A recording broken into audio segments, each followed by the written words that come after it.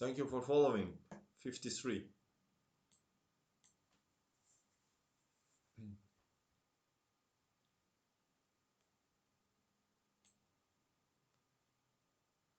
Hello guys, do you hear me? Jigsaw does, hello. Michelangelo. Hello banana. Today I decided to continue Akiba Rubinstein games. Hope will be interesting. For me, for sure. I hope for you too. And I wanted to start today's stream with a game between Rubinstein and Rudolf Spielmann, played in Prague 1908. Super excited about Rubinstein. Yeah. W Sorcery, thank you for following. OGP, welcome. Yes, Akiba Rubinstein.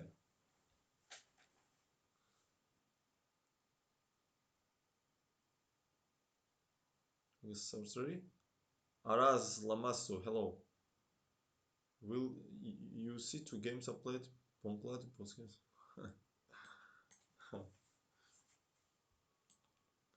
Better waste time on classical games of Akiba Rubinstein, I guess. Okay, so let's go.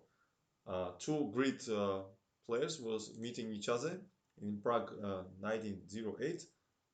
Rudolf Spielmann was born in, I think, in 1883, if I'm not wrong, and Rubinstein in 1882. So 1 year younger was Spielmann. So it means that 27 years old he was in 1908, and Spielmann was 20. No, he was 25, and Spielmann and Rubinstein was 26. All right, so d4 was played by Rubinstein here. D, sorry, e6 he played, yeah, and he go for the Dutch system here, f5.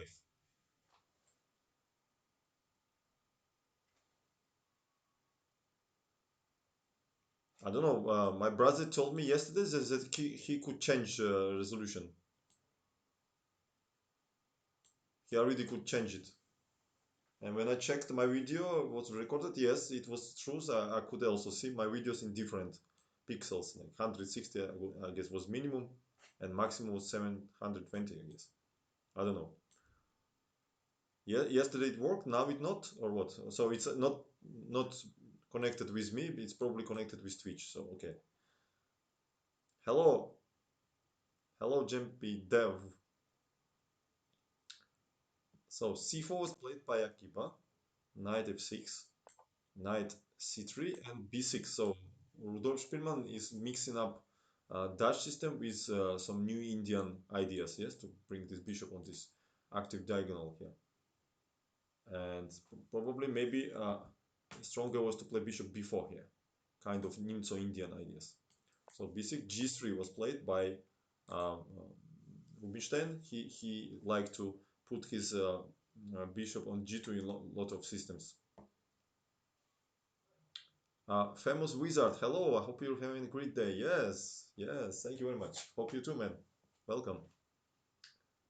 Bishop b7, logical continuation. Bishop g2. Bishop e7. Maybe again bishop b4 is more logical continuation to fight for e4 and d5 squares. But more modest move, bishop e7. Um, if this pawn would be on f7 and knight on b1, this is a classical New Indian system, but this is different now. Castle, castle. Both both players are make develop pieces. Chess coach John. Thank you very much, chess coach John. Hello, Arnito. I'm perfect. Perfect. Thank you very much. Hope you too, man. Thank you for cheer, chess coach. Appreciate it. Bishop f4 played by uh, Rubinstein, but was considerable d5 immediately, which looks more logical because white are prepared for actions in the center. Immediately strike this weak point here. So knight d4 probably would be next move. And already black has some troubles here because they allow this more space advantage for white. But Rubinstein not forcing the matters. He play bishop a4, but d5 I like more. Uh, h6 played by Spielmann, but knight e4 was played in more recent games, like 20 years later of this game. Yeah, and want to exchange this important knight here. Fernandowski, is Rubinstein attacker? Yeah, he was very good in attacking too. If you remember famous game what I shared with you in one of the streams, previous streams, against Rotlevi, yeah, famous game when he sacrificed a lot of stuff and then beautifully made it. Uh, no, this is not Zurich 1953. As you see, game is between uh, Rubinstein versus Spielmann 1908. So we're gonna watch Akiba Rubinstein games. Thank you for following. Ah, you mean if I read that book or what? Of Bronstein, yes? Yeah, of course. I also stream some of games from that book. So h6 was played by uh, Spielmann. Queen c2. So white is connecting the rooks. One will go to d1 without d5. D6 played by Spielmann. Probably he played h6 to avoid some kind of knight g5 ideas. Rook a d1, knight b d7, and knight e1. A good idea here. And this is very important strategical idea, uh, and it was implemented by Rubinstein. Hello, Ivanov. Uh, for white, it's good to exchange these light square bishops because then white squares became weak, and also e4 would be much easier to make, and d5. Um, so bishop g2, knight g2. Sometimes this knight can also jump here, and queen c8. The wrong idea. Uh, Spielmann wants to go with queen on b7, but it's not the best position for such a strong piece. Uh, was much better to throw it or dump in to the king side. So queen e8 was much more in spirit of positions, and maybe sometimes even g5, queen h5, and try to create some chances here. Yeah. Who likes to play Dutch system with black? I recommend you to find Botvinnik games. He was playing many times Dutch system by black. I only know tactics. Thank you for following.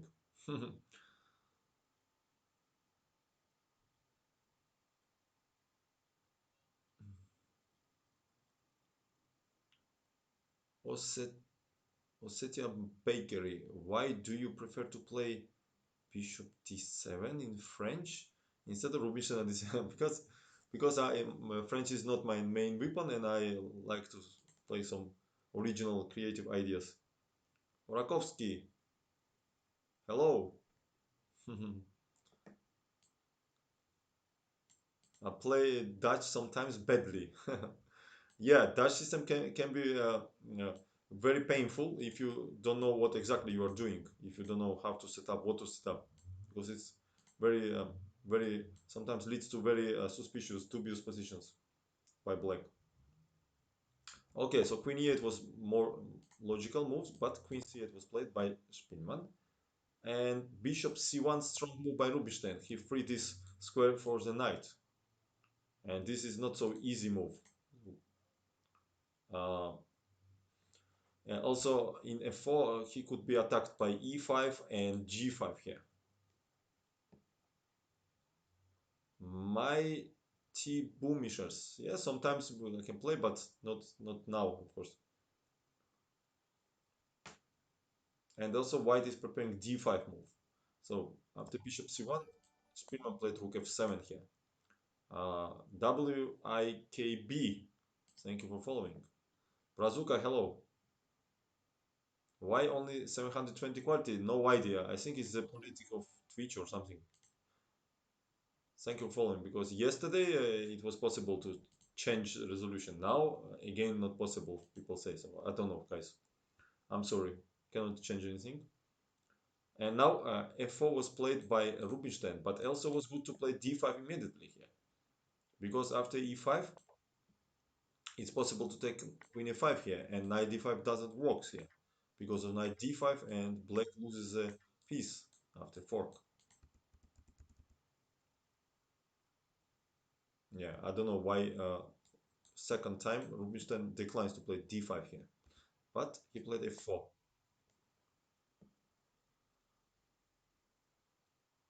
And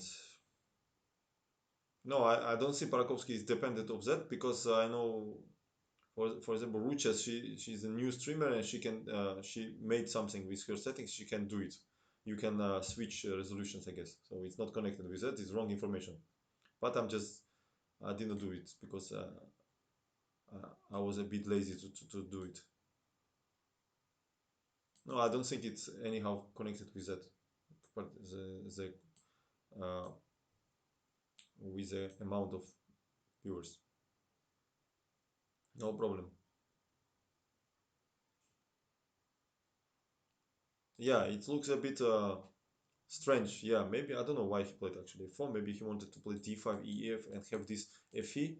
Maybe it's possible that he just blunders that after queen e5, knight d5, he can take on d5. I guess both players could easily blunder this.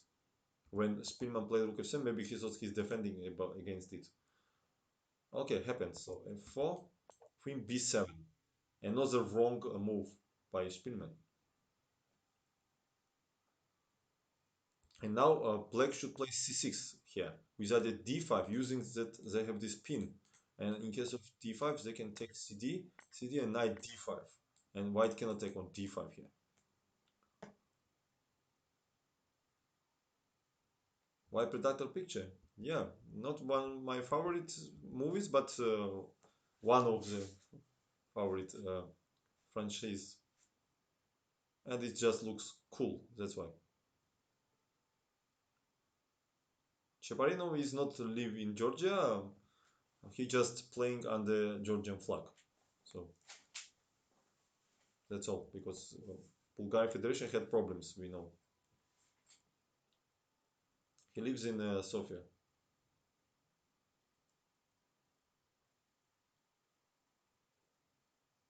So c6 was necessary, but queen b7 played by Spielman, and finally d5 played by Rubinstein. And nowadays, this is a typical central strike. We must not forget that this was in 1908. So all ideas what we have, what we know now, it's coming from these old classical games. And in 1908, it was like, something unusual. In FIDE, he's under Bulgarian flag. I don't know, maybe no idea why. Maybe a contract with Georgian Federation is expired. I don't know. I don't know this. It's not so principal now because we are in pandemic period. So, and this d5 pawn is divides black position on two sides. Yes, the pieces will be divided, and also white gaining space, and this pawn will become weak, and also queen on b7 is closed. So d5 was very good move. Ed, cd, and g6 was played by Spielman, trying to control this square. And now Rubinstein calculated precisely and plays e4, strong move here. And fe, he should calculate, of course. Knight e4 and knight d5. So white sacrifice pawn for very strong initiative. And this move was his idea, attacking the knight and attacking the pawn here. And knight c3 is necessary, and check on g6 here. Rook g7 is only move, and important intermediate check here. And after king h7, bc. We see that white has a strong initiative in this position. Knight c5 was played by Spielman. So materially it's equal position, but black's king is very weak. Also queen is far away. So this makes They life is complicated. Thank you, Golanskaya, for following. Um, Queen f5 check, logical continuation. King g8. Queen h5 he played, attacking this pawn. Also, free the road for this pawn. So knight e4 was played by Spielmann, attacking this pawn. And f5. Uh, Now Spielmann played knight f6 here. In case of knight c3, uh, white has choice between rook d1 and with knight f6 and bishop b2, or maybe even f6 directly with attack like that. In case of bishop g5 here was unpleasant bishop g5, and after eg would be f6, attacking this rook and creating very strong threats. So after f5, knight f6 was played by Spielmann and queen h6. So right now white has pawn up. If queen, if white would change queens, game will be over very quick because these three pawns will completely smash black's position. That's why only chance for black to play with kings, with queens on the board. So rook h7, he attacks the queen. Queen e3, aiming d square. D5, try to activate the bishop, but this poor queen or are closed with white pawn on d5 or with black pawn on d5. Doesn't have any future here. So um, queen e6 played by Rubinstein, logical continuation, and also this knight sometimes can jump here. Uh, King g8 h8 and bishop g5 strong move. And finally, white bishop enters the game with decisive threats. Probably he did not want to play knight f4 because there was check on c5, then check on d4, unnecessary complications. So bishop g5 was played. Also, maybe he was interested to play bishop f4 and bishop e5 here, I don't know. But he goes to direct threats. Rook a f8, protecting the knight, and knight g to h4 with very strong threat here. Yeah, Midnight Fox. We one of the previous streams we saw that game, the famous game. It shows the tactical skills of Rubinstein. So he give check with idea after king g2 give d4 check, but rook d4, very strong move. This was the white's idea, and this queen stays offside like a statist, or just watching how king will be beaten. So rook h f7 was played by Spielmann. Check on g6, king g7, Akiba took on f8, rook f8. So the position is hopeless. And last good move, rook f4, with idea rook h4 and bishop a6, or take and rook g4 check. And after c6, bishop f6 check, Spielmann resigned due of this variation, and then we take. Yeah, this was strategical victory of Akiba.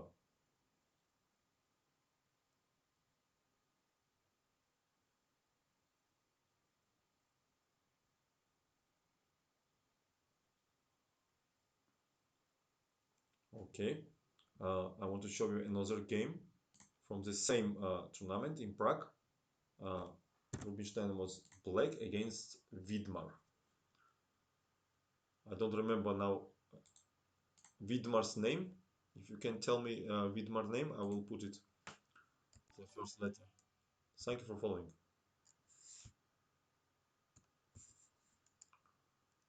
The Red River Trapper. Hello.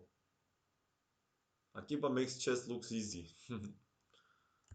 Okay, Vidmar. I guess it's written like that. Vidmar, what was his first name? Anybody remember? Or maybe can Google? Vidmar Rubinstein. The same tournament. Milan Vidmar. Yes, Milan. Yeah, exactly. Milan Vidmar. Yes. So Rubinstein is black. Yeah, how I forget Milan. Nice name, by the way. I was in childhood very big fan of Milan Football Club. I remember when Shevchenko, Ukrainian super forward, was playing there. In that period, it was super strong. I think it was middle to 90s, right? Middle of 90s or beginning of 2000s, yeah? Beginning of 2000, something like that. So d4 by Widmar, d5, and not the principal move by Widmar, e3, knight f6, knight f3. Yeah, last step, bravo. Yeah, it was 2000s, yeah, beginning, I guess. 2000 or 2001 or 2002, 2001, I guess. Uh, Knight f3, c5 played by Rubinstein, c4, and we transpose to the Tarrasch system, knight c3, and a6 played by Rubinstein here. And this is a interesting moment here. They are not in hurry to develop this knight here, what is the main move here, and then usually play white plays a3 or cd. Uh, he played a6 because normally this move can be useful, and in some options knight can go to d7. And next white moves is a micro inaccuracy. He took dc and give black opportunity to take on c5, recapture on c5 at once. Usually white waiting when bishop will be developed and they take, and black will lose the tempo. Probably the good continuation would be cd here, then simply develop bishop d3 or bishop e2, and then castle, or even a3 move. But he took dc here. In that old times, usually players did not pay much attention on such a nuances. a3 was played by Widmar, and dc4. We see that Rubinstein do the same. And he had very deep strategical idea behind this exchange. Uh, he wanted to prove that knight on d7 is better than his vis-a-vis on c3, and because this knight will not have in future a lot of prospects, and this knight can jump from b6 to c4 or a4. So let's see how he will do it. uh, Come on, hello. Baadur, I played a little bit of chess as a kid, but never seriously. But I took up chess again uh, 1.5 years ago, learning the Jobava system D4 Knight Bishop from a Simon Williams course, and has played it since in 1.5 playing. Then Jobava system, I have gone from 1300 to 950 lichess blitz. I have found as opening for club players. Will you ever do a course on it? Since you have an expert on, would be interesting. Yeah, maybe one day I will do. Thank you, man.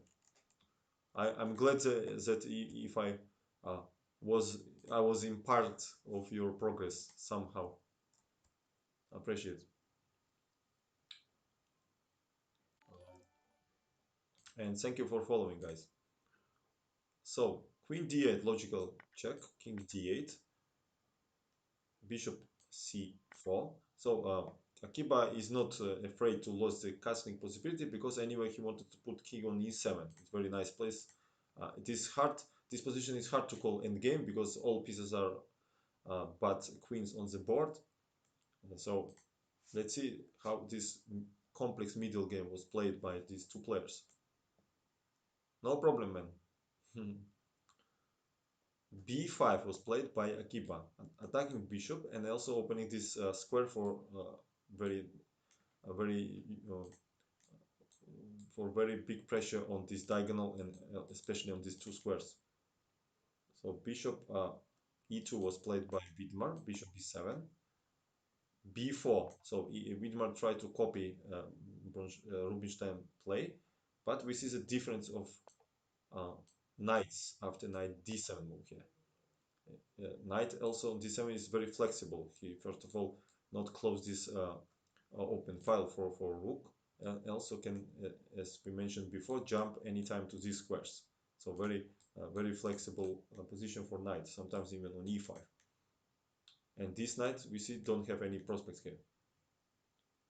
Bishop b2 by Widmar, king d e7, logical continuation, hiding the king and connecting the rooks. Yeah, you must always remember in your games to pay attention to that rooks will be connected. This very important moment because it's very important when they play and communicate with each other. Hello, Arpicordi. How are you doing? Hmm. Fatty Porty. Never liked those kind of positions because I thought it's drawish. Yeah, I mean, with normal play should be draw in the end, but that's the point that we are not computers. Yeah, we make mistakes, and we are trying to learn how to use these mistakes and what nuances in these kind of positions here. Rook F D1. Do you stream always at this hour as well? Um, Not always, but this is preferable hour. Yeah. Uh, Semi in Tata Steel 2015, you have played an incredible game against Radoslav Vitajek and you won. Could you explain that possible? It was, I think, in Budapest. Budapest, maybe, yeah? I think it was Budapest, yeah. I remember that ideas of Budapest we prepared together Rapport. With Rapport, I showed him some ideas when I had with him some little camp in 2012, I guess it was. We I worked with him, and then he became European champion, I guess, in rapid chess.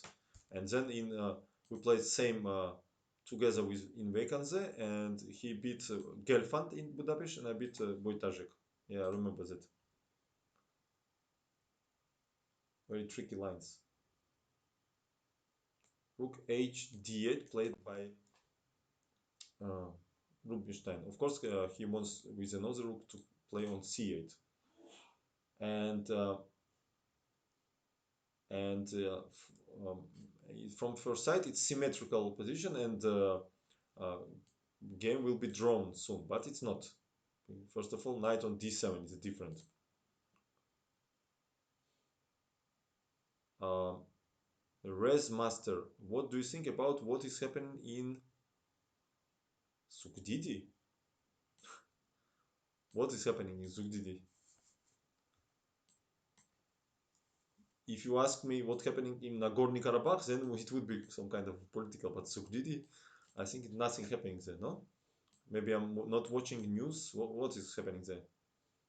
Sugdidi is one of the city on the west of Georgia. So what is happening there? I don't know.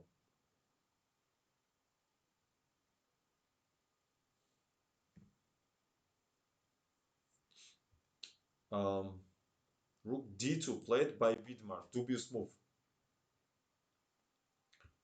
Much more logical was to play knight d4 here. With idea to put this knight on b3 and controlling these two squares. Yeah, at least it was had some idea. But rook d2 was played here. After rook d2, knight b6 by Rubinstein, and now is the first threat of game. Bishop f3, and then bishop h2 check, and we take this rook. And also this knight can be jumped here. Rook a d1 by Widmer, protecting the rook, defend himself from that idea. And rook d7 played by Akiba. He's also logically wants to double rooks here. King f1, rook h d8, h3, and h6. So both sides are waiting for the mistakes, and here Widmer played absolutely strange move, rook d4, and this mistake. Uh, uh, Widmer did not feel that he's playing with fire here. Again, knight d4 was much better move here.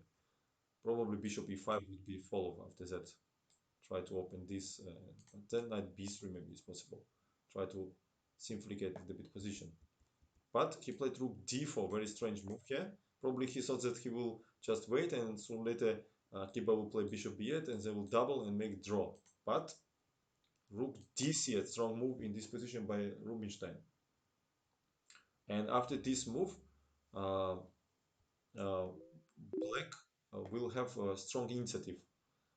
Now ready is a threat to take on f3 and play bishop e5 and then pin this knight. So Widmar did not find better than just retreat. But maybe it was uh, better to play with knight here. But anyway, after knight f d5, black holds advantage. After knight d5, they can take with bishop here with either bishop e5, and also rook c2 is coming.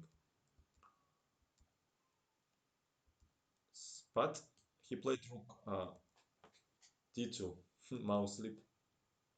Yeah. Thank you for following. Was hoping for hearing Georgian language. Gamarjoba. Rogorachar. And bishop f3, a strong move by Rubinstein. He gives this strong bishop for this knight, but it has tactical ideas here. And after gf, because in case of bishop f3, there is a knight c4, for example, attacking the rook and attacking the bishop, we exchange it and take on c3. So gf, also structure became bad, and bishop e5 here, attacking the knight. Yeah, rook c8 was interesting move. Yeah, very, very tricky move.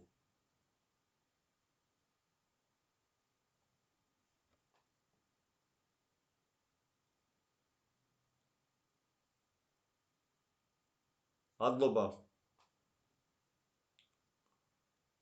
knight a4, another dubious move by white here. And probably after this mistake, for white is problematic to save this game. But anyway, position was already very hard. For example, it was suggested by commentators of this game to play on d7, knight d7, and play rook c1 here, protecting this knight. But after knight c4, attacking bishop, forcing bishop c4, rook c4, and knight d1 here. But after knight b6, for example, here, now threat is bishop b2, rook c4, knight c4, and knight will protect the bishop. So white has to take here, then take here, and black has a big advantage in knight's endgame. Renolo, thank you for following. We see that these pawns are so weak. So after f4, we place the knight here, pinning this. Also, this is hanging. I mean, position will be extremely hard to defend. Probably black is winning the pawn here and the game in the future. And Widmar played knight a4. He did not find better ideas here.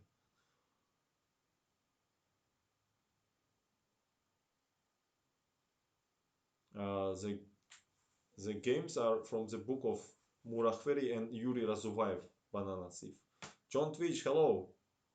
Nice to see you, man. I'm doing perfect. And hope you too, man. Nice you are here. Welcome back. Rook d2 played by Rubinstein, eliminating one rook.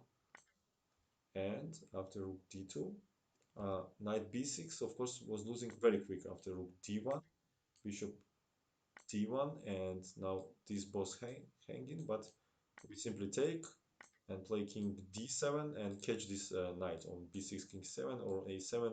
We can even take these two pawns and then catch the knight.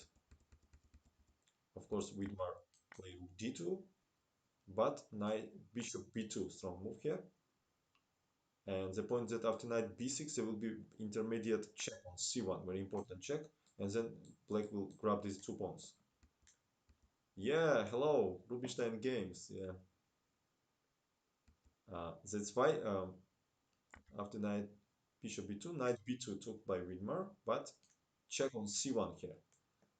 And Widmar played rook d1. In case of king g2 here, the simplest way is to play rook c3 attacking the pawn, and in case of rook d3, then rook c2 attacking these two pieces. That's why he gave check on c1, yeah, to distract this king from f1, where he was uh, support defending the bishop. So rook d1 was played by Widmar, but rook c2 attacking the knight, forcing to go to d3. Obviously, after rook b1, another knight would come here with decisive threats here. That's why he played knight d3 and rook a2. This is a point. We eliminate this pawn and also defending this in case of knight c5.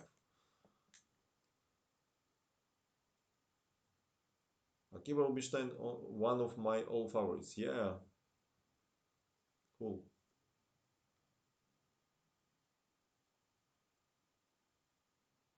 Semyon Terrara. So some guy went in the bank with weapons and stuff, took some hostages, and he asking $500,000.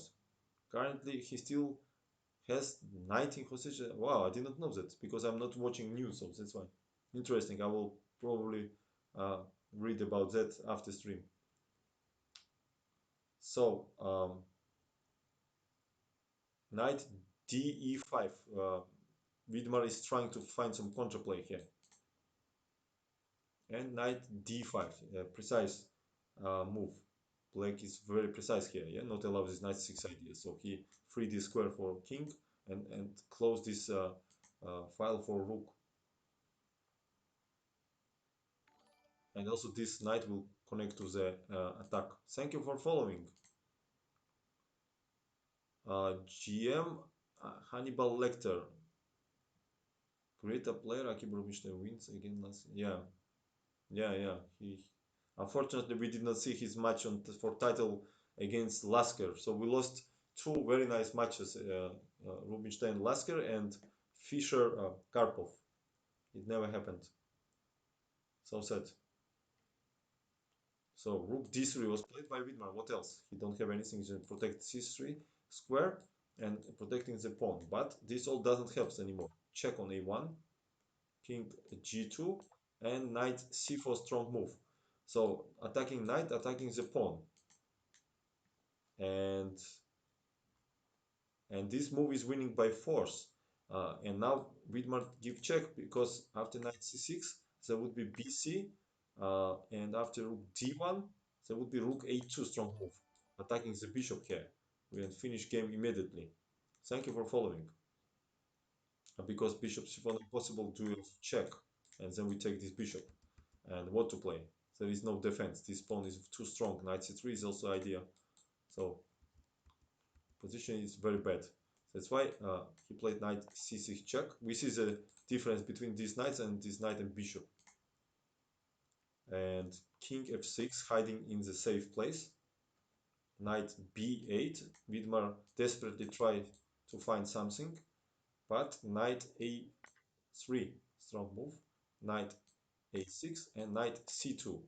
Attacking the knight, attacking the pawn, and at the same time the fork is a threat here. So there is no good defense. Rook d2 only move, attacking here, but check. Now king g3, we simply grab this knight. So king f1 is forced, at least to pin this rook here.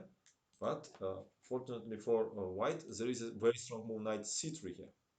Not immediately knight f3, because but knight f3 also was winning, right? Rook d1, rook d1 was move, and after rook a6, he would take here.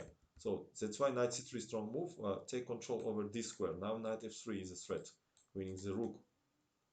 And bishop d1 was played by Widmar, and after that knight f3, rook d3, and knight d1. Look at this position, how knights from f6 and d7 all suddenly go to f3 and d1, and Widmar is resigned here.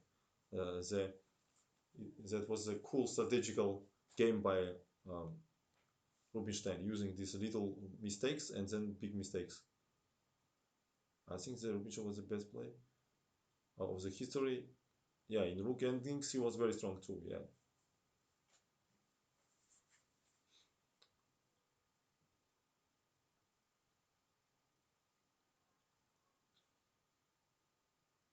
Okay, let's see if we start to speak about end games. Let's see another game of him with black against Alapin.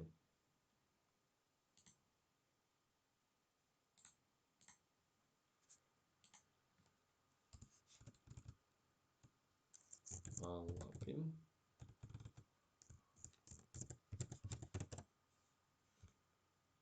Rubinstein. It was played also in Prague. The same. What is this? Not Alapine, of course. Like this.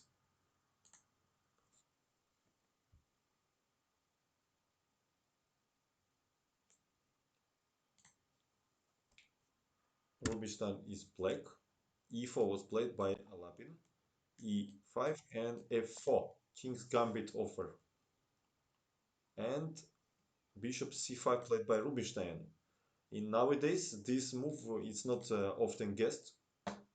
Uh, Usually, uh, high-level players, if they meet the King's Gambit or they take on F4, accept the challenge or play D5. Yeah, so Bishop C5.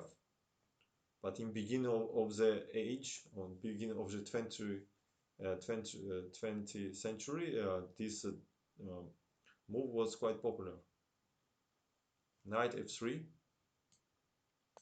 D6, Knight C3, Knight C6, and Bishop B5 here.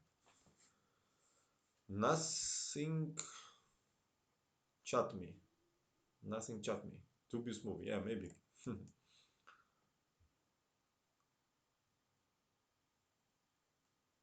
So Bishop C4 was maybe the best continuation for white here. Then D3 and attacking this square. But Bishop B5 played by Alapin and Bishop G4 by Rubinstein here. Interesting idea, which connected the new plan with new plan for Z time when it was played. Uh, so this knight will not be developed on usual place on f6, but will be developed on e7, and black's position will be more flexible. Levenfish was recommended in Z years to play knight g e7 with example variation like knight a4, bishop b6, knight b6, a b, d3 here. The question is why not to take this pawn? Let me understand. Maybe because of queen d4, attacking the knight and attacking the pawn. In case of knight c6, we give check first, and then we take here. Yeah. And after d3, castle, castle. This was Levenfish variation. Ef, bishop f4, d5, ed, knight d5 with equal position.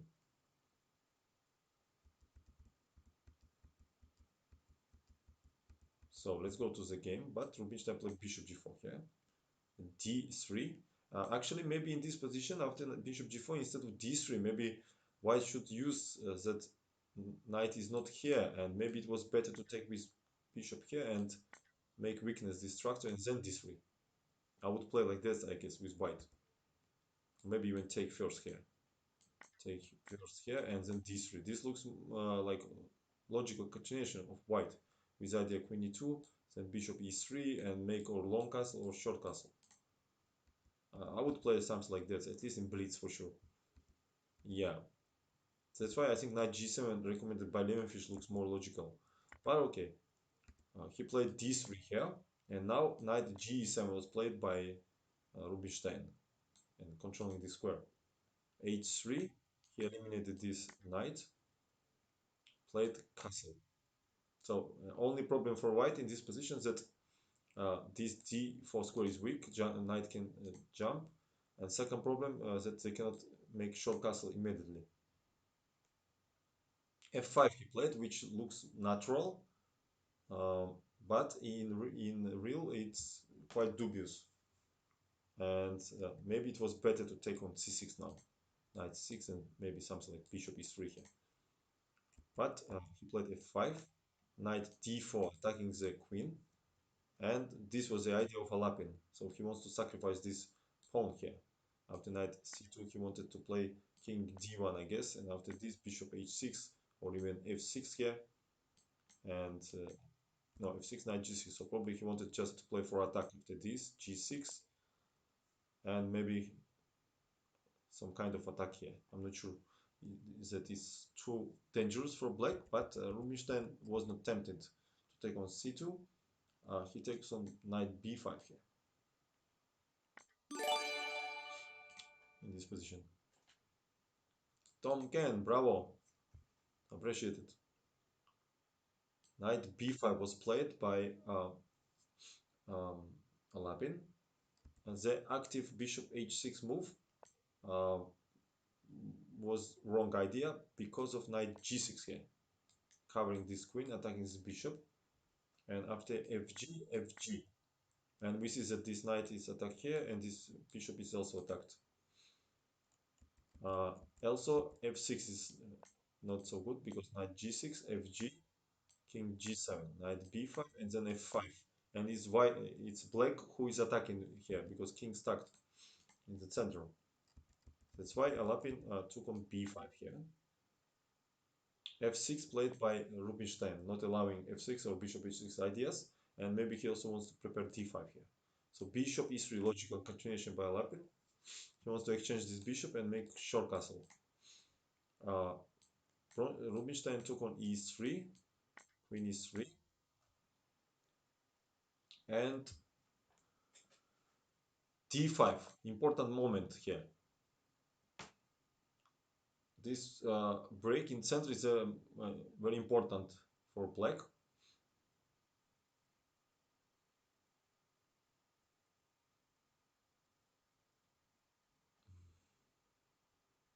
Yeah.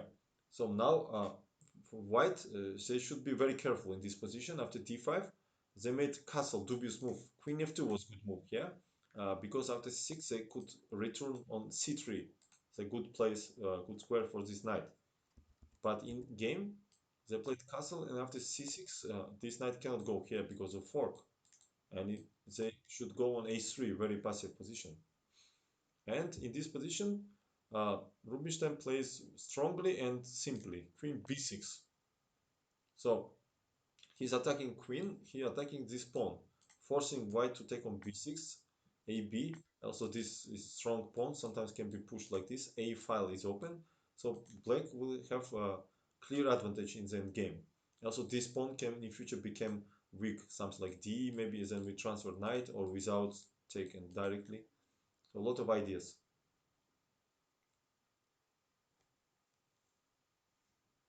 Also, black in future can capture d file. So c3, another dubious move by Alapin. Now this pawn becomes weakness. Maybe knight b1 was a more or less good continuation to bring it on d2, try to control this square. For example, after knight h b1, in case of b5 here with either b4, um, for rook knight d2 would be possible. Rook a4 with idea rook a8, and then after a3 play b4 and win the pawn. Uh, a3, rook f a8, then rook b1 here, and knight c8 was possible. And so with idea knight d6, still black had strong pressure on white's position, but c3 was unnecessary weakness. Rook f d8, rook f2. In case of logical rook d1, there was always white should consider this option, rook a4, attacking this pawn. That's why he played rook f2, try to control second rank in case of d, rook d2 here. Rook d7 played by Rubinstein, knight c2, rook a d8, and rook a e1.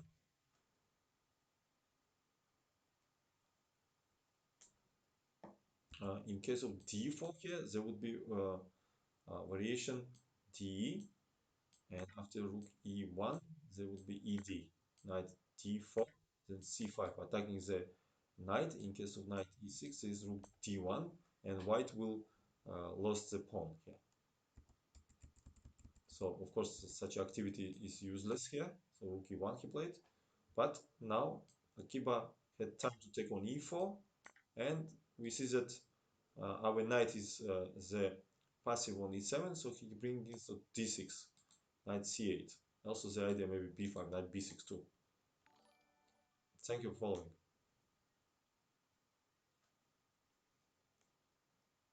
Yeah, this is idea, main idea here. So rook f e2, Alapin support this pawn, and also opened for king. b5 by Rubinstein, knight a1. So he wants to transfer knight here, but unfortunately he's not in time. Knight b6, knight b3, and knight a4 strong move. Controlling c5 and same time attacking this b2.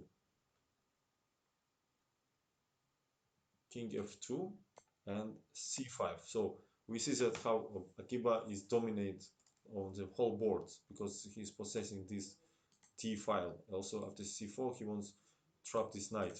Also c4 knight c5 is the idea here. Rook c2 played by Alapin.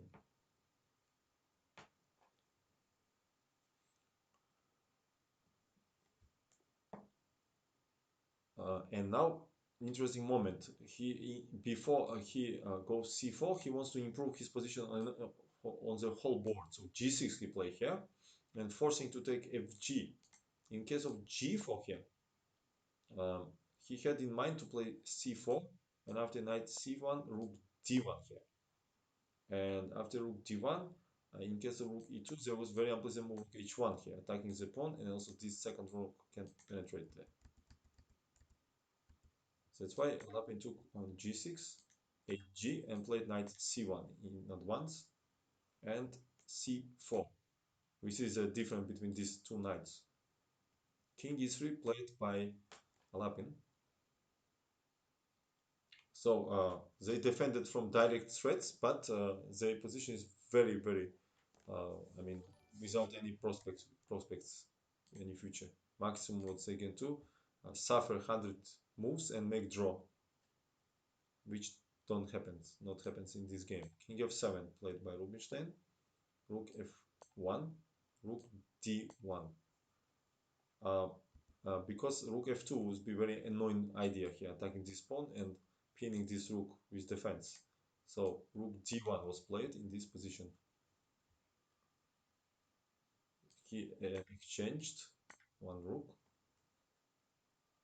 and played king e2. We see that both rook and knight are more active than these pieces. So king e2, rook d7, king e3, knight c5.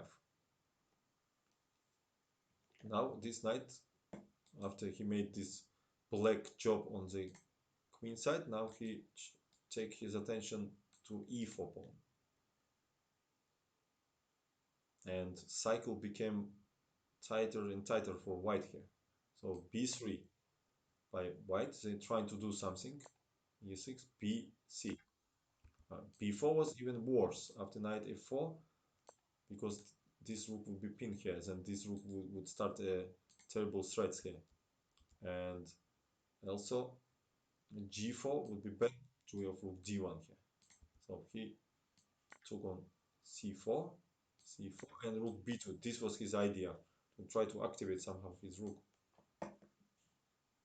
Yeah, Wolf Anderson. Yeah, I agree.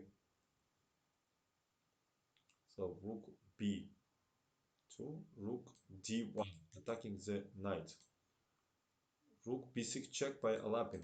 He probably was fed up with passive defense, and because, for example, also it doesn't work because rook c2, rook e1 check.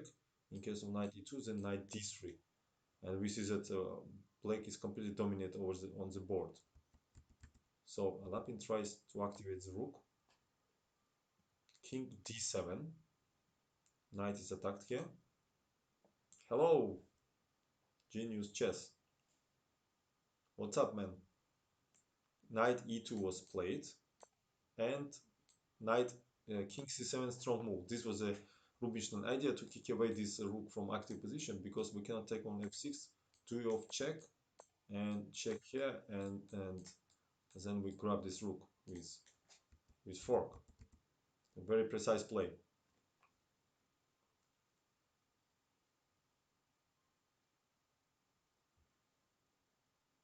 Rook b4 was played by Lapin, attacking this pawn. Rook d3, the beginning of the end. King f2, knight e4 check, and positional advantage transfers to material, as usually happens. So knight on d6 is the ideal place. He's controlling this pawn. This rook pinning this knight to this pawn. Rook is useless here, so the position is hopeless.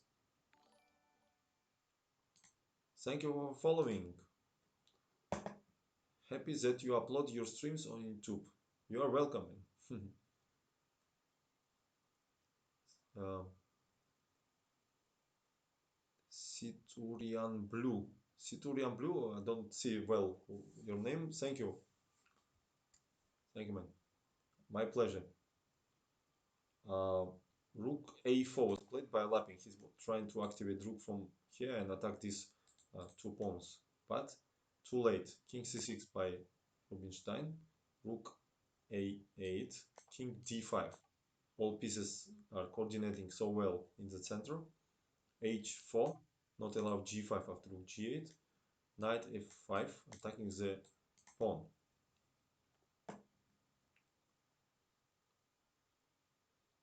I remember that in the classic of Court of Think, like a Jim Potvinnik says that Rubinstein is the best oppositional played dominating all in the game. Probably. I can agree. So knight, thank you for follow by the way. Rook a f8, attacking this pawn, and knight e3, strong move by Rubinstein here. Again, rook f6. Oh, hello, Lavender. Yeah, how are you doing, man? Welcome. Yeah, it's Alapin versus Rubinstein. Rook f6 again is it's not possible because of check on d1 and then will be fork here. Are you going to stream? I did not see you today yet. Probably you was doing till very late time last night, right? And have break today or going to stream later? Ah, later, okay. How did you play? I think you played tournament, right? How did you finish tournament? Was it rabbit or blitz? No break. No break. You can only break yourself. Hey, Tranky.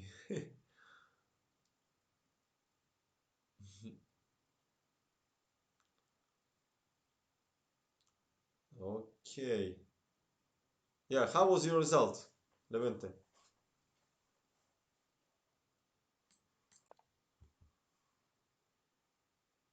Rook g8 was played by Lapin. And after rook g8, Rubinstein takes another pawn. And after king f2, he takes one more pawn. I mean, he's so greedy. He took three pawns already. So Alapin just played few unnecessary moves more and resigned. So you see that without any real effects, Rubinstein was dominating this game, completely dominating.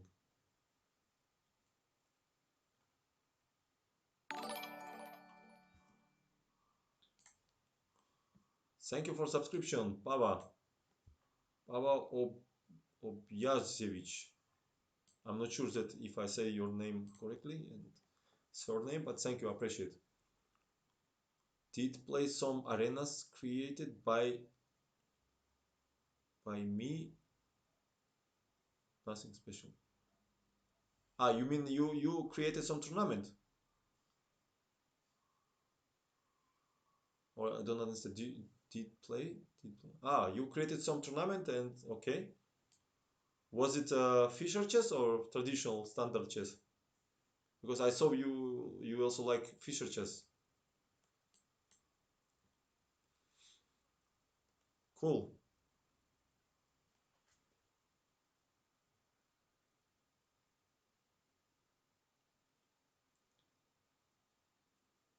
Let me choose one more game.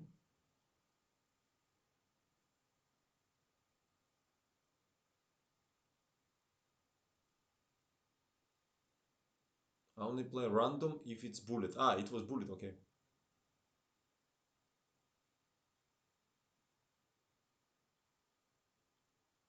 Can you recommend some tips for beginners? Mm, how should we start?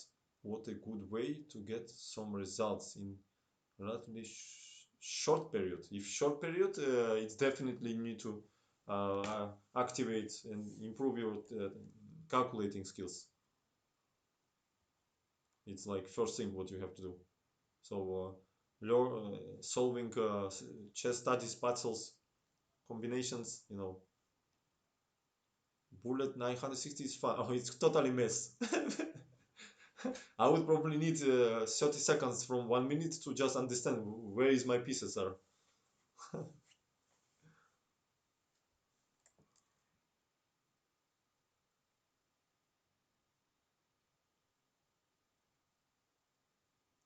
Baba, yes, yes, I already had a few streams before too, with classical interesting games, with from books, with was already annotated by good players, and also adding some ideas from myself. You have 15 seconds before first move. Yeah, trying does not need time. Yeah, for experienced players, probably uh, they catch the position instantly. I should play a lot, or should I watch something like this more often, or read the book, or everything together? Okay, the practical is one of the best way, of course, but not only practical. Only practically you cannot improve. Even in poker, which is much more simple game than chess, much more primitive, even there, only practical is not helpful. Sooner or later, you need to read something and improve your skills.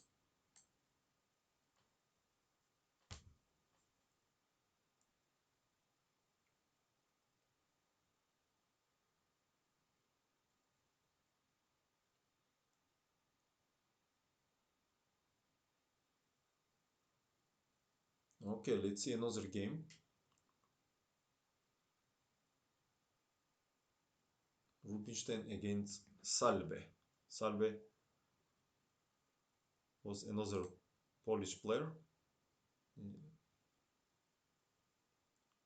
they played this in lots. 1 second, let me refresh. White is Rubinstein.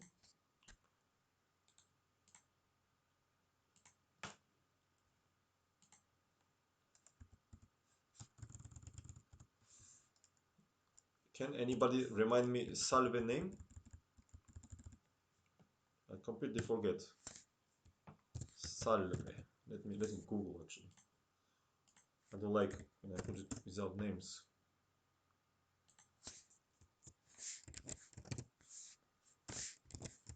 Salve.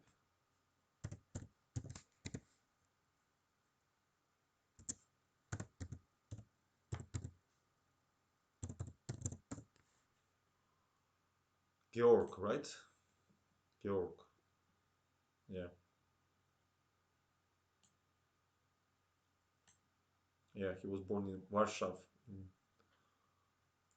in 1862. So it means he was 20 years older than Rubinstein. Georg. George Salve. In English, it will be George. Georgi in other languages. Or Jorge. Like this. And it was played in lots. Okay. Lots 1908. Probably maybe it's like this. I'm not sure.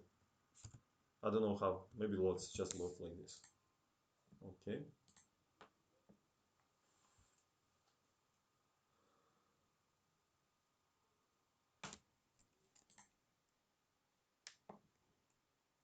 Okay, let's go, guys. D4 was played by Rubinstein. D5. Knight f3. C5 was played by Salve. C4. And we transpose to Tarash now. CD, E, D, Knight C3, Knight F6, and G3. So this is the Rubinstein system against Tarash, one of the main weapon in nowadays too. Probably the best continuation.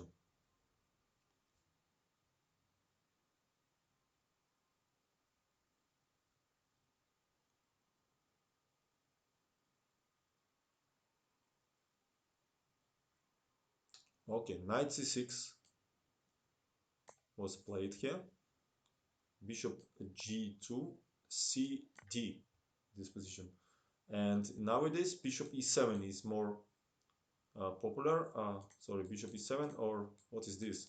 Or bishop e6. These two moves are more popular. Black usually not in hurry to take here. Knight d4 and queen b6 was played. Knight c6, strong move by uh, Rubinstein. Let's and he creates these hanging pawns after bc. These two hanging pawns, and we will see how he will play against it. These games are gold, but I remember when we were kids, and these guys were like gold to us. Yeah, yeah, exactly. He is a theory, yeah.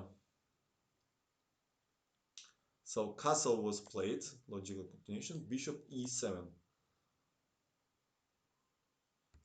It was recommended to play bishop e6, but it's much worse move because of e4. White is ready to open position because the king is hidden, and also e5 will be open here.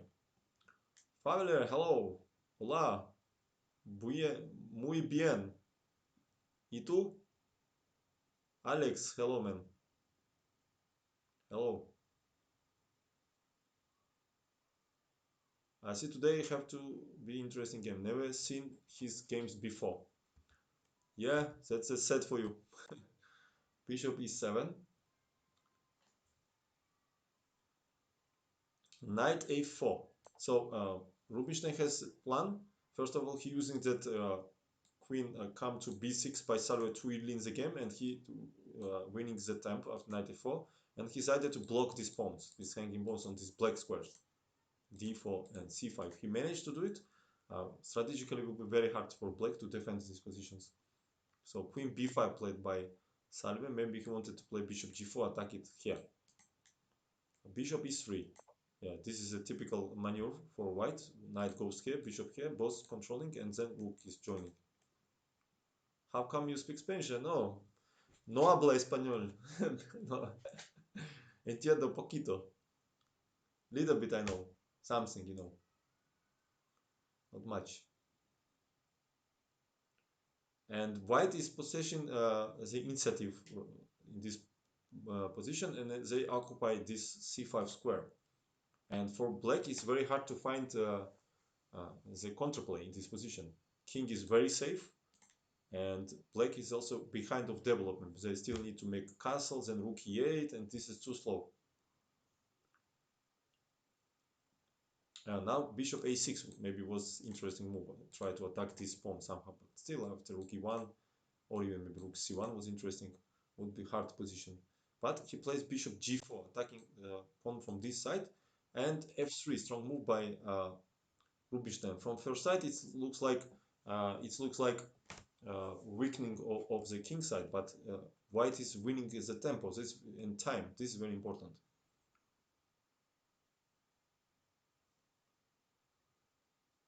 Uh, so after f3, bishop e6, logical move by Salve, and rook c1, castle was played, and bishop c5 here. Rook f e8, played by Salve. He don't wanna take on c5 himself because it will be tempo after rook c5, so he defends. And rook f2. This is very important idea. Very, very, very good move here. So he's opening this square for bishop, and then want to play e3 and attack this queen here. Look at this move. So f3 was the first part of this idea, and then rook f2.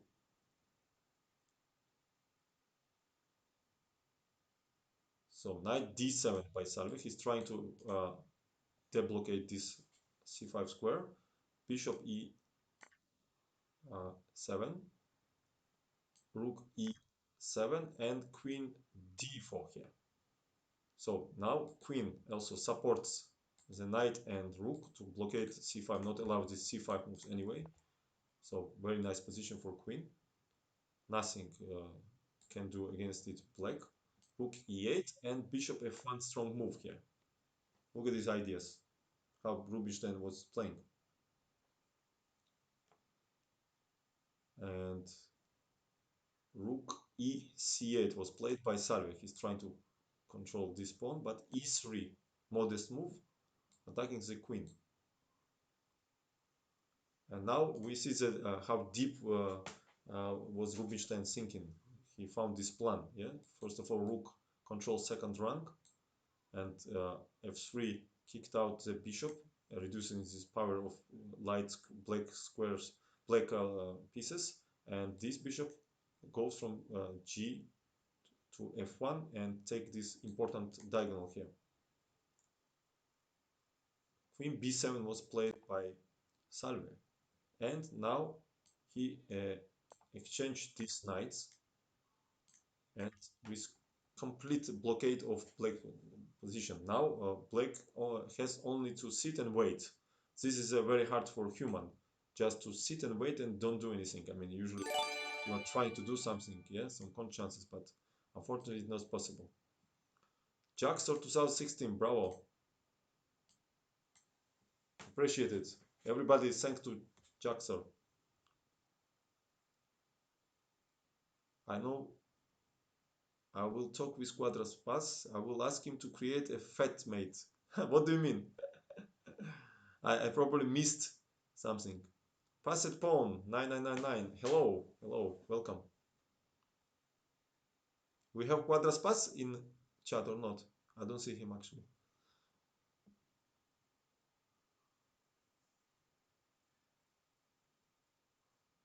Иванов, привет! Не в курсе этого, честно. Я думаю, это несложно узнать из онлайн. Um, Rook c7 played by Salvi. And sooner or later, this passive tactic will lead to lost. Maybe it was interesting to play a5 here. At least try to somehow reduce white's possibility on the queen side. But Salvi just waits. Rook fc2, logical continuation. And queen b6, bad move. Again, a5 was last chance here, because after queen b6, there is a total blockade after b4. So now we're not allowed a5. Later we can support these pawns, then always go to rook a5. Always have to look to exchange the queens and go play the bet end game. We are talking about art about your hair. Yeah, it was made by Quadraspas, right?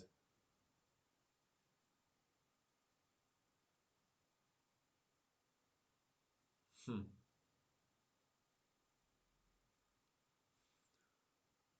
Excelente elección de partidas por GM.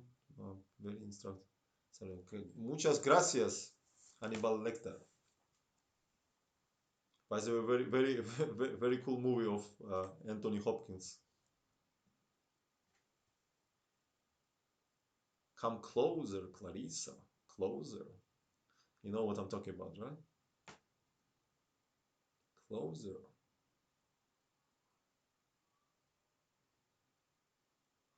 So b4 strong move, fixing the weaknesses. a6 he played by Sarri because b5 also was a threat here. The point that, for example, rook c8 would not hold defended, because after b5 we cannot take b5 because rook c7 here. And after rook c7 we take here, and then we take here. So that's why Sarri was pushed to play this very unpleasant move. Look at this ugly move now. All white, all pawns are white squares. This bishop is almost dead. This bishop attacking uh, not only takes this diagonal, but also attacking this pawn here.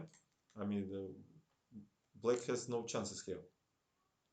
Rook a5 by Rubinstein. He, of course, offers to exchange the queens, which uh, black cannot avoid actually. They played rook b8 here. Queen d4 was not better because ed, this attacked, bishop c8 would be only move here. And after bishop c8, we can play b5 or even simply take on d5 here. And after cd, rook c1, rook c7, white has a pawn up and completely domination. Yeah, Judy Foster, yeah, cool movie, yeah. The first part is really Very nice. So queen, he played rook b8. Maybe queen b7 actually he could play here.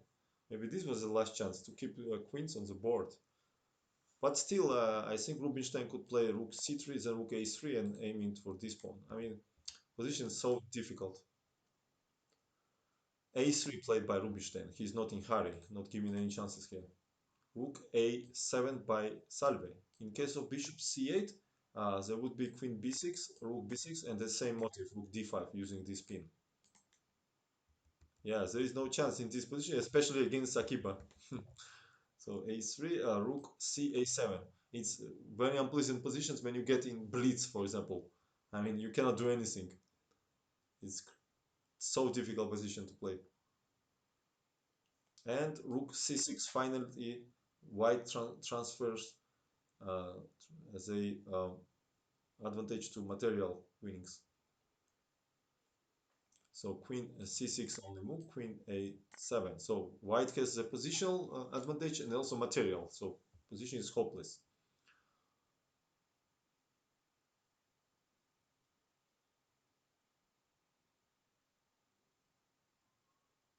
James C. That's a logo. Are you selling merch? What do you mean selling merch? I don't understand what that means. My English is bad. So queen a7, rook b8. Salve is desperate already. Queen c5, queen b7, and king f2. Not even allow this kind of ideas like d4 and then take here. So king f2 is no way to hurry for white. Одежда с логотипом. No, I don't have any any dress to sell. No, no. This was created by our friend Quadraspas. Quadraspas, he was kind and gifted me. He's a graphic designer, so he saw in my first streams that I like Predator, Alien Predator sim, and he had this my idea in his mind to create it for me and send me kindly to my email, and then I, of course, appreciate it and make it my logo. Yeah, he did a cool job, exactly. Okay, king f2, h5 played, bishop e2, g6. In case of rook c8, bishop a6 was decided game immediately. We take care. So g6, all black pieces are on white squares, as we see.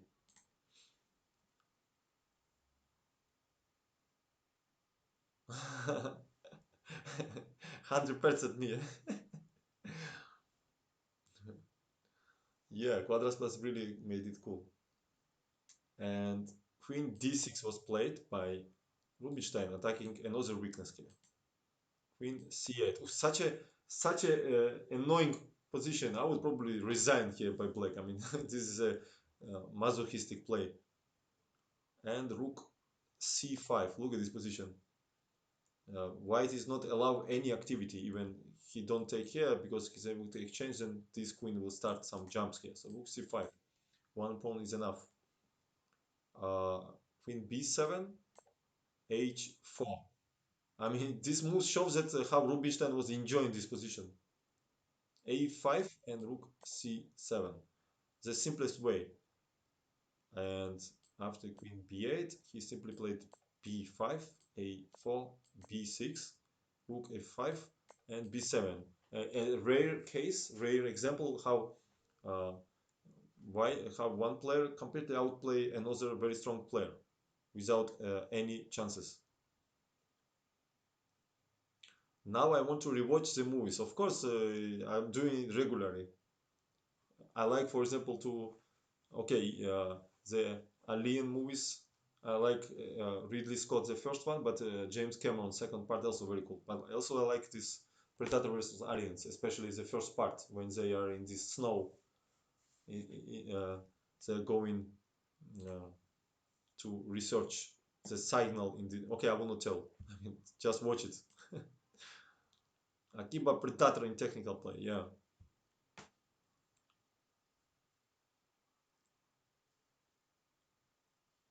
Black is like, give me air, and white is no way. Yeah.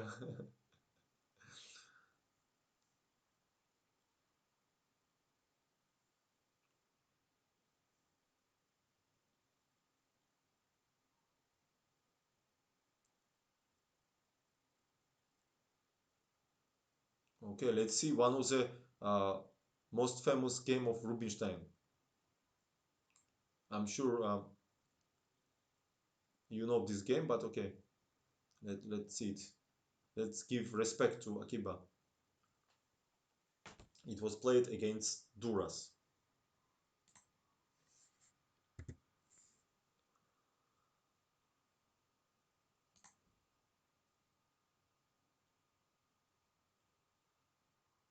1 second.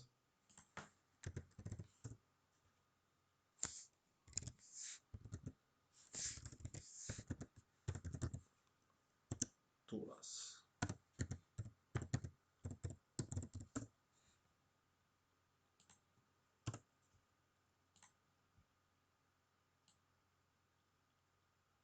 Duras Oldrich, Czech Republic player, and he was born in the same year like Rubinstein, 1882.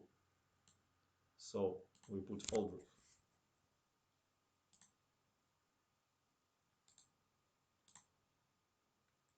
All right.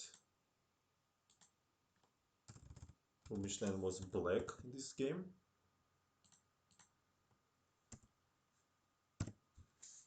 Oh, second. Duras Rubinstein, and it was played in Petersburg, 1999. So,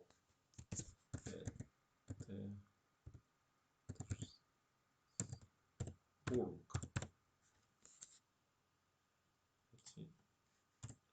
Nine. Okay, like that. Did I made it or not? Duras Rubinstein. Yeah, we know that Duras had idea in Spanish Duras system after e5 knight c6. For example, after bishop b5 a6, and after bishop a4 in case of knight f6 or d6, he was playing c4 here and then d3. So in this game he also made his system idea. uh, Cyclist, which script do you prefer, Georgian or Cyrillic? I'm not writing in Georgian from childhood. I knew it when I was like 8 years old, but then when we was refugees because of civil war in Georgia to the Ukraine, I was raised on Russian language, Russian literature. I know Ukrainian also, so I'm thinking on Russian language, for example. So I speak Russian 1,000 times better than Georgian, for example. So knight f6 was played Rubinstein, d3, and okay, this nowadays also very popular move. d6 played by Rubinstein. After b5, bishop b3, bishop b7, a4. This line was very popular in 60s, 1960s. But in this game, Rubinstein played d6 and c4.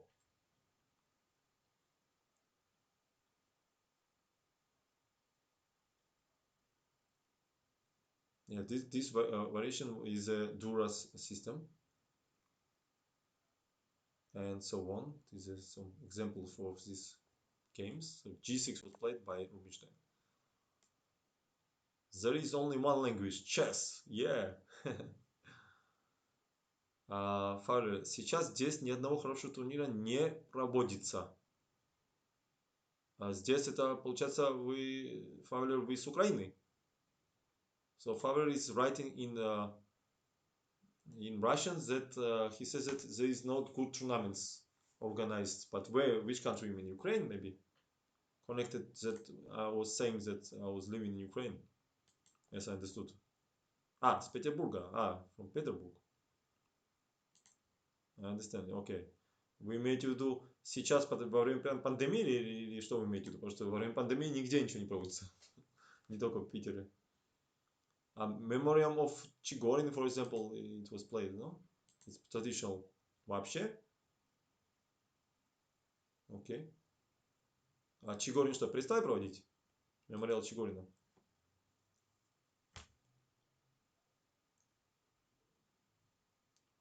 Okay, let's try to speak in English. 2700, it's not playing there. Yeah, okay. For 2700 and above, you need to create some conditions, of course. Someone should moderate the chat and the streamers also. Okay, so G6 was played. D4 by Duras. Looks quite unlogical, but he played like I don't like this actually. This I would prefer to play knight c3, then something like h3, not even allow this castle and then castle. I think this was in more in spirit of position, spirit of system. Maybe Rubinstein would play something like knight d7 with idea here, then bishop e3. So it was very complete, but I don't believe this such ideas like when you play d3 and you play d4. I mean, black did not do anything so bad. Okay, let's see what happened after that. Ed was by Rubinstein, knight d4, bishop d7. Of course, no blundering take on 6. Rubinstein take on knight. And this move is stronger than bishop c6 here. Um, because black has pair of bishops and also have perspectives after rook b8, bishop g7, c5, bishop 6. So that's why knight c6 was played. Kokitsa, hello. Hi Badur, how are you? Your streams are great. Thank you very much, man. I'm doing perfect. I'm in perfect mood and I'm sharing to you great games of legendary Akiba. So bishop c6 was by Akiba here. Castle, bishop g7, knight c3.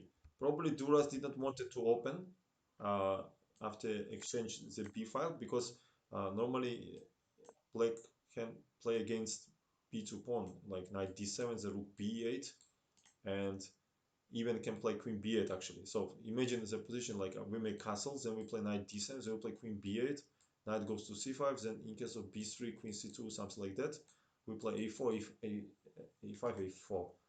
So probably he didn't want it allows it.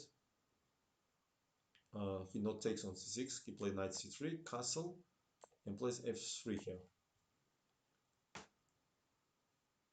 Emmanuel Lasker was commenting this game and he was recommended to take on c6 in this position and after bc play a bishop g5 here and after h6 bishop e3 but after rook e8 uh, black has a perfect game because this pawn attacked. In case of queen c2 there is an unpleasant knight g4 move. In case of f3 we're using that this bishop is unprotected, so we blow up the center with d5 here and black everywhere has initiative. But the text move is not so bad as it seems. So f3 is normal move. Picordi, I actually like that respond to Georgian and Russian as well. Even I don't understand, and he sometimes translates it also. Yeah, because when I see somebody writing Russian, I just physically cannot answer on English. Sometimes I do, but mostly I'm trying to answer with the same language. Q8 Re, thank you for following. Welcome. Yeah, of course. Levente, we know that you are joking. Knight d7 was played by Rubinstein. Logical continuation, opening diagonal for bishop. Also, this knight can be transferred to c5, even in some moments maybe f5 in future. I think Akiba is in any languages, Akiba, in my opinion. So bishop e3, knight e5 here. Also was possible to play rook e8. rook yet. But after 95, white has a concrete task here. For example, c5 is not a good move because of knight c4 attacking the bishop, attacking the pawn here. And after queen e2, black takes on e3 and then dc, and this will be the threat here. Also, queen e2 is not so good here uh, because black can take here and then can take on c4 and play b5 with either ba here. And then this pawn is under attack too. These variations was uh, offered by Emanuel Lasker, a world champion. Bishop d4 also is not a good advice because it allows uh, black to possess the initiative after bishop a4 here. Knight f4 because queen a4 loses pawn after knight f3 check, and then we take this bishop. After knight e4, this knight is in bad place, and we play b5 using immediately. Because knight c4 is much more weaker after bishop g7, king g7, there is unpleasant check here. And after knight e5, there is a f4, we're losing the knight, queen f6 will be the move, queen c4, and after b5, at least queen c7, white can take, and they're okay. But b5 would be stronger move here, forcing cb, ab, knight c3 and b4. The typical idea is b5 often happens in King's Indian positions when white goes to fianchetto. They often black has this plan. They play a6 and knight e5, c5, b5. I remember Azerbaijani players was using this. I think Rauf Mamedov, Kadir Gusenov, I guess they was like to play like that. So if you want to learn this with King's Indian against fianchetto, recommend to search the games. Also, Mamedjarov, I guess, was playing. So this is like Azerbaijani ideas. Um, and after b4, knight d5, c6 would be very unpleasant move here, attacking the uh, knight. So knight e3 here. Why not take on b4? Let me understand. Maybe c5. No, c5 doesn't work because we take here and there will be fork. 1 second. What after knight b4, guys? Here.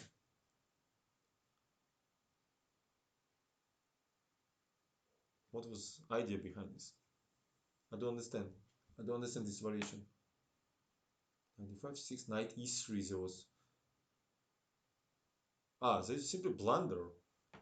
I mean, I guess they simply blunder, guys, because they give after c6 knight e3 variation, and after c5 bishop e5 bishop e5, really unpleasant position for white because this hangs, also bishop will go here.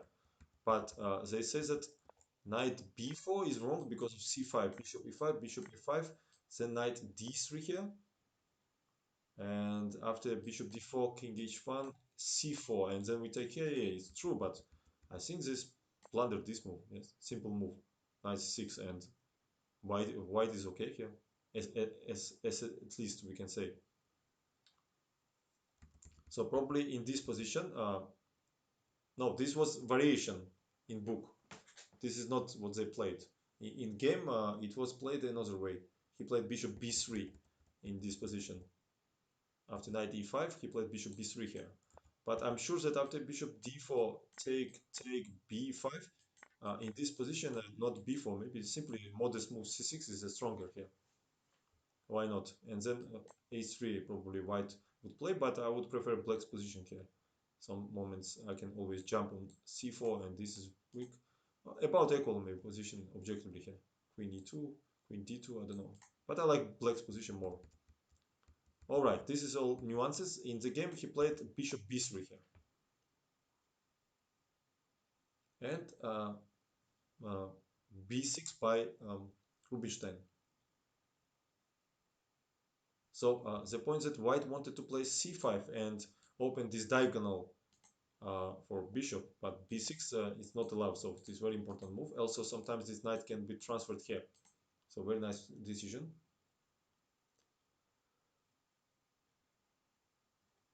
Now, next move of white looks very risky. They had very stable position, so probably they should play something like bishop d4 or queen e2 or rook c1 or something. But they played f4, weakening this pawn here. Yeah, for example, bishop d4, rook e8, knight d5 was about equal position, I guess. So a5 probably would follow here with either a4, rook c1 maybe, or queen e2. Ah no, queen e2 is not possible. Maybe knight e3 here, a4, bishop c2. Okay, like some game. But they played a risky move in this position. They played f4. Probably they've been annoyed by this knight. Um, Knight d7, it transfers to much more stronger position. Also, this bishop becomes much stronger now when f3 pawn left and this pawn is weak. You have to avoid such ideas if it does not gives you promise you something immediately. Bishop d4 was played by Duras, so he wants to exchange this strong bishop. Knight c5 and bishop g7. After this move, they losing control over this diagonal. It was considerable to play bishop c2 immediately, and after e5, queen d2. So not to be in hurry. Reggie to glory. Thank you for following. So let's see what happened in the game. He take. He played bishop c2 here, and a5.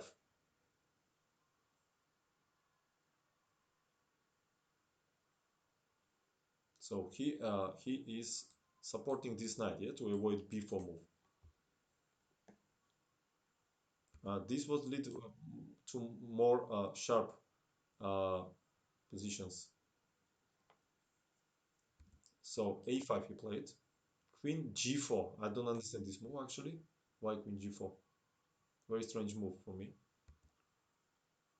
Maybe queen d4 was the option, and after exchange to play something like that. This was an optimal decision for white. He would play king g7, then rook a8, double rooks, and so on. But Duras played queen g4. Maybe he was dreaming about some attack here. He wanted to play f5, f6, and give mate. Probably. Yes, probably that was the idea.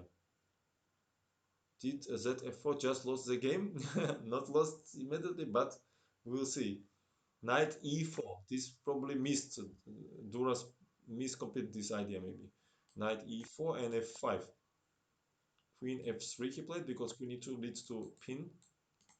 Only move to not lose the pawn.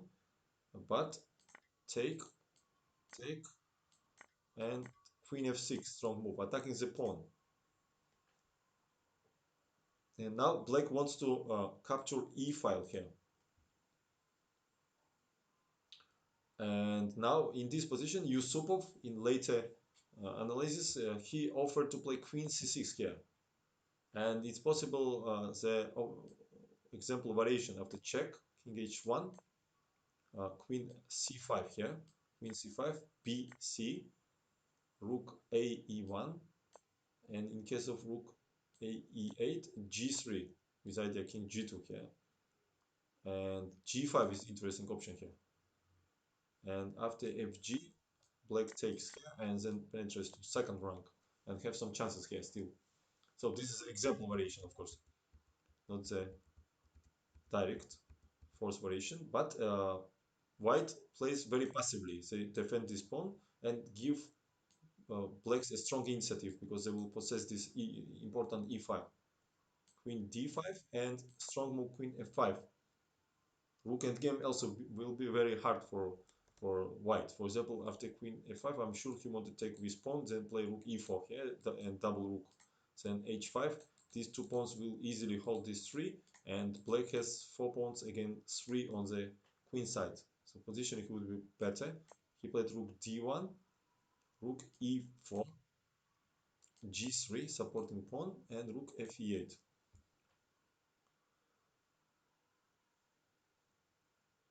So black has initiative. They have captured E file. So white are without any counterplay. Say it reminds previous game what we seen when Salve was absolutely helpless, like he should just wait what black is doing. So same situation is here.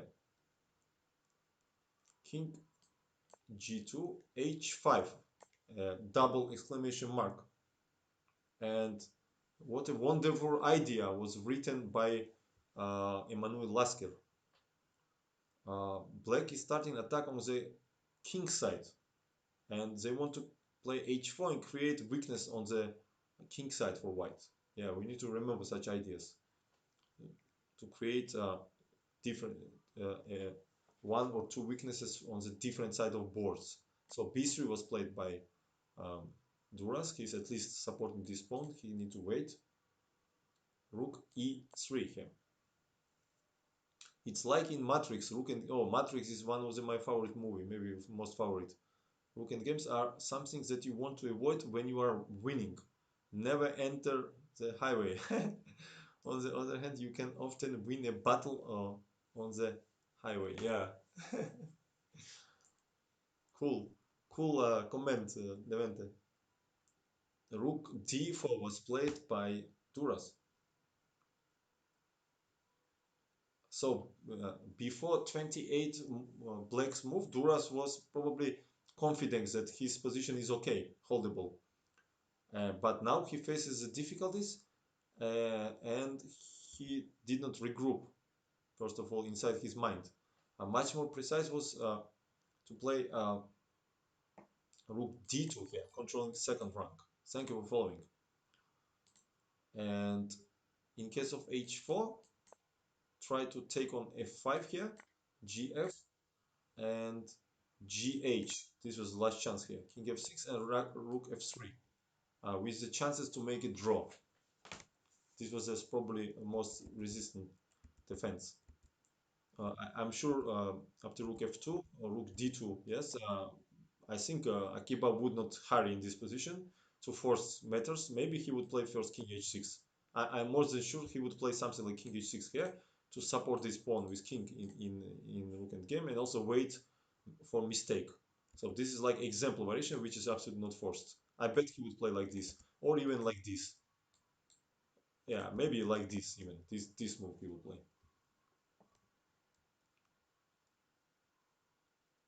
Chess Hour. Андрей, это ты, да? Thank you for rate. I think it was Andrei Makovey. Chess Hour. Yeah. Иван Щитко. Привет, Иван. Yeah, вы вдвоем стримите, да, на этом канале?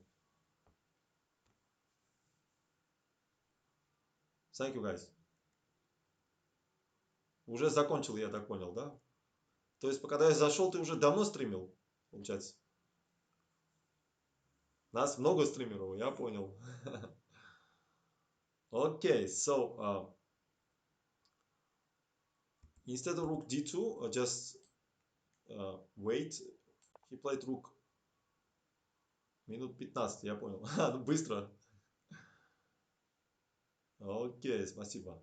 Rook d4 was played by Duras and king f6 strong move by Akiba. Of course, he is not wasting the opportunity to activate the king. And he's preparing to exchange the queen, so king should be closer to center. So h3, another mistake by Duras. Probably he lost his confidence completely. Again, rook d2 was the best move without a check here. But it was hard to defend anyway after h4 here.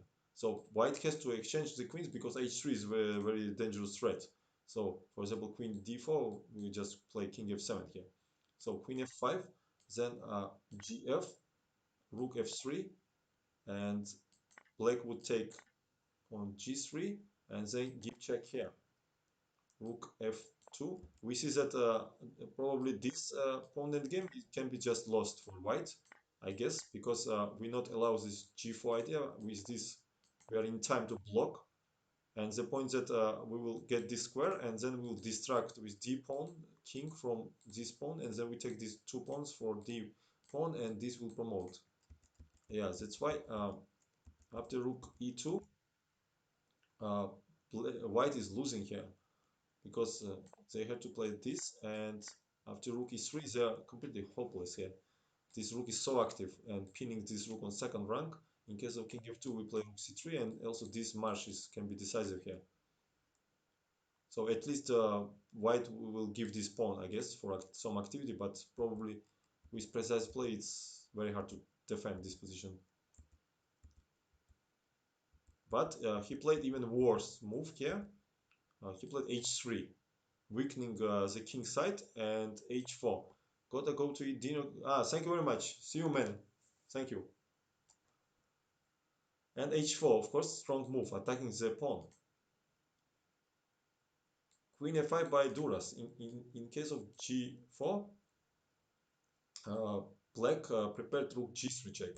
Here, using the king f1 is simply a bet because we can exchange and take the pawn. And after king h2, we take on d5, cd, and rook e3, winning this pawn and winning the game very quickly.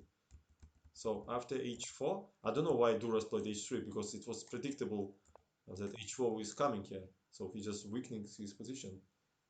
So queen f5, gf, gh by Duras. What else? And after that, rook g8 check. Now these two rooks are too active in this position. They are smashing white. King f1 again. After king h2, we penetrate g3, take it here and here. So king f1, rook h3, king e2, rook e8 check, king e2, and rook h4. We see that how again, without a big effects, Rubinstein completely outplayed Duras, and now he has winning rook and game with pawn up, and also better structure. And this pawn is very weak. Rook g2, rook e h8, strong move. And black wants to exchange one pair of rooks, and then white will be not able to hold position. So king d3 was played, rook h3 check, rook d3. In case of king c2, there will be rook h2.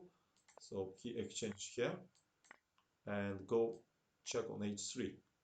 King d4 by Duras. What else? In case of king d2, there would be rook c3, very unpleasant move, attacking here. And after this, rook f3, this will fall. And so he plays king d4 here with some hope that penetrate here and attacking this pawn. But Rubinstein play rook f3, king d5, and rook f4. And black has two pawn ups.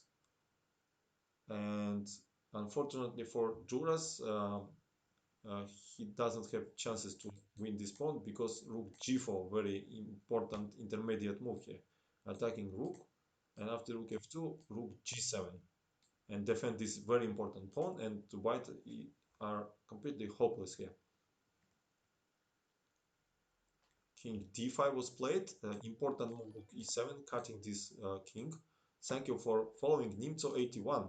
So important always to remember to cut the king in weekend games. Rook f1, king g5, give check, rook, he goes a4, a3, king f3, rook check, king g4, rook check, he goes to h3, rook goes to f1, rook e5 check, this important square here.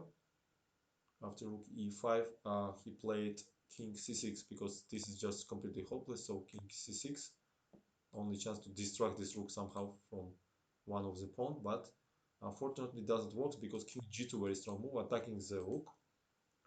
After king g2, rook f4, because if white will lose control over this pawn, for example like this, black can go here, protect, and then this pawn will go to queen.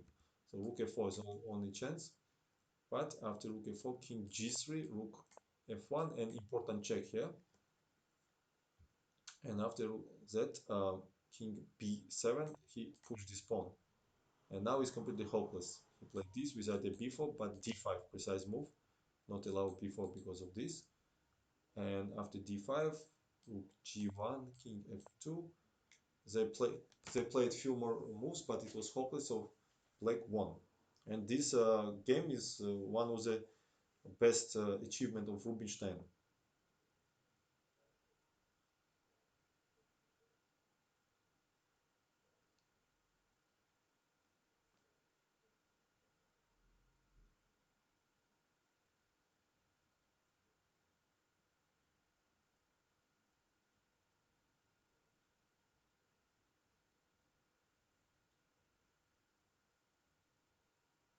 Let's see the game between two great players. Rubinstein with white against Lasker. I think this will be very interesting game. I know this game. Hope you will like it too. Masterpiece of two legendary players.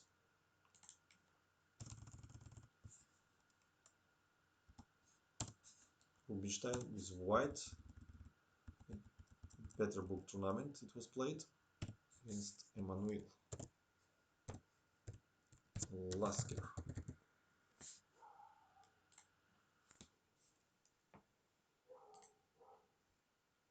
I think my chat is stuck. 1 second, I will refresh it, guys.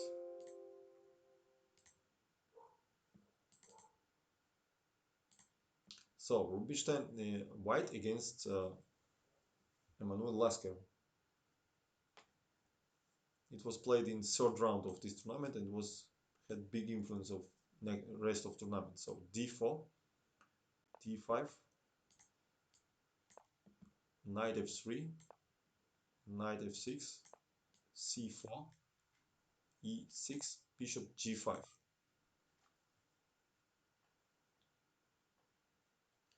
c5 played by Lasker. So the moves are here usually h6, bishop e7, or bishop b4 check. But Lasker is in search of complications in this game. But it allows white to get some advantage. So c takes on d5, e d5, knight c3. So this is again Tarrasch system, one of this line in Tarrasch, which is quite unpleasant for black. cd played by Lasker, knight d4.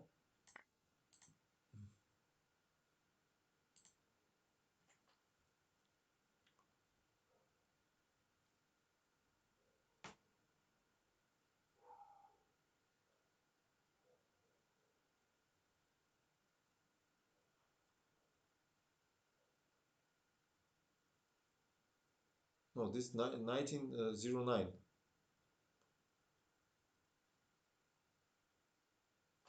This tournament. 1 second.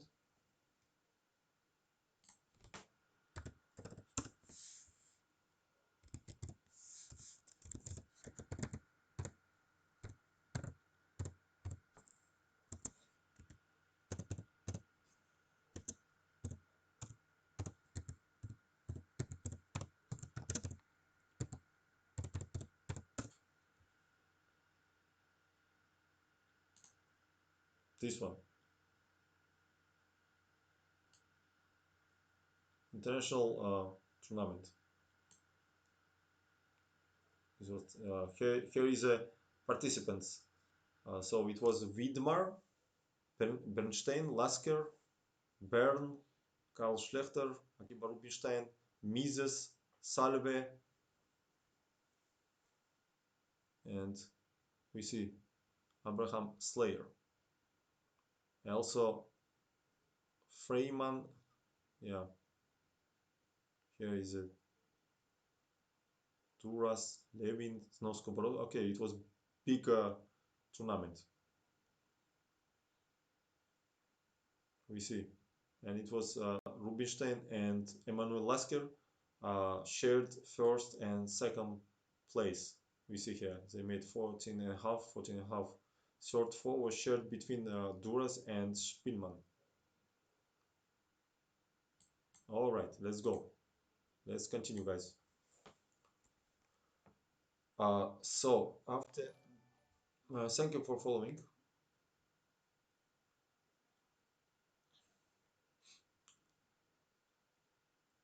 Knight c6 played by Lasker here.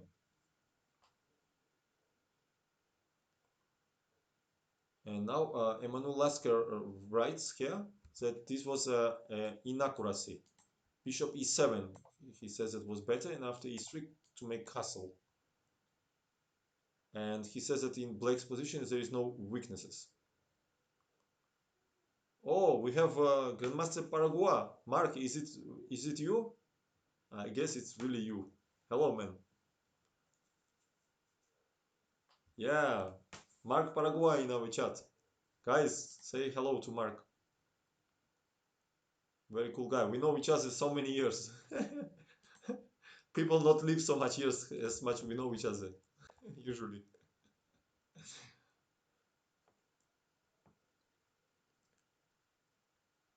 But this is quite dubious assist of position uh, because it was anyway advantage for white in the position. And after knight c6, bishop f6 was dangerous for white. Duel of queen f6, knight d5 was bad move actually. Thank you for cheering. Thank you for cheering. Q8 re. Appreciate. How are you doing, Mark? You are here? And after knight d5, yeah, cool. Uh, how did you finish, by the way? How did you finish this knockout stage? What you told me? See, Mark played in Asian Cup recently. Is it over or still runs? It was rapid chess, right? 15 plus 10, I guess. Because queen d4 here, knight c7 check, king d8, and after knight a8, there is a bishop b4, and black is winning. Or knight db5, bishop b4, black has advantage here. Using motives that now we want to make castle, and in case of knight c7, there is king. No, one second. What I'm talking. There is not here.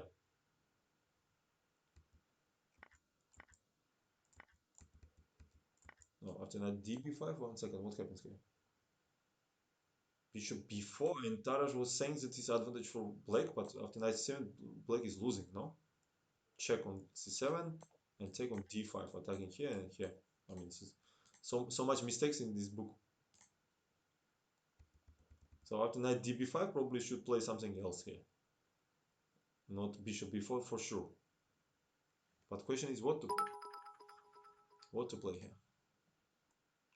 Thank you for cheering. Persistent. Appreciate it. Guys, can you help me? What's going on after knight db5 in real here? What to do here? In book it's written that after knight db5, bishop b4, black is better, but they're losing, no? Thank you for tuning, man. Appreciate it. Bishop b4, then knight c7 check, and we take it. No, bishop b4 is just simply bad move. So what we should play here? Maybe d4. No, d4, knight 7. What the hell? Bishop c5 will be attacking here, but still I can play e3. Or even, no, I can check first. And in case of king d8, I can play e3 slow move, and you cannot take because of fork. So I don't understand. Knight c6, bishop f6 was a refutation or what? After queen f6, because gf is simply bad, right? We play e3. Queen f6, knight db5 here. Hmm. In the game, Rubinstein played e3 here, but I'm just thinking, what's wrong with this? I don't understand. Snappy, thank you for following. One second, I guess my chat is stuck. I have to get any message. Maybe Mark, you write something, but I don't see. I will refresh it. One second.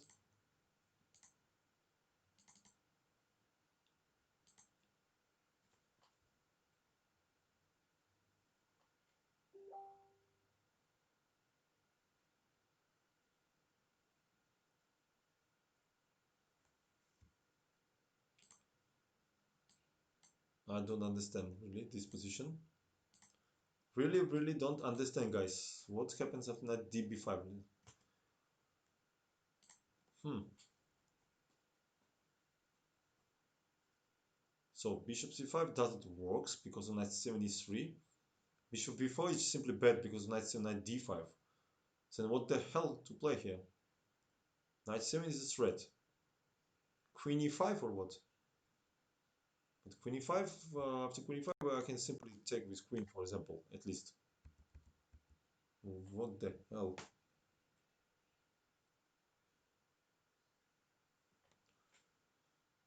One second, guys. Don't write something when I tell. When I will tell you, I will send you write, please, because I'm not getting any messages yet. Okay, now maybe. Can you write something now? Because I did not see previous messages if you write something. Happy. How many chess books have you read approximately in your whole life? Ha. All of them, Snappy, all of them. Arthur, hello. Yeah, now I see. Now I see. Yeah, test, test, test. Yes, but I ask you, how did you play tournament? I did not see. Ah, Arthur, you rated me. I did not see it too. Sorry, guys. I didn't say anything. Thank you, guys. I just don't have raid alert yet. I forget to turn it on.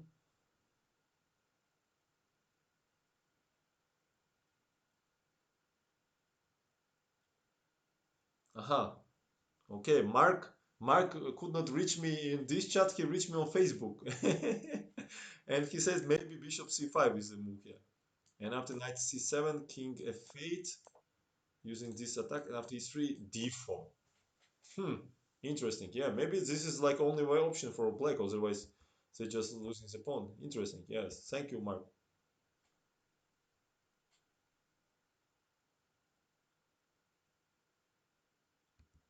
All right. So let's go to the back to the game. e3 was played by uh, Rubinstein. Bishop e7. So they could reach to this position if Lasky would play more safe move, and after e3, knight c6. So the same. And after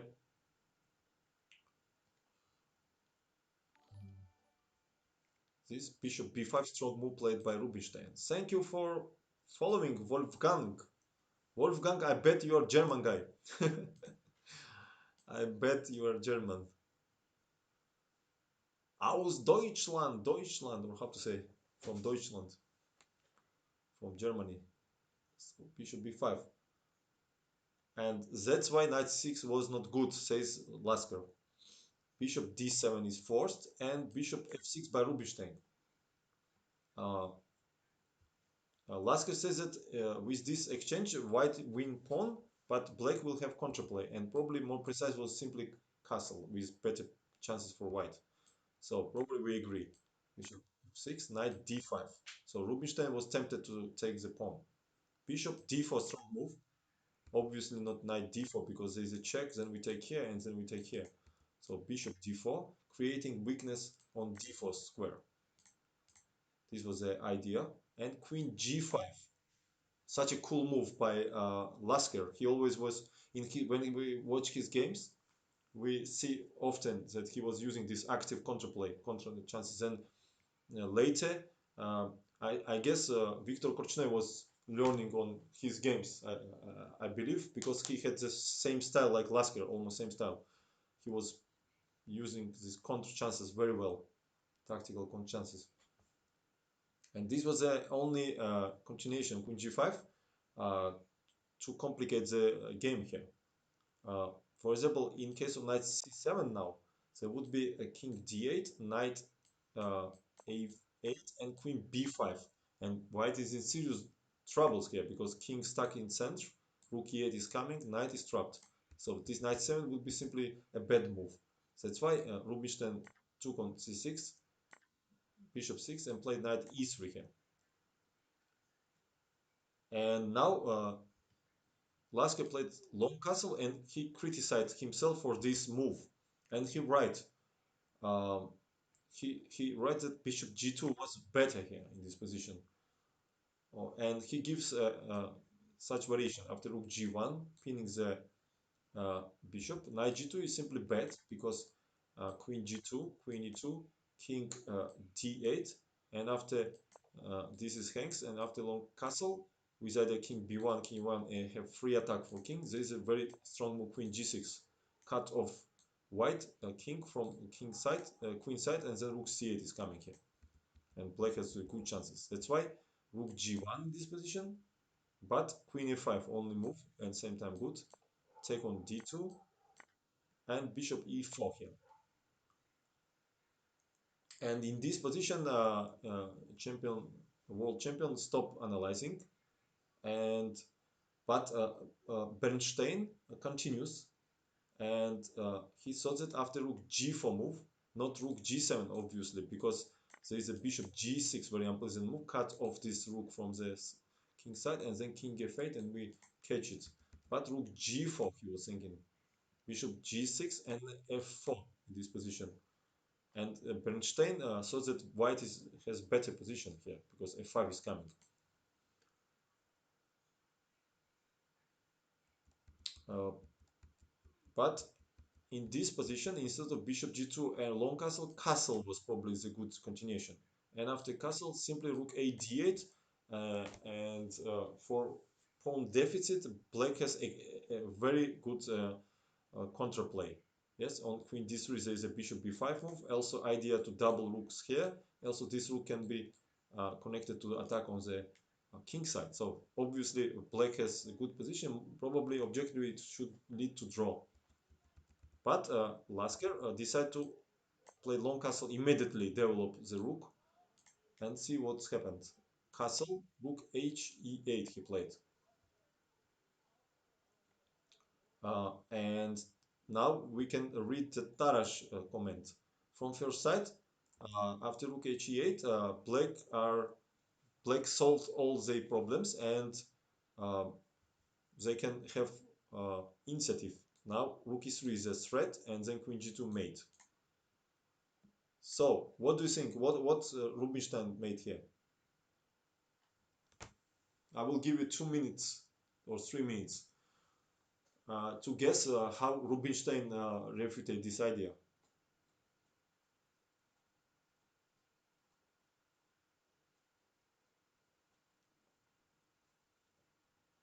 Lasker missed this idea when he played long castle.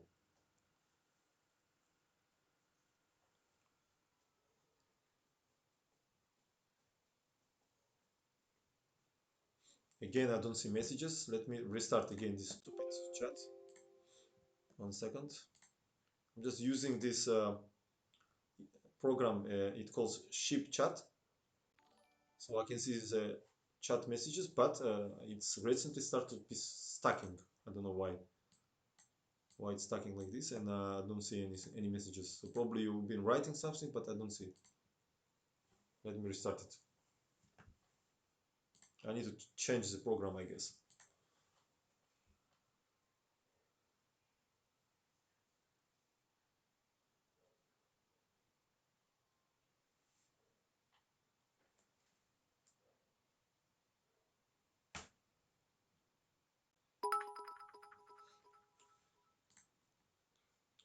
What chess? What chess? Thank you for cheering. Appreciate it. Let this chat start, guys. 1 second. And then we continue.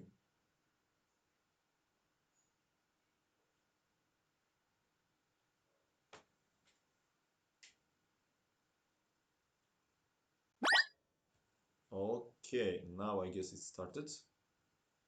Okay, now I see some moves here. F4, D5. Okay, probably I missed all your messages before. I'm sorry for that. These technical issues sometimes so annoying. So what do you think? So when Lasker played like this, of course he wanted that white will play D5 here, right? And at least he could take on D5. Mikhail Smyslov, hello, how are you doing? What is the rook C1 idea? If I take rook E3, then what you do? Hello, Danesh, hello. Rook C6 and then I take BC. And what? What is the point?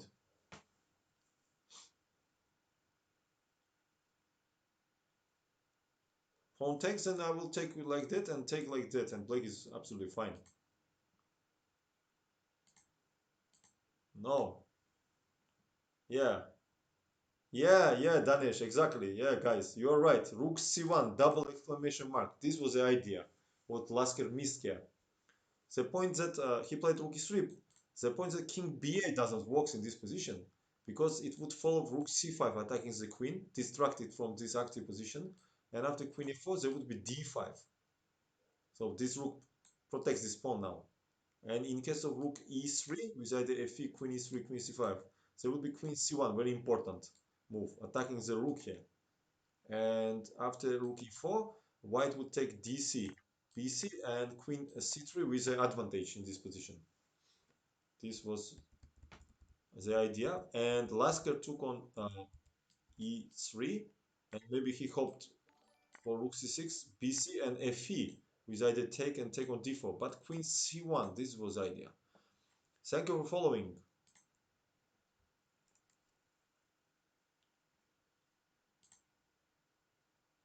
Yeah, queen c1, this was the idea. Вот где собака зарыта. And rook d4 played by Lasker. And in this position, much stronger was, yeah, it was beautiful.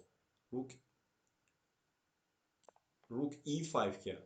This was a very strong move. And f4 is a weak move with idea d because of rook c5. The double sacrifice of rook. Can you imagine? What a cool idea. And here, black had chances to make draw after dc, queen d5. They pawn down, but they possess d files. They can offer exchange the queens. But after rook e5, queen c6 is the direction. King b8 and d here. Again, f4 is a dubious because of rook e6 move here, attacking the queen, using that queen b5 is protected by queen here. And after queen e6, black can take on g2, take on e6, and again have chances for draw. But after d, queen e5, rook c1, and white has pawn up, but they need to solve a lot of difficult technical issues here. So this was the most resistant defense by black. Maybe Lasker was a bit disappointed and confused that he missed this idea, and he's not defending as resistantly like he was doing in a lot of games. So rook d4 he played, fe attacking the rook. Also both pawns are under attack. Rook d7 played by Lasker. In case of rook d6, rook f7, the difference of kings is the main factor. We see that this king is weak, also pawn up, some queen f1 ideas can be in future, and very unpleasant position. So rook d7 he played, but this another pawn falls down. King d8 he played. Of course, rook 7 leads to check on a8 and then check on f7. So only move. And what can you find the winning here?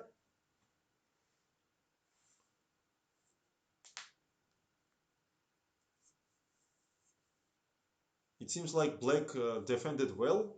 They can look forward to defend position because e3 pawn is weak and king is in safe, but very strong play by Rubinstein here. A precise calculation.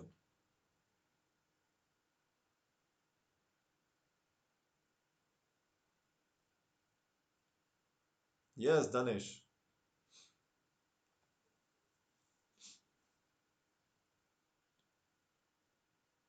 Ask Danish. I'm not asking Danish, I'm asking a whole chat. Danish, don't say anything.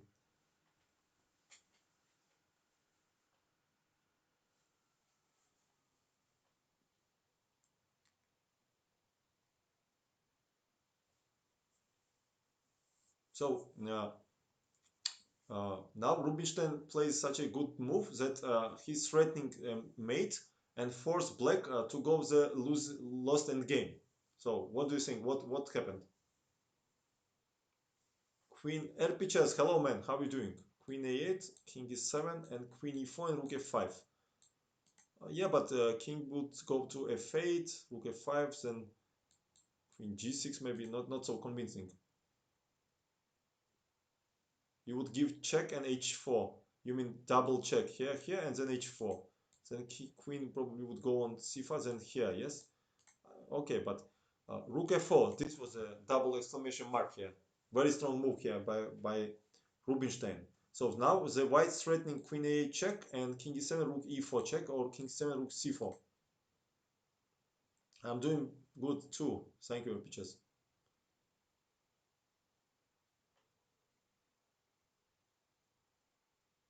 Silurian blue. What's more important, positional understanding or calculation? It's better to have both, of course. It's also important when you realize what skill you have to improve that skill. For example, if you are good in calculation, to improve it even more.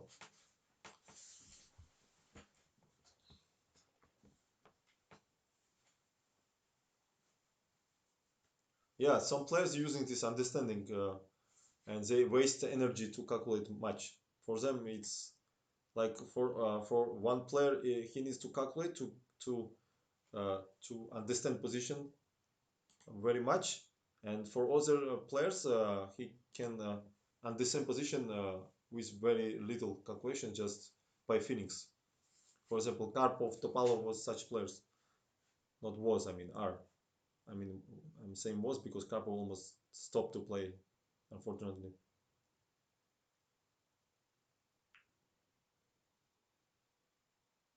What chess? What country are you streaming from? Is it a good place to go on vacation for chess tournaments? What chess? I'm streaming from country Republic Georgia, not mix up with Georgia State in USA. And our country is always popular for touristic. We have a lot of tourists, but nowadays, unfortunately, due of pandemic, logically it's reduces the amount of tourists. But we still have. Today I was walking in city and there was some tourists already. I think maybe from Great Britain or from America maybe because they were speaking English quite. I think it was American tourists.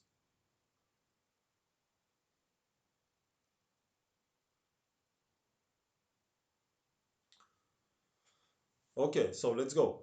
Rook f4, very strong move by Rubinstein, and mm, this was very wonderful idea. Uh, Lasker wrote about this move. Uh, so there is a direct threat of queen a8 and rook e4, and that's why f5 is forced here to control e4 square. This is more or less the best move because queen a5 here would lead to queen a8 check, king e7, then rook e4 check, king f6, queen c6 check, king g5, and h4 check here. And white is winning in this position because they open a square for this king. And in case of king e5, there is a mate on e1. In case of king h5, we simply take the rook and then escape to h2, and rook protects this pawn. So f5 played by Lasker, controlling this square. And yeah, also rook d1 is not enough because king f2, rook d2. This variation was given by Tarash, Sigbert Tarash, king e1, queen g2, and rook d4 check. This is important move of this variation. We cannot take because of queen lost, and after king e7 there is a mate in 2, queen d6, queen d8. So that's why Tarash played f5, queen c5. This was the idea, attacking here, aiming queen f8 check, and then rook c4 check here.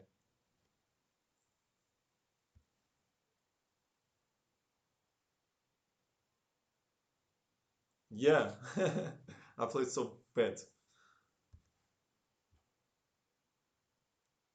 Good evening, Olivia Bommel. Uh, are you streaming almost every day? Is there a standard time? Uh, I'm trying to stream every day when I have energy. Sometimes I'm just tired, I cannot. But yeah, around like usually I'm starting around 5 Central European time, 5 p.m. 5 p.m. or 6 p.m. or maybe it's more or less like that. 5 or 4 p.m. Sometimes earlier. Depends. I don't have some usual schedule, some planned schedule because I'm not a professional streamer. That's the point. I'm just doing it when I feel like when I feel energy to do it. Umbrella, Umbrella. You like probably Rihanna song, yeah? Rihanna and Jay-Z, Umbrella. Umbrella, better say, probably.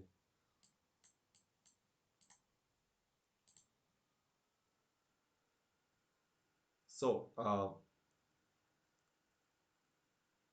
after queen c5, Lasker is forced to play queen e7 here, attacking here and also covering this square. Again, rook d1 was losing after king f2, rook d2 check, king e1, and after queen g2, there is a queen e5 check, attacking rook and king same time, and black is resigned here. That's why he played queen e7. And Rubinstein exchanged the queen. Of course, he not blunders this check when black has. Black is winning here actually because after this we take here and then give mate. So, of course, queen e7 was his idea. King takes e7, rook f5, rook d1 check, king f2. That was the whole idea behind this play. So white it goes to the rook and game is pawn up, but they will also have much more active rook than opponents. This is a decisive factor here.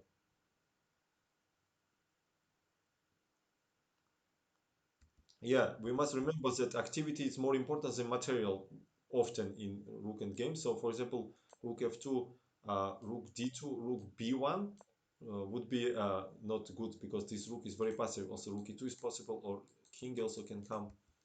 Of course, Rubinstein not even considered this. He played king f2. Black has to regain one pawn at least, like this. But this is very important move here. Protecting the pawn, attacking here, and force black to retreat on very passive seventh rank here. And rook a6, important move. Cut off king from the center. It's a typical way. Rook on a6 has an ideal place. It supports a uh, pawn on a2, attacks a7, and also cuts the king.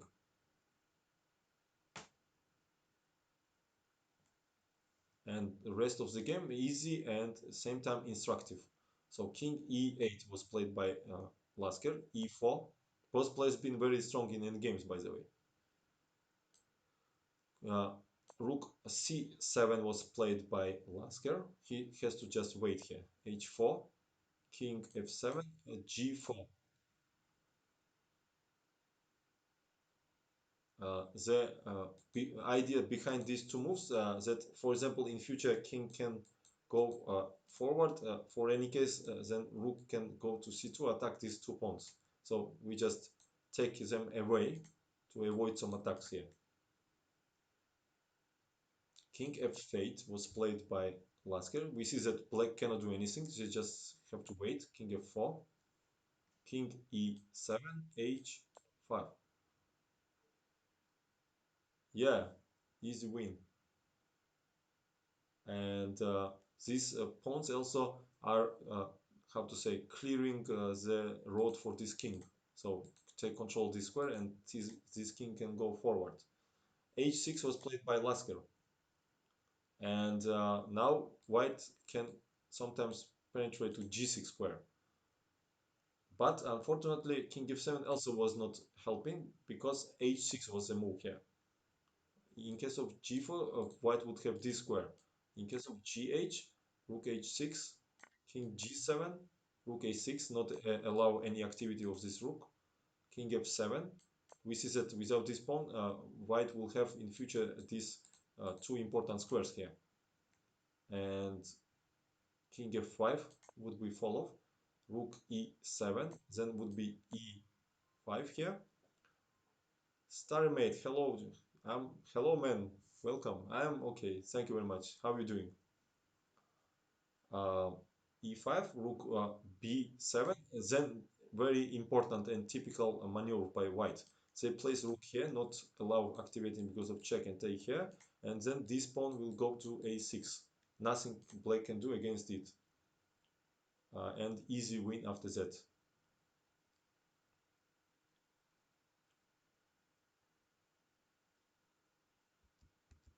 Also was another method to win after king f7 instead of h6 to play king f5, king e7, g5 here, king f7, then we play e5. We see that no checks, king e7, and then g6 here. h6 should play, and after h6, rook e6 check in this position. Thank you, man. Thank you. Rook e6 check, king d7 in this position. Then rook f6. Look at this move. Because the tactical point that if gf, we don't take, of course, ef because king e8, but g7, very important intermediate move, and white is winning here because rook c8 leads to ef move. f7 is a threat, and there is no defense. So rook f6, very strong move, and after rook f6, king e8, rook f7. This is the idea. Attacking rook, so forcing to take, gf, king f7, e6, and white is winning very easily. We simply go to with king to d6 and e7 and forcing to move this, we take and promote.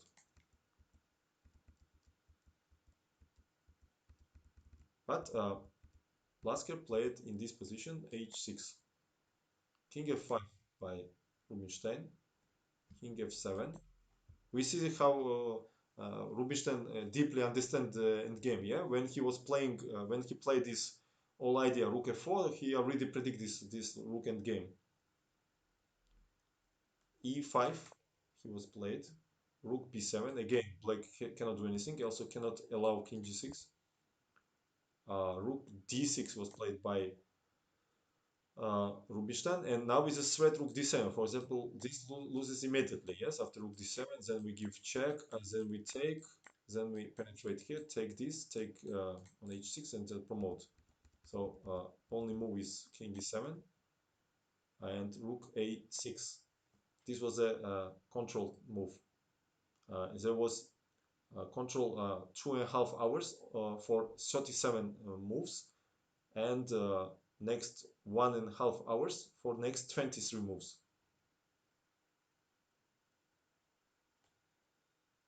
So king f7 was played, rook d6, they continue, they repeat, king f8, rook c6, king f7, and after a3, black simply resign.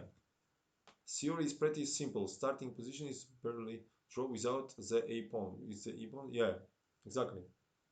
There is no defense in this position. For example, if we play king f8, just wait. King penetrates to g6, this position. And the idea to push this pawn forward. Also check is now coming. We take here. So rook b3, for example. Then we give check, king e7. We give check, king e6, rook g7, and so on. We take here and just winning. Or instead of king after a3, rook e7 here.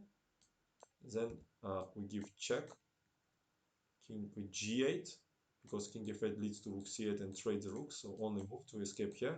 King g6, mating is a threat, and after rook e8 only move, there is a e7 strong move, and there is no defense because after king h8 we simply go here and game is over. That was such a beautiful victory of uh, Rubinstein. Okay, let's make some little break and then we can continue. See you a little bit later, guys.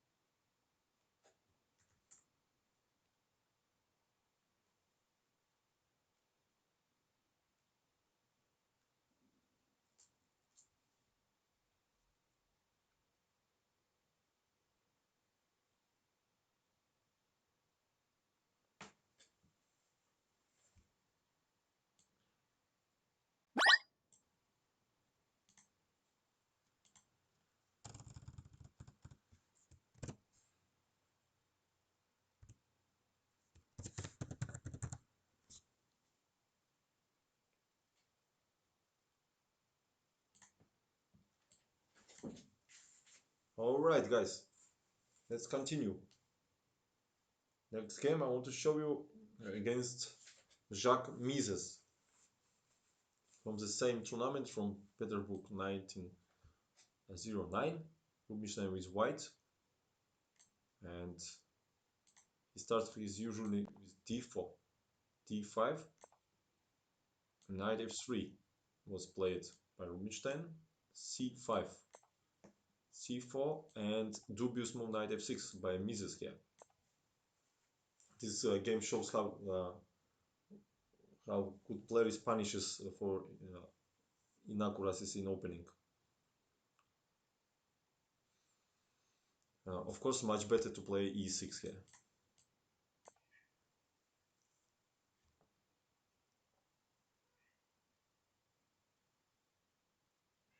Olivier, not at all.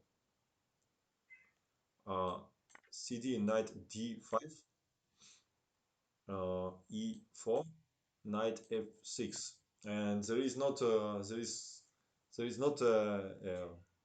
like war in the whole Armenia or whole Azerbaijan. They just have war in Nagorno-Karabakh territory.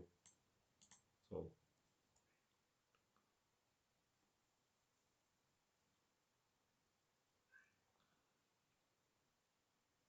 sorry, what I did actually, it was not like that. Sorry. After CD, CD was played by black, yeah, because knight d5, e4 is very unpleasant. So he takes CD here, knight d4 and knight d5. E4 was played by Rubinstein, and knight f6. Uh, Even after knight b4, bishop b5, white has some advantage here. After they will play castle, and they are just in, as they have better development. But knight f6 was played by Mises. Knight c3, and now he should play e6 modest move, and then try to develop.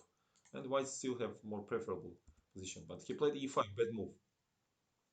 And we see what happens here.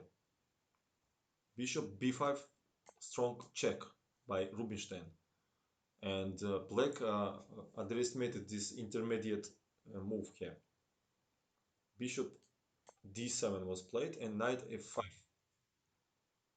Actually, such idea we can see also in neither. For example, after moves like, imagine we play e4, c5, knight f3, d6, d4, cd, knight d4, knight f6, knight c3.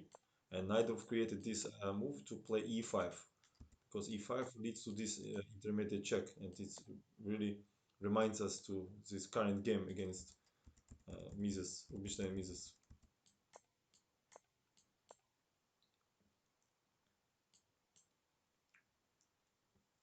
Knight f3.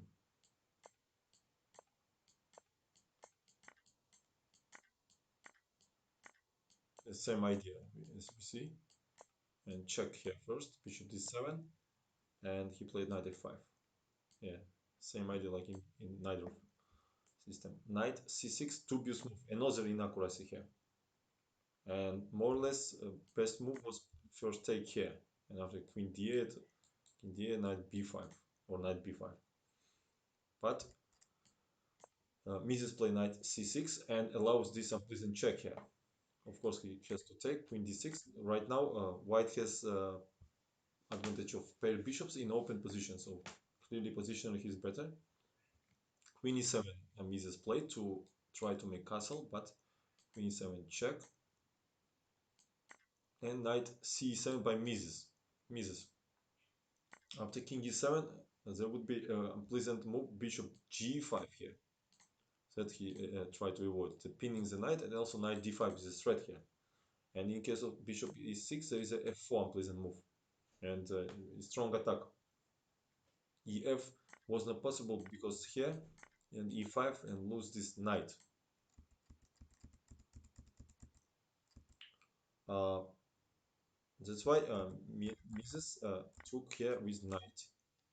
Bishop e3 by Rubinstein. He simply developed pieces. 1 second, I restart the chat. Don't get any of your messages again. Just recite one message from Olivier about war between Armenia and Azerbaijan. That's all.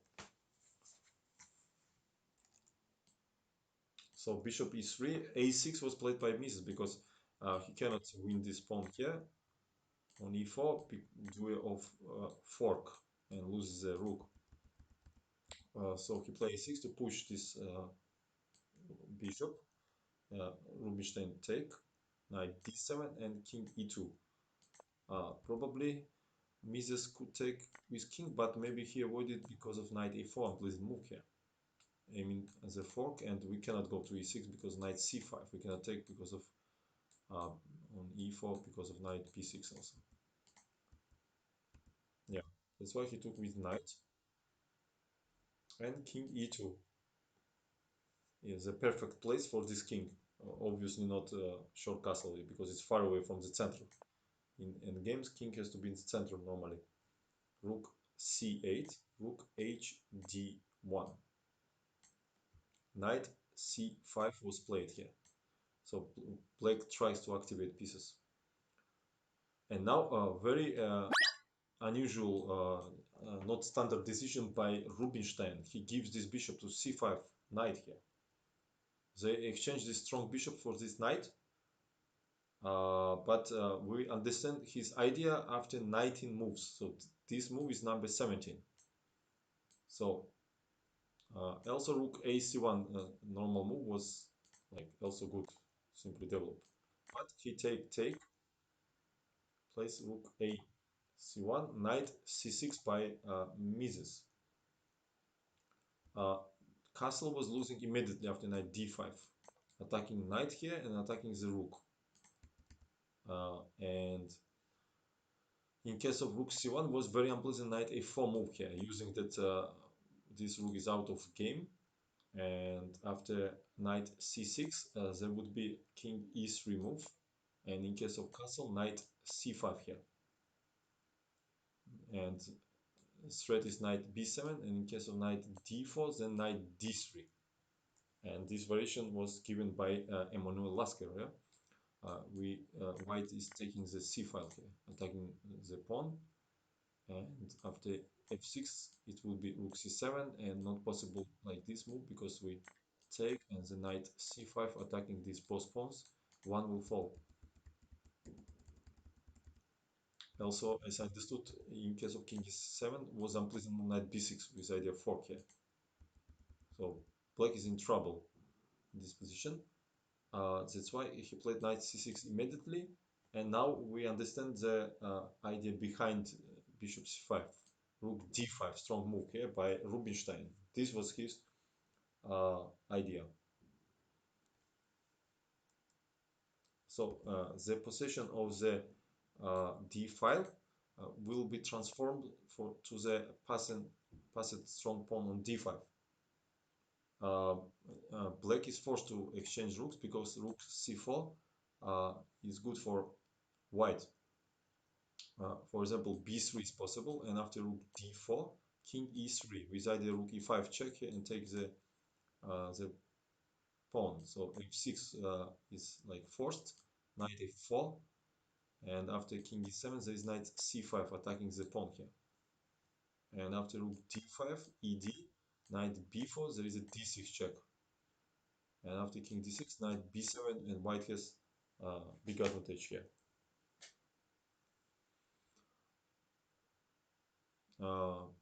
Praslea. What Praslea, your name? Joby, this lectures you do is excellent. Thank you. Nice to hear. Probably you are Georgian guy, as I understood. So rook d5, Mises took on d5, ed, attacking the knight, check on d4, and king d3 here. King e7 and f4, another strong move here. Very strong move. This pawn is hangs, forcing to play f6 here because king d6 not possible. We take fe and then give check here and uh, take this knight here. So f6 is only move, and white is isolating this pawn here now, and his position will be critical. After king e4 move, we attacking the pawn. King d6 was played by Mises, and rook f1, aiming rook f7 move here. and black cannot avoid this penetration of rook. And Mises is trying to counter attack on the queen side here with rook h8. Good practical decision. Rook f7 and rook c4. This was his idea. So this knight is wants to jump somewhere with discovery check. That's why Rubinstein play king d3. For example, g7 would be a huge mistake. After knight e6 check, king d3, then check, and then we take the rook. So king d3 first, rook b4 on the move to attack the pawn, then defend, and rook g7 here.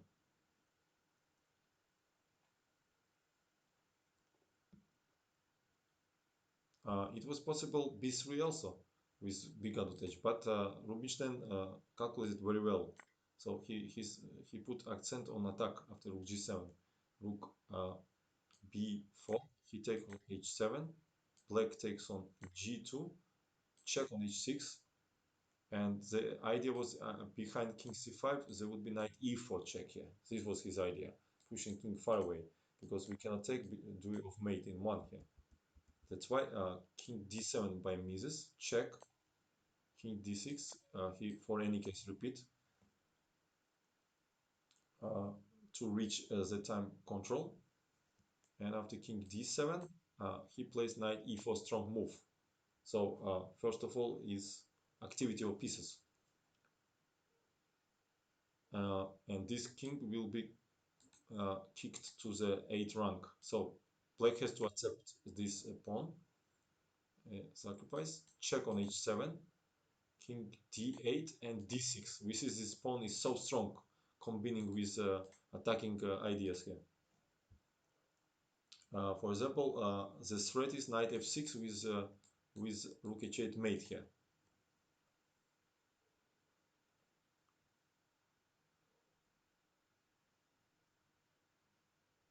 Yeah, I mean, Citurian, Citurian Blue, how does this game measure up to modern games in terms of accuracy? Yeah, with computer, if you check with computer, of course, computer will find some inaccuracies, but we're using our brain, so from human point of view, is very, very high level chess here, especially by white. Knight b5. Modern chess also based by these games. Yeah, compared to modern players, yeah. Of course, in modern chess, the defense increased, level of defense increased very much because a lot of players are working with computers, maybe playing against them and also learning of resistance. Hello, gaming on terrible PC. Are you still gaming on terrible PC or something changed for better prospects? Maybe you gaming terribly on good PC. Maybe that was the point. So knight d5 was played, king c4. The idea behind this move was after knight f6 he wanted to give check probably here and then maybe take. That's why Rubinstein activates the king. He wants to penetrate there. And rook f5, strong move. Uh, Black is not allowed white to penetrate on e6, so that's why he played like that. For example, king d5 is a mistake due of double check here and control this square. So after rook f5, Akiba simply takes on b7. The pawns are equal, but the difference of pawns are very easy to understand. Yeah, these pawns are very far away, and also this pawn can distract rook or knight, and then white will give mate. And also after rook b7, they free this square, so king d5, king c6 also the idea now. Knight a3 check was played, and king b4. And this was the last hard move in the game for white. Uh, Despite that there is a very little amount of pieces on the board, uh, the knight endgame is winning for white. So he forcing this check. It's only check, otherwise we lose the knight. White takes on b5. Only move is knight b5 here, and king c5. King d7 by Mises, controlling this square. King d5, attacking here. Also, knight c5 is the idea. Thank you for following. Mr. Sabon, can you win rook plus knight versus rook? No, it's theoretical draw. Also, rook and bishop, which is more chances to win. It's anyway theoretical draw versus rook, if you know how to do it, of course. There is some Philidor positions in rook and bishop versus rook. So king d5, a5. Mises is pushing this pawn, but check on c5, pushing against the king and also controlling this square. King e8 was played here. Thank you for following, guys. And simply take on e5. KH, hello man. Gaming on table PC. We are suffocating here with in-depth analysis for free. So, thank you for following, guys. Oleg, ქართულად თქვი რამე. რატო? გაუმარჯოს. So king e5. So now white has pawn up. Also, this pawn goes nowhere. King is passive. Knight is out of play. Position is hopeless. King f7 was played because after knight e3, king would go here, then d7 and knight b7. So he wants to control this square, but knight b7 unpleasant move.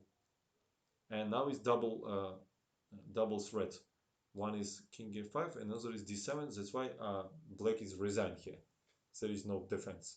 For example, if a4, this promotes. If king e8, we just take it and then go knight c4. In case of knight d6, we don't take with king, not allow these chances, but take with knight here, and it's completely winning with different way. We can go with king here, or better even go like that and reach this position. And knight protects the pawn, pawn protects the knight, because king g2 is goes, and then we with king we eliminate this pawn, then go back and win. Yeah, this was the technical play.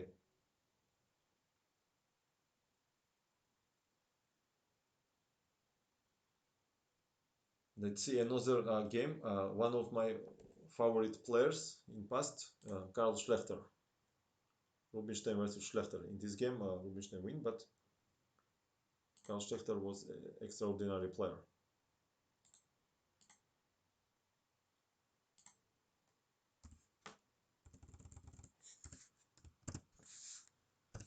I think English is like this. Karl Schlechter. I'm not sure, but I think so.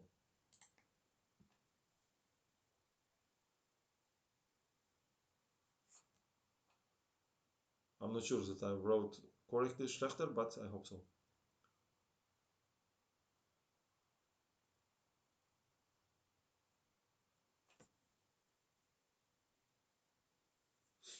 So let's go.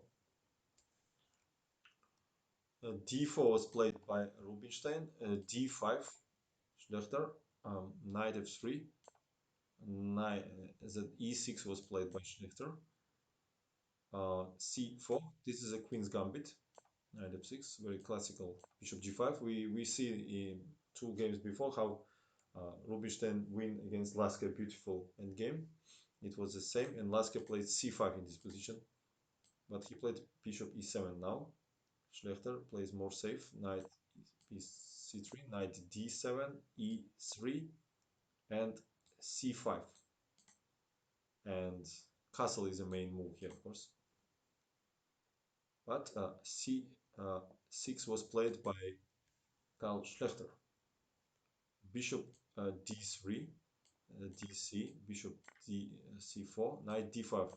We remember from match between Alyokhin and Capablanca. Capablanca was using this line against Alyokhin, but it's quite suspicious, dubious line, because white has a better prospects to of space advantage, also difference of these bishops. Castle, castle, rook a, c1. Maybe even more energetic was e4 here. Also, queen c2 was interesting here, and in case of knight c3, then queen c3 controlling this e5 not allowed to make e5 move. But Rubinstein plays rook c1. Oleg არ ვიცი როგორ უნდა ჩავთო. არ ვიტება. ვიცი. So rook c1 and this variation actually was implemented by Jose Raul Capablanca. But in 1909, he still uh, did not know this line, of course. But it has name of Jose Raul Capablanca. But we see that Rubinstein played also. Rook f d8 was played by Schlechter. Capablanca himself with black played knight c3, rook c3, and e5 here.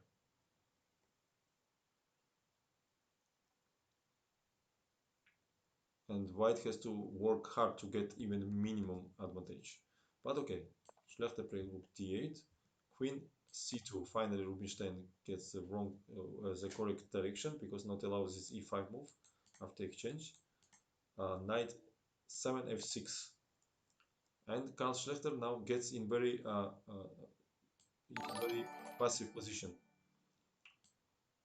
Danny, thank you for subscription. Appreciate. Welcome. So e4. The whole point that white has space advantage, and also bishop is much stronger than this. Black squares also can be weak. Sometimes this pawn can go here, and this knight can be transferred to d6 square. So black has to avoid to play something like that. Usually in such positions, if you cannot play e5, like exchange an e5, black is in trouble. Long-term advantage for white. Knight b6 was played by Schlechter.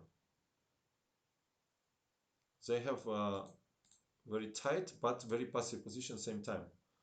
It was better to take on c3 and force into bc, but white has advantage, of course. So knight b6 was played, bishop b3, bishop d7. Now tempting was from first side to play c5, try to get rid a little bit from this passive position. But it was not work so well, and white had choice here. The easy way is take and play queen e2 and then push this pawn on e5. But also was very interesting after dc queen c5 play knight d5 here.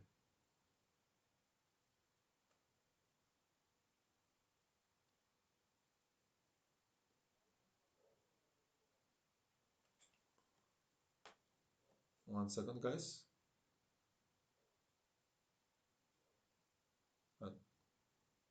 No, I made mistake, guys. I'm sorry. In this position, actually, he played here, of course. Knight f8. I just read incorrectly.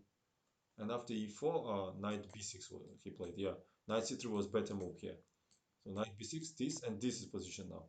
And he played bishop d7 here. c5 was in book. They wrote that c5 was very tempting here. But here white has this choice: dc, queen c5, queen e2 with either e5, or another way was knight d5 here. Very interesting move, attacking the queen. And in case of queen c2, there is a check on e7, king h8, and knight e5. Look at this idea. And knight f7 mate is a threat, and black is in trouble probably here. Maybe they need to play something like g6 here actually, because knight f7 leads to king g7, and rook c2 we can take, but then king g7. Maybe it's not super terrible for black here. Rook c7, still white is better. But Schlechter did not have an active plan in his mind, of course. And he calmly built up a uh, defensive position.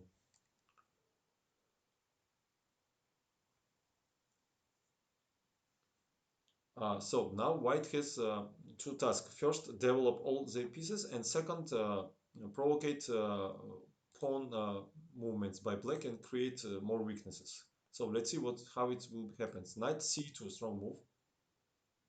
bishop e8, rook f d1. Knight c2 was played to avoid some c5 ideas forever. Rook a c8 and queen c3, another good move, aiming this square.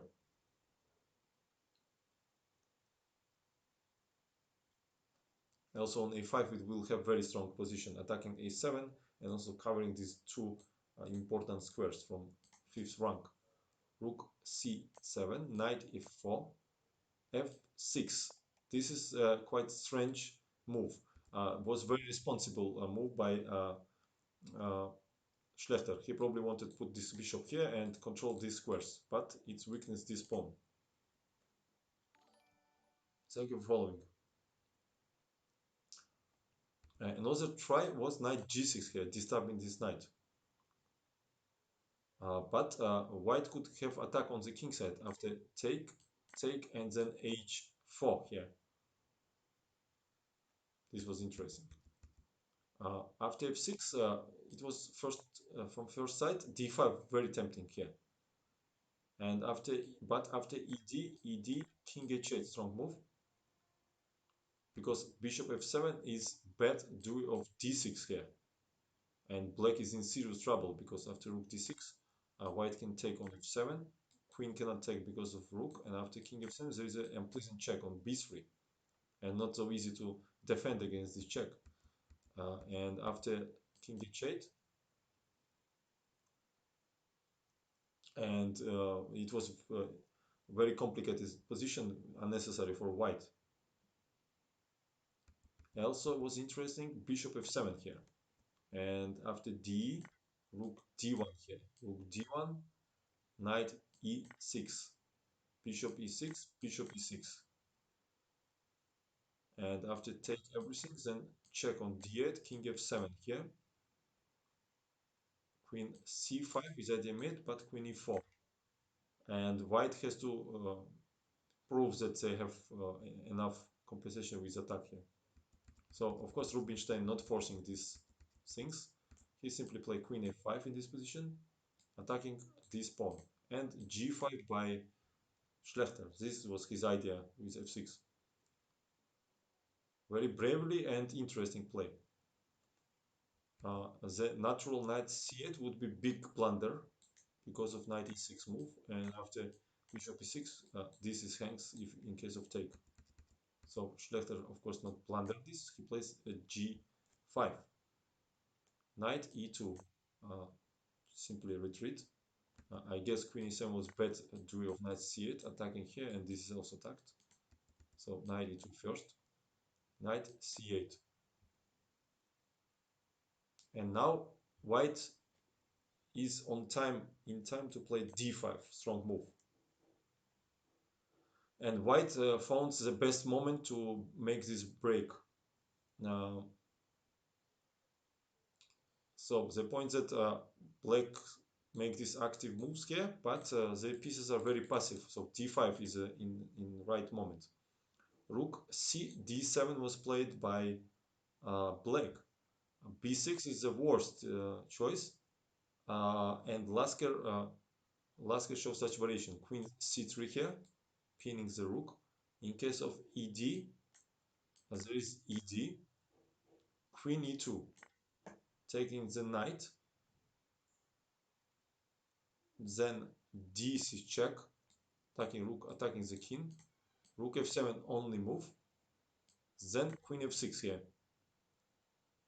rook d7 because rook is attacked here, only move. After rook d7, rook e1, attacking queen and also attacking this bishop here. And after queen b5, there would be rook e8, queen b3 with idea take here, but queen g5 and white is winning because after rook g7 we can just take and then take this rook. This was a variation here. Um,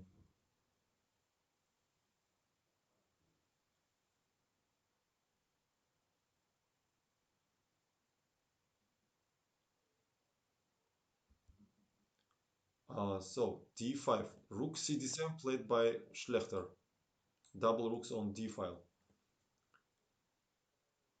and knight e d4, another strong move. This passive knight here joins to the party, attacking these two pawns here. CD,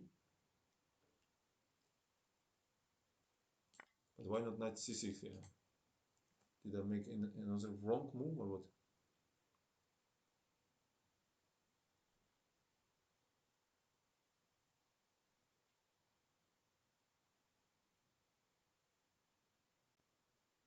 Oh, 1 second. This is the position, of course. This position, I just mix it up to two variations. Yeah, after d5, not b6, queen c3, this last variation, but rook c d7, this was position what Schlechter played. And after rook c d7, he played knight d2, d4 here, attacking this pawn. So cd, ed, and rook d5 played by Schlechter, only move here. This is a forced uh, move because uh, black cannot take ed, duel of bishop a4, very unpleasant move. Attacking rook, in case of rook d6, there is knight f5 fork.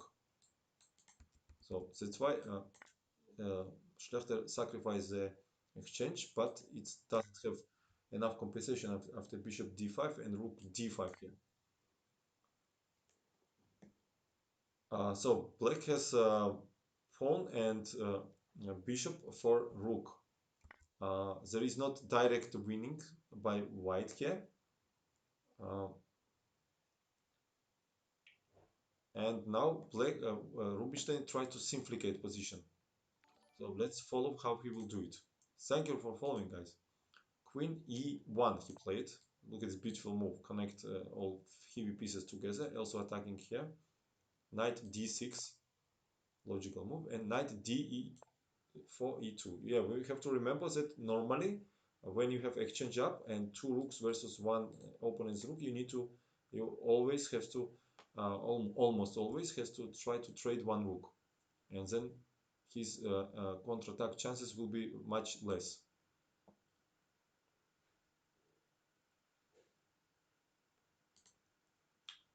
Daniel, if you would have been one of the two players, would you have calculated all the given lines in the book? Hmm. The point that during the game, sometimes you don't need to calculate so much things, you know. Just later, if you did a correct plan or nice moves or good moves, all analyses are usually proof that you've been right or wrong, depends. But sometimes when you play over the board, you just feel by feelings. Maybe you don't calculate till the end, but your feelings tell you that you're on the right decision, and if you follow that variations, in the end you will find. But normally, of course, you have to try to calculate as far as possible.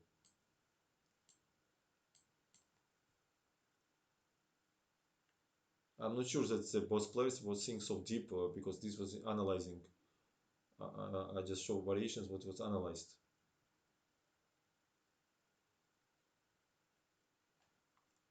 Okay, so knight d2 was strong move, and bishop c6 by Schlechter. This was much weaker because after d1 they could not place bishop on active position. Duel of knight d4 attacking the bishop, and after bishop d5 there is knight c3, and we exchange this bishop, and position will be winning. That's why Schlechter played immediately bishop c6 here, rook d5, bishop d5, and now he wants to take here or take here, so no time for knight c3. Anyway, knight d4, so we get the same position but with tempo for black. E5 played by Schlechter, and bad was to take on a2, duel of knight c3 attacking the bishop, and after bishop c4 there is a b3 move, and in case of bishop a6 only move, knight d5, and black's position is collapsing. In case of queen d8 we take on e6, in case of queen f7 there is rook c7, and destroy black's position completely. So Schlechter don't take it, and he plays e5 here, and after e5 knight c3 strong move, using this pin and attacking this bishop, distracted from the active position. This is a point, intermediate move is the point of white's idea. In case of bishop f7 now, there is possible knight cb5, exchanging this knight. After knight b5, knight b5, a6, knight c7 here. Bishop a4 and queen e4, attacking this pawn. And black is troubles again. Um, that's why Schlechter plays queen f7. But white eliminated this very strong bishop. And his chances increasing with every move. Knight b3, covering this diagonal, not allowed to take. And b6 was played by Schlechter. And in case of knight e6, which looks logical and active, Schlechter declined this move, drew of queen a5, unpleasant move. Attacking the queen, attacking the pawn, forcing exchange, and this endgame is lost. Technically lost. That's why he need to keep queens on the board. At least try. Rook d1 by Rubinstein. And queen d2 was even stronger here, attacking the queen, using that queen e6 not possible, duel of rook c6 the pin.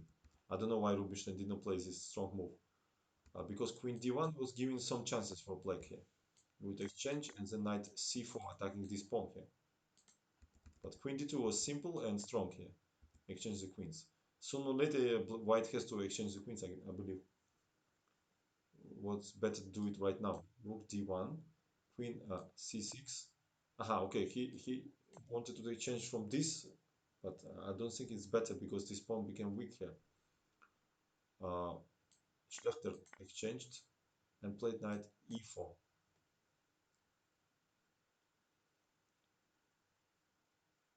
So white has a good chances to win this game because rook is so active here. He can sometimes penetrate and go after these queen side pawns. So c4 was played by white, king f7, because knight e6 will be rook d7 here.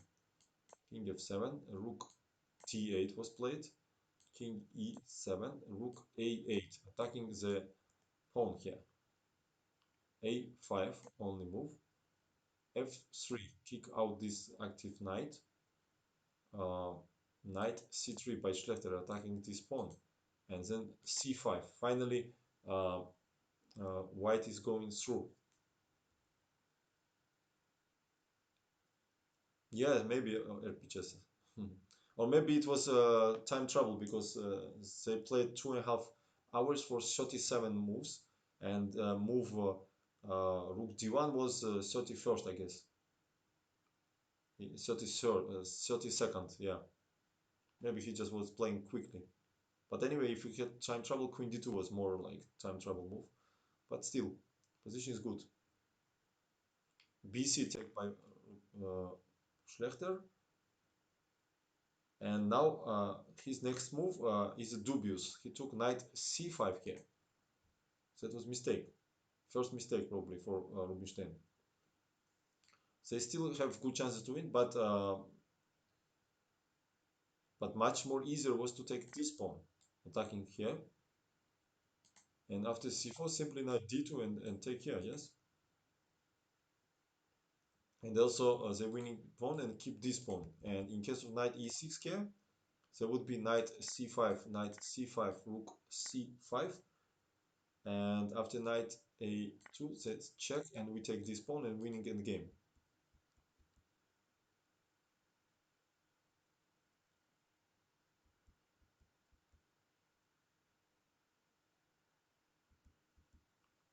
So, but he took knight c5 here, knight a2, rook a7 check, king e8, king f2, not even taking any pawn yet, knight b4, rook a5. Yeah, he complicated his stuff here. Uh, king e3 and h5 by Schlechter, strong move. And idea behind this move to exchange more pawns. As more pawns black will exchange, is better for them. King e4. Schlechter is not Schlechter. Rubinstein wants to penetrate this f5 square. Knight c6, rook a6, knight e7, controlling these squares. And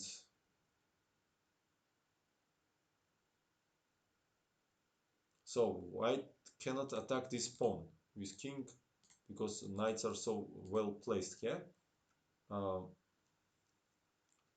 and first part of the plan, first they need to fix these pawns on this position. So they play g4, ag, fg. This is the first plan.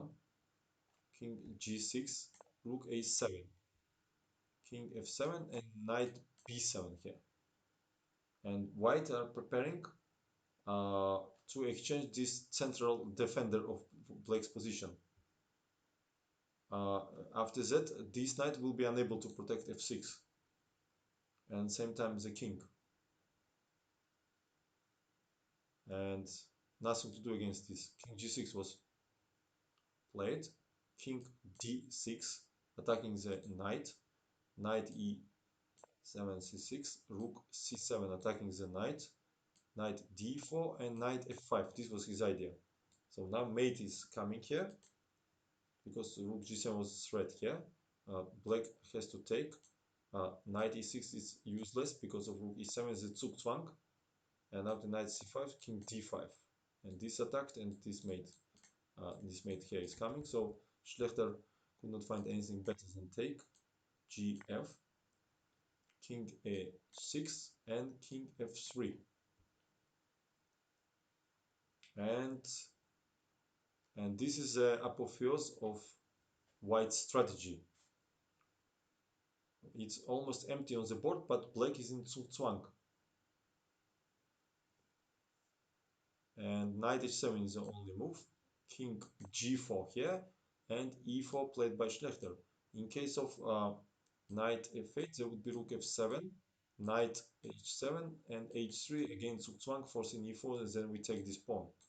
So Schlechter understood this, he just gave immediately.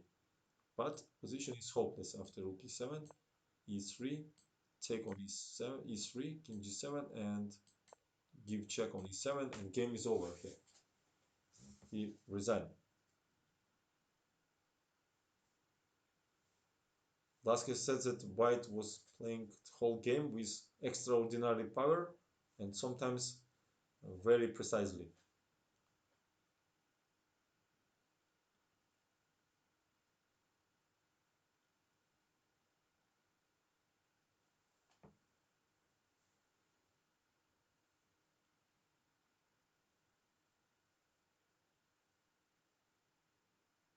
Okay, let's see another cool game, guys. Let's see another game. Rubinstein versus Capablanca.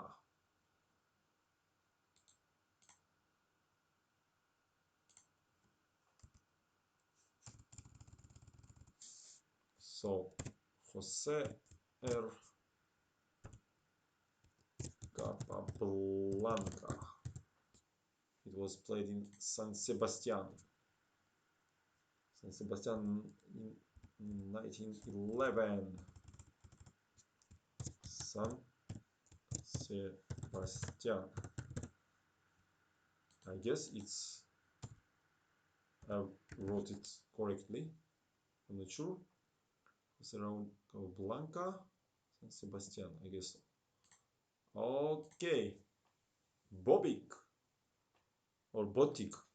I don't see your Bobik or Botik. I think Botik 714. Yeah, cool games.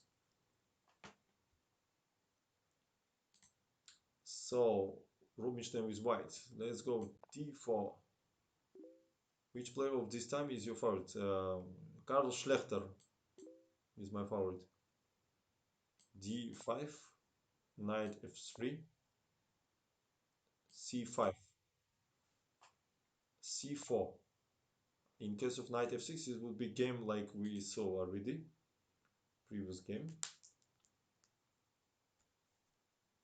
Um, so e6 this time played Capablanca, cd, ed, and this is Tarrasch system.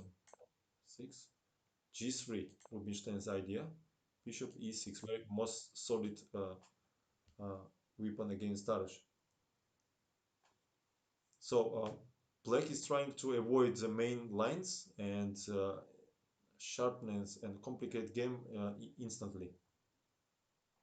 Uh, in San Sebastian, it was the first tournament in Europe for Capablanca.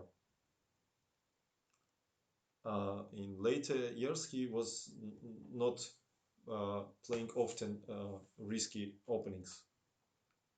And normal line here is to play knight f6, bishop g2, then bishop e7, castle, castle. But okay, bishop e6 is quite dubious move here. Thank you for following. Bishop g2, logical continuation, bishop e7, castle, and another dubious move, rook c8 here. Continuation of the same tactic. It still was not too late to stop and play knight f6 here and develop. But he plays rook c8. Rubinstein takes tc and bishop c5. We see that Capablanca loses one and second time. And white already has development advantage here.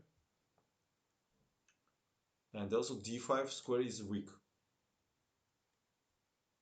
And this all was enough for Rubinstein to create a complex and beautiful combination.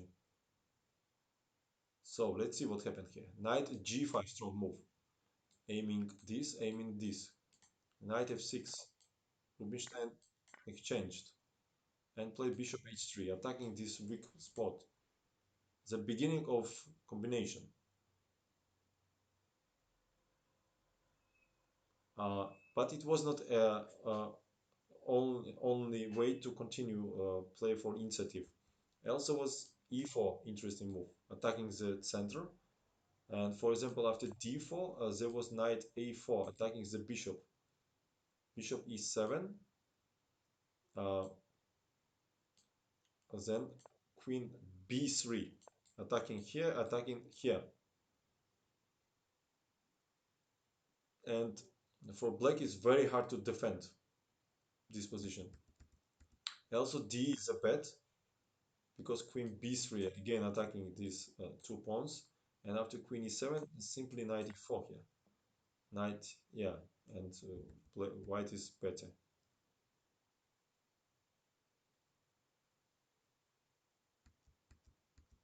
Okay, let's go to the game. Bishop h3 was played by Rubinstein, which is also good. Queen e7, only way to protect. Bishop g5, look at this double pin here. Threat is knight d5 here, ed, and bishop c8. Castle, and it's too late already. And now Hurricane is coming here. Bishop f6. Queen f6 was played by Capablanca.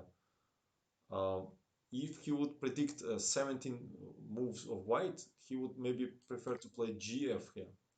But even in this case, after knight d5, ed, bishop c8, rook c8, queen d5, white has advantage. But it's not easy to convert it. But Capablanca take with queen. In case of rook f6, he would lost immediately after knight d5 fork, and then we take here. Queen f6. Knight d5 was played. Now ed loses immediately because we take here and take the bishop. And queen h6 he played. Probably he was hope for this move. Also, bishop f4 doesn't work. Drew of king g2, and after queen f7 to keep this bishop alive, there would be knight f4 attacking the bishop, and also this. So queen h6. This was a Capablanca hope, but Rubinstein predicted it. He played king g2 here, strong move. Again, ed not possible because of queen d5. Rook cd8. This was the Capablanca idea to pin this knight, but queen c1, brilliant move here. This was a brilliance behind the combination. And this move, he should predict. I mean, he should see it in advance when he was sacrificed this. Ah, Fioncetta, was it raid from you? Hello, how are you doing, Fiona? Thank you very much. Thank you for raid. Yeah, look at this. You came just in to see this beautiful move here, Queen C1. by Rubinstein, attacking bishop, attacking the queen here, and probably this what Capablanca missed, or maybe he saw that it's nothing better than to go for it. Now it's time to support Liverpool. Okay, I'm not watching football. I'm into ice hockey. Wish you good luck. Yeah, this move we saw already in the game between Rubinstein and Lasker in previous games. So ED was played, only move because Rook D5 loses immediately after Queen H6, GH and check here, and we take this Rook. Uh, Same would be happens in case of Queen C1. We just give check here. Go Ajax. Ajax, yeah, was my one of the favorite uh, club. Ajax and Milan I loved in childhood. So ED was taken, Queen C5, and we see that position is winning for White. They have stronger bishops, they have pawn up, open position, so hopeless situation for Capablanca. Queen D2 he played, attacking these two pawns, but Queen B5, attacking the pawn and defending both of White pawns. Hello! Knight D4 played by Jose, and Queen D3, not uh, tempting to take on B7 because Queen E2 and all suddenly they count chances, but Queen D3 strong move. And Queen D3, ED. Of course, Queen E2 was losing, yes, because of Queen D4. And Rubinstein goes to endgame where he in generally is very strong, and now with pawn up, he's a god of endgame. I'm not playing ice hockey, but I'm a big fan of ice hockey.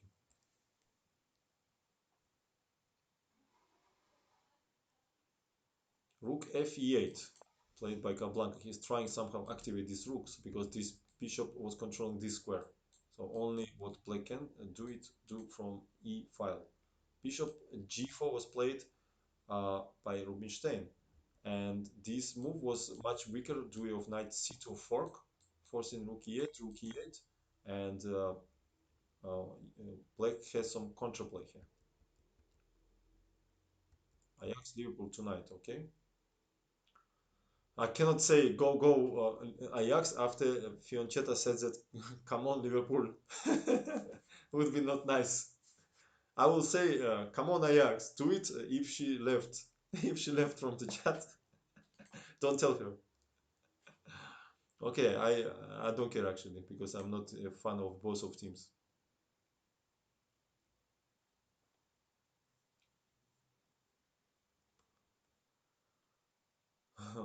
So Bishop G4. Yeah, to compare to another place, he's of similar age or similar time. You mean probably yes? He was uncrowned champion, so he was at the same level as Lasker on his best. So he was a very strong player, of course. Only few players was the same level. Rook D6 was played by Capablanca. Strong move here. He's trying to disturb these pawns here. Only chance.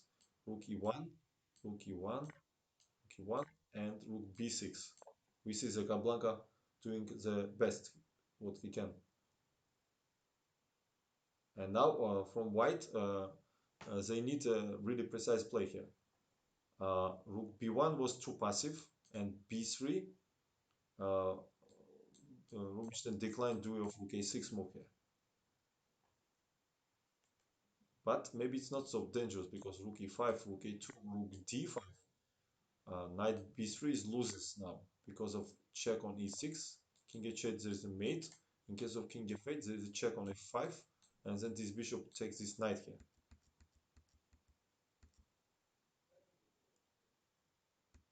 But the text move is also enough for victory. Rook e5, he plays immediately.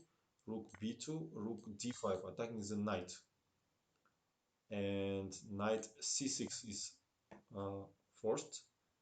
Ferran Fernandowski, no, not Fernandowski, Fernando Visk. Yeah, it's very good.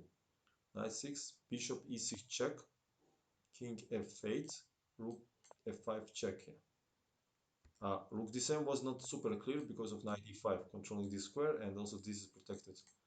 So rook f5 check, king f8, because after king e7, bishop would go somewhere on c4, and then check on f7 would be unpleasant. So that's why he played king e8 to avoid this. Rook f7 not possible because of fork, uh, but bishop f7 check, king d7, and bishop c4. This was the idea, to have this check. a6 strong move by Capablanca, and they have only chance in this position to create a passer on the queen side. Rook f7 check, king d6, rook g6 attacking the pawn, b5 attacking the bishop here. We see that Capablanca is trying his best what he can, but it's still not enough. Bishop g8 here, a5, he's trying to push these pawns. Rook h7, a4, three pawns up for white. h4 played Rubinstein, b4, he give check, king c5, he give check, king b6, and now Rubinstein make a huge mistake here, which was uh, absolutely unnecessary. Now he could win with bishop c4 move here, and with next rook b5 check, and there is no defense here. But he played bishop d5, and this was very big mistake. But Capablanca takes back the power here. What do you think? What was the idea here? Capablanca made mistake. How Black could try to save this game?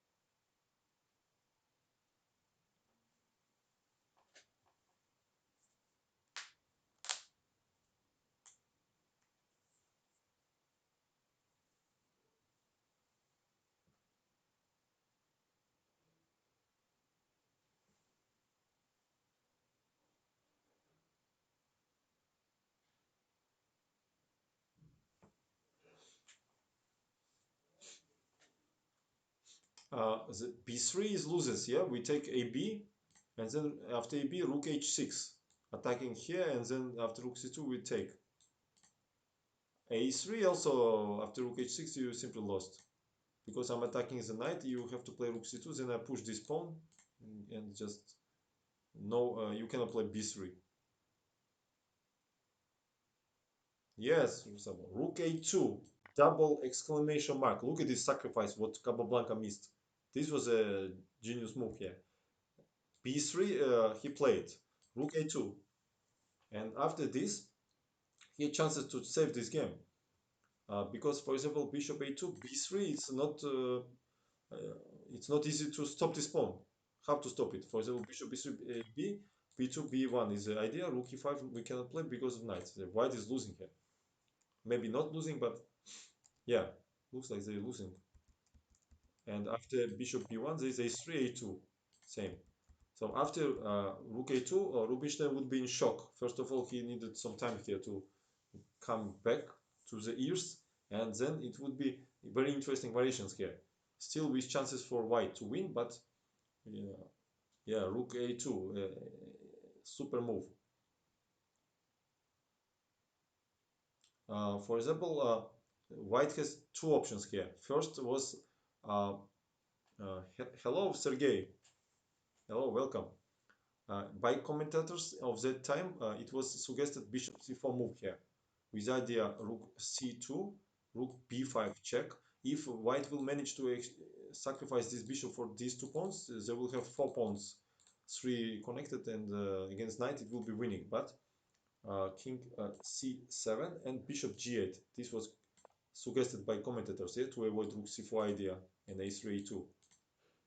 And for example, after a3, h5, a2, uh, bishop a2, rook a2, h6 without a promote, rook a8, uh, g4. White really have chances to win this game, yeah, because these pawns are very strong, but it's not super clear. Another way with very interesting lines could be what happened after rook h6, attacking this knight here. Rook c2 is only move, and h5 here.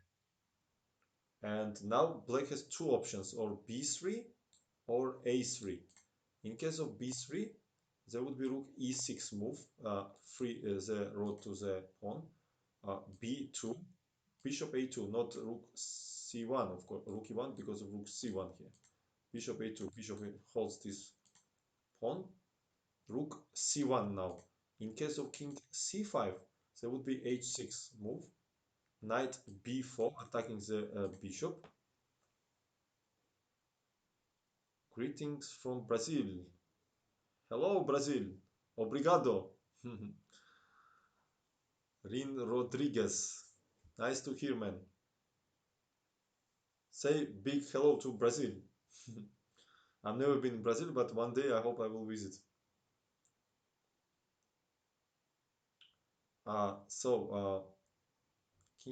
Yeah, h7 would be here. Knight a2, then h8, b1, and queen c8 check. And white is winning here because it will be mate, or they will lose this queen. For example, king d4 leads to mate in 2 here, like this. Another way, uh, after h5, a3 here first, but rook e6 anyway, a2, uh, then rook e1, stop. White is combining both pieces to stop these pawns. Uh, Knight d4, h6, b3, h7, rook c8, bishop g8, and white is also winning. So these all variations is not was not checked by me, or that time, of course, they did not have computers. Was analyzed it, and I check it without engine, so could be some mistakes. I'm sorry for that, but that was the whole point, to do it without computer.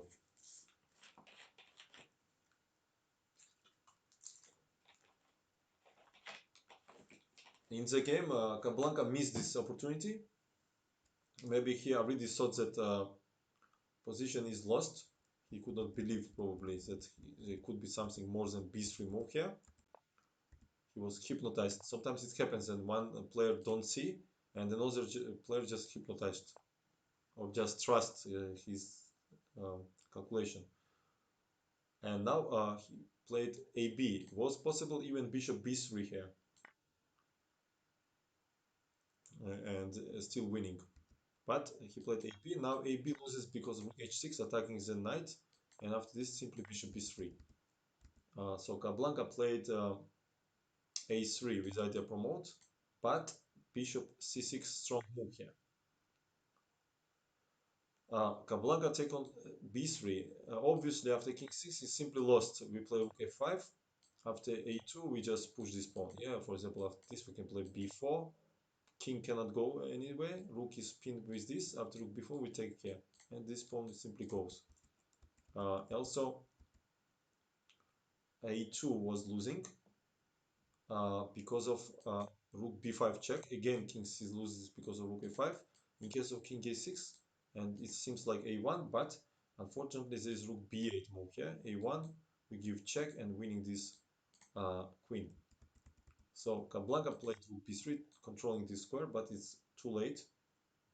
Bishop d5 was played by uh, Rubinstein, and after a2, rook h6, Capablanca finally resigned here because there is no defense. For example, king c5 leads to rook a6. King a5 leads to bishop c4. And there is a check. In case of rook b6, we exchange, then take this pawn. In case of rook a3, we can simply take, or first exchange rooks and then take.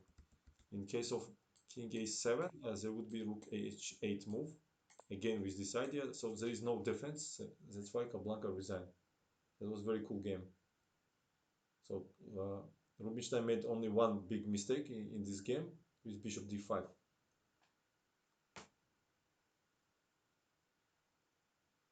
Another positional masterpiece. Let's see. Rubinstein versus Duras. Guys, are you writing something in chat? Because I don't see anything, unfortunately.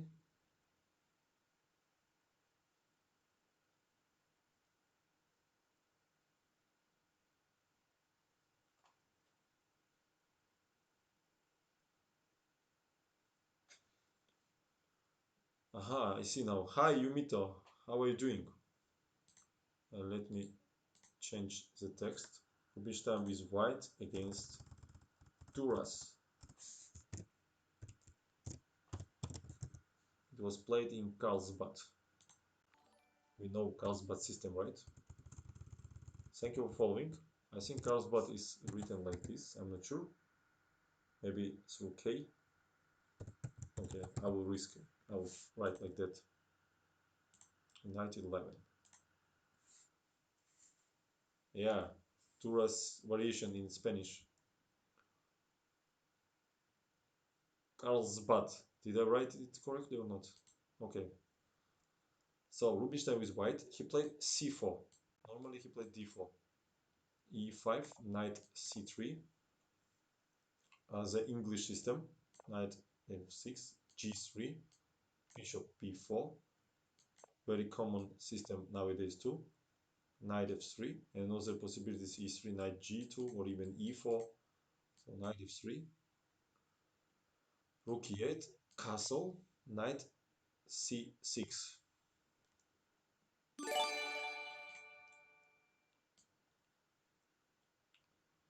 Move 11, bravo. Give to viewers. Everybody thanks to move 11. Anna Katai.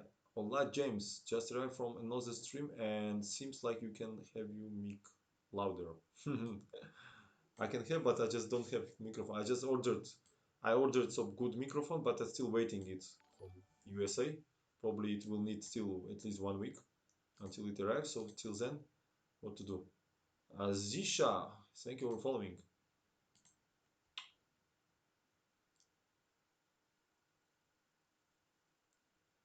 Move 11. You are welcome. You're welcome. You should be a fan of famous serial Stranger Things. When one of the hero, this girl, name is 11. Yes? Am I wrong? I like that serial too. Stranger Things.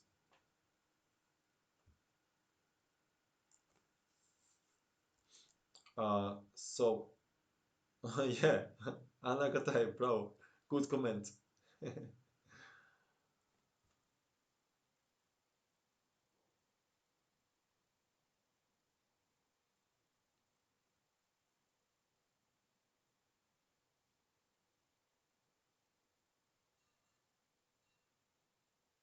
Yeah, this English system is more like modern chess, right? But it was played so long time ago. Can you imagine? So also theory recommends instead of knight c6 here to take bishop c3 first. So knight c6 was played here by Duras and knight d5. This is the point. This knight is quite annoying here. And this is the only way how white can fight for opening advantage. And so many years, this move is still the best. Bishop f8 was played by Duras. Modern practice shows that in case of exchange on d5 uh, and knight d4, it's like probably the best continuation in this line for black.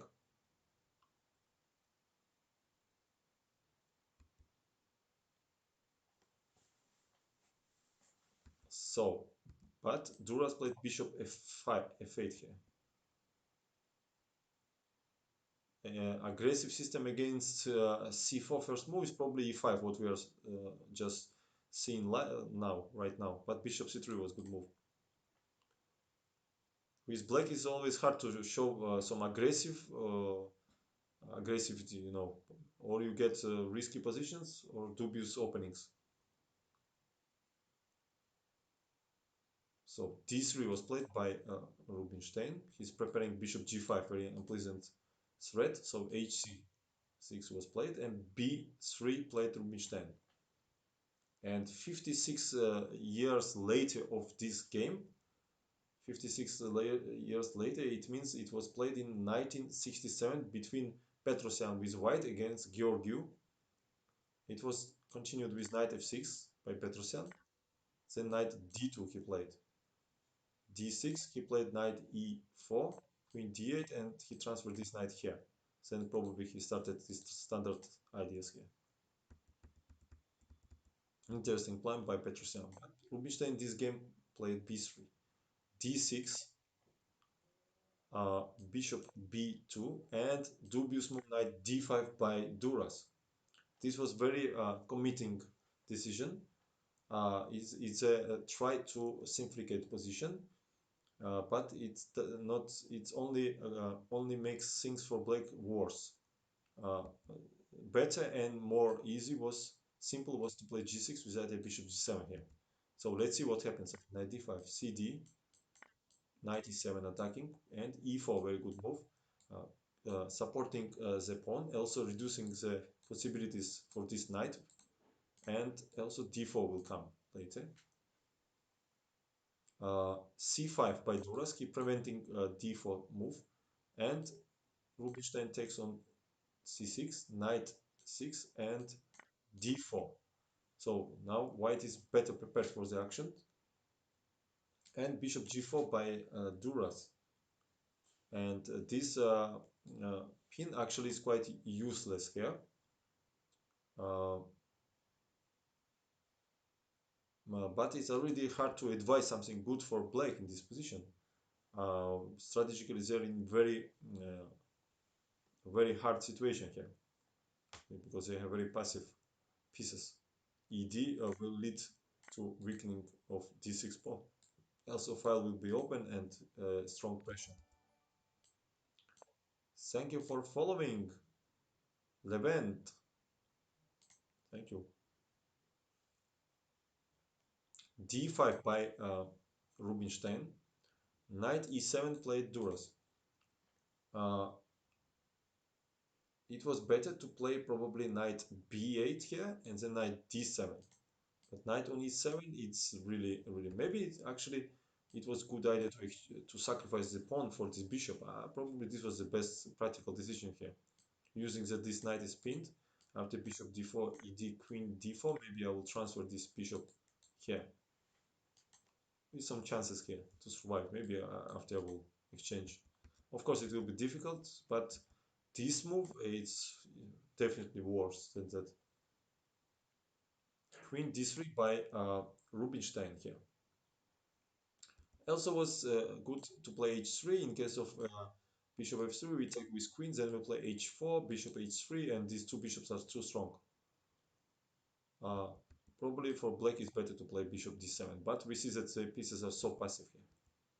But Rubinstein plays queen d3, immediately connects the rooks. Queen d7 and knight d2. This was his idea to keep this knight on the board. Sometimes he can jump on c4 and disturb this pawn.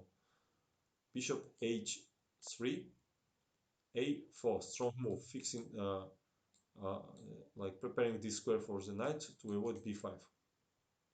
And also they are beginning assault on the queen side here. Maybe b4, b5, knight c4, bishop a3. This is also idea. Uh, Bishop g2, king g2. So bad pieces. Rook e b8 by Duras. Duras don't want to defend position passive way, and he's in search of counterplay. Um, but at this bad position, it's in this position it was better just to wait because black pieces are so passive here that any activity will be favor for white. So knight c4 was played, logical continuation. b5 by Duras here. A, b, queen b5, and rook a3, protecting this pawn. Quick Mozuko, yes, classic game. Rook a3, knight g6. This knight goes nowhere. Yeah? It's maybe I would put knight on c8, yeah, protecting both pawns. Why on g6? What is doing here? It's going nowhere here. Thank you for following. Yeah, this pawn is killing this knight. Yeah, knight c8 was much better. Rook f a1, attacking pawn, a6, and bishop c1, a strong move. The ideal position for this bishop is here, and then rook a5 some moments, and this will penetrate. Rook b7, bishop e3. Duras plays f6. He don't know what to do. f3 and knight e7. And this is a culmination of position. And it's time after knight e7 for white to start actions.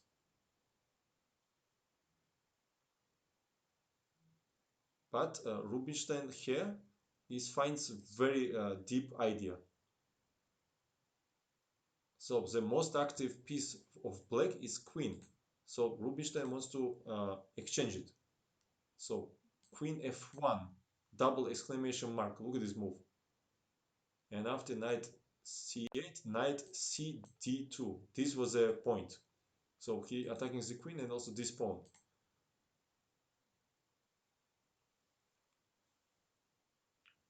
Of Guzengin. Thank you, man. Yeah, this is really cool games.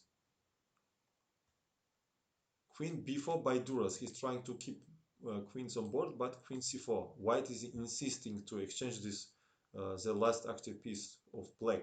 And black cannot avoid, so he takes knight c4, rook a b8, and knight d2, not giving this pawn.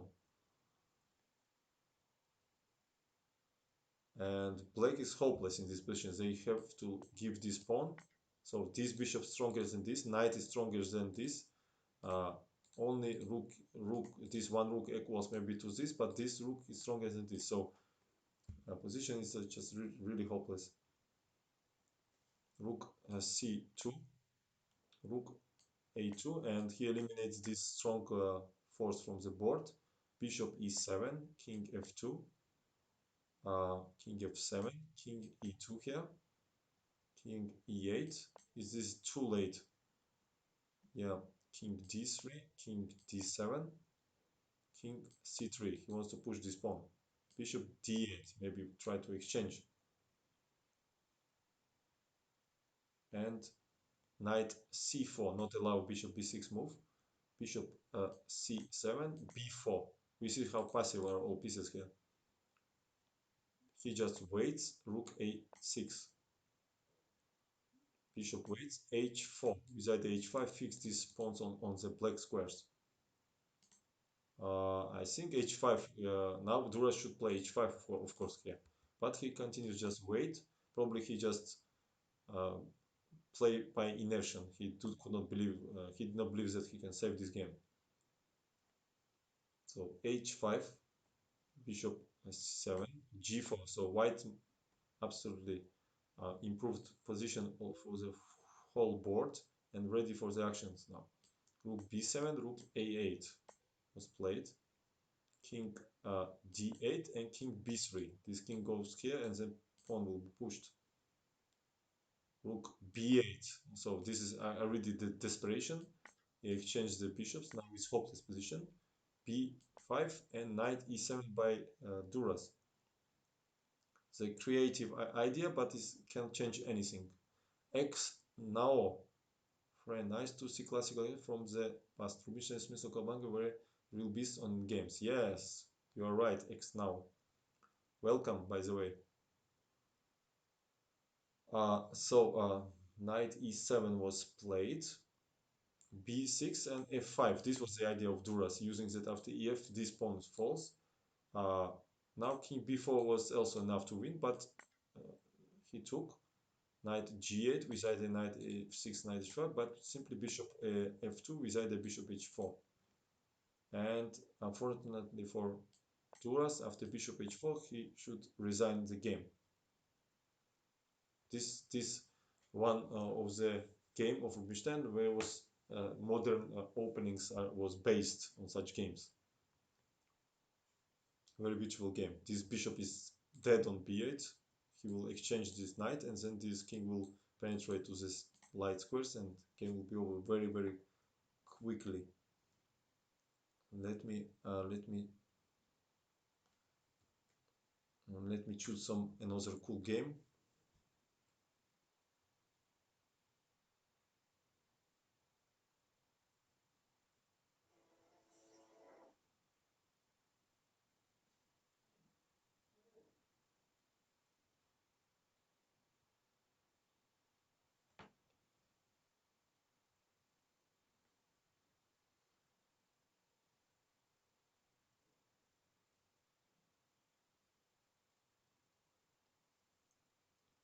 Let me find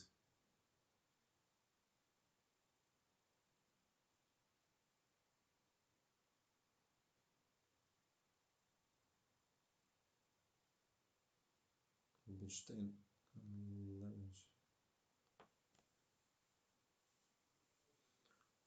Levente. Thank you, man. 1 second, guys. Let me find something interesting.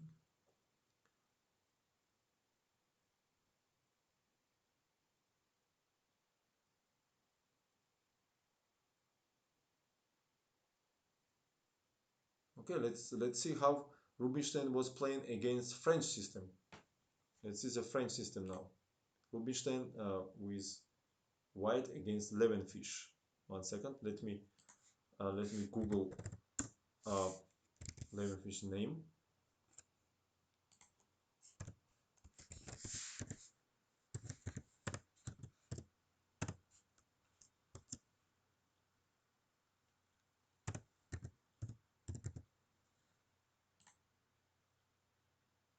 Grigory, yeah. Grigory Levenfish. All right. I don't want to make mistakes with names. G. Ah, I think it was sick. I forget to see how it was written in English. Sick.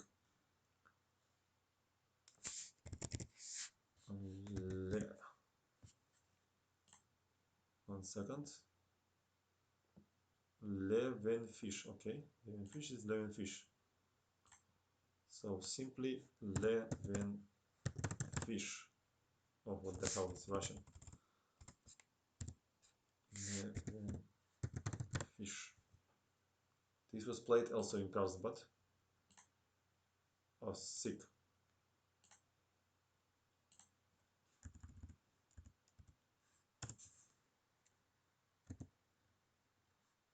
Levenfish. Okay. Let's go. D4 played Rubinstein. Oh, suddenly from D4, first move, we go to E4 here, and the French system. D5 was played by Leonfish, knight C3, knight C6. Um, the main variation is bishop b4, Vinaver and Nemtsovich system. Knight f6 is not often guessed. Bishop g5, bishop e7, uh, bishop b4, e5, h6 leads to complicated variation of McKetchan. So bishop e7, e5, knight d7. In this game, Rubinstein took an e7, and 3 years later, Alokhin implemented h4 move here, which calls Alokhin system here. Alokhin variation, better would say. But not Bronstein, Rubinstein simply take on e7, queen e7, queen d2. So he's playing on black squares. castle. In case of c5, there would be unpleasant move knight b5, aiming knight 7, aiming knight d6. Castle. f4 is supporting his strong center. So the plans is very understandable. White is trying to keep control of the center and develop. Black is trying to break this center with moves c5 and f6. c5 was played by um, fish, knight f3, f6. So black immediately try to break the center. And now ef take by Rubinstein, and this was a new system for that time. Uh, White eliminates the strong center, but will have a play against weak squares.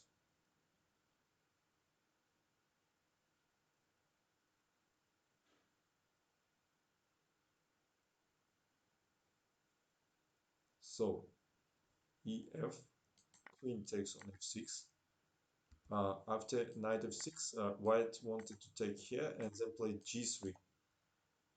And white has a stable advantage.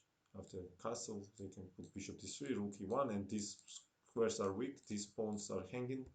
So that's what pawns. You are still here? Hello again. Arpicordi. Yes, I'm still here. Quite surprisingly. So queen f6 was played. g3 played by uh, Rubinstein, protecting this pawn. Knight c6 was played by uh, lemon fish, logical continuation.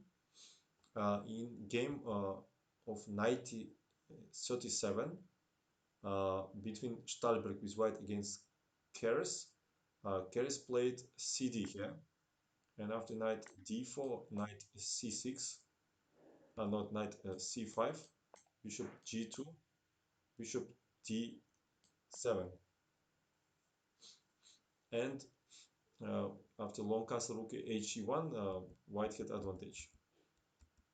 But in this position, he played knight c6, long castle, a6, bishop at g2, knight b6, aiming this square, rook he1. We see that how logically white is playing. Just develop the pieces and controlling the center.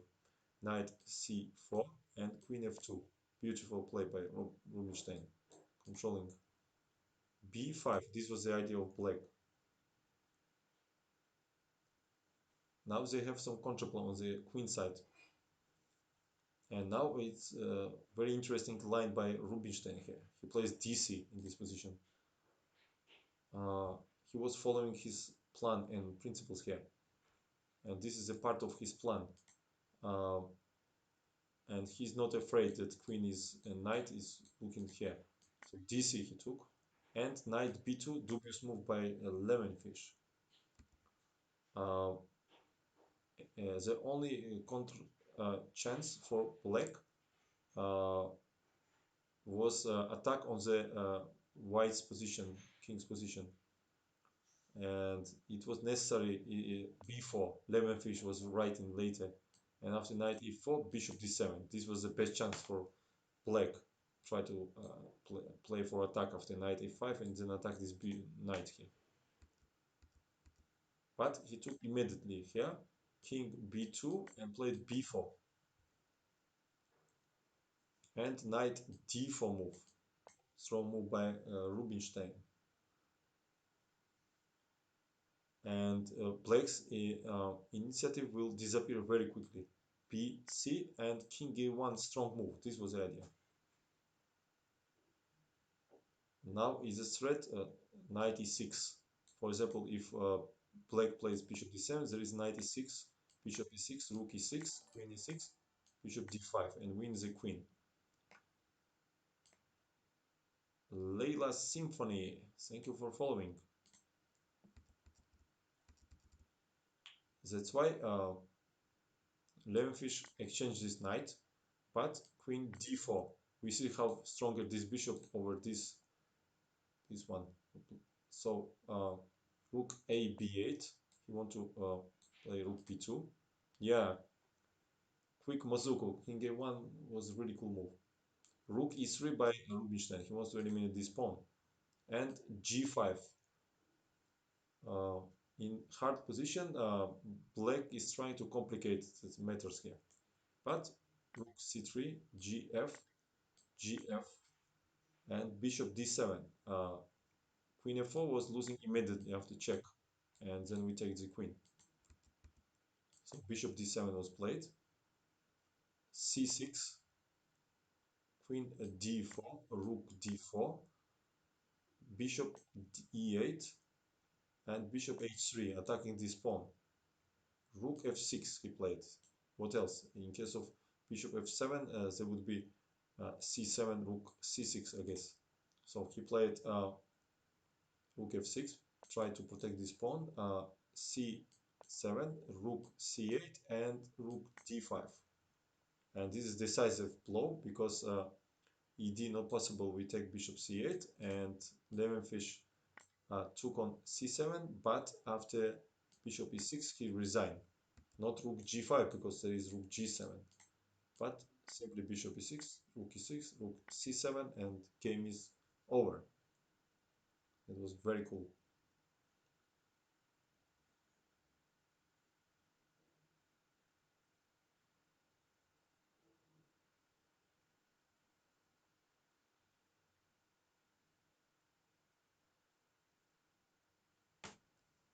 One second, guys. Let me check one thing.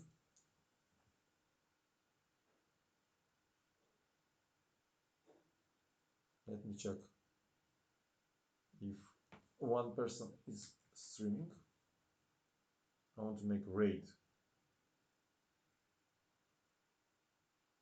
Yeah. Yes, yes, yes. Let's support. Let's support this person, guys. I will ask you to do it. I will raid. I will raid. Invite.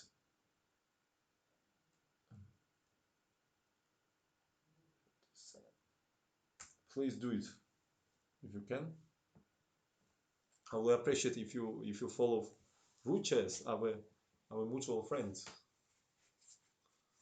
He started streaming recently as a new, and I guess it would be nice to support. Do it, please. And I will go for break, and later I will continue.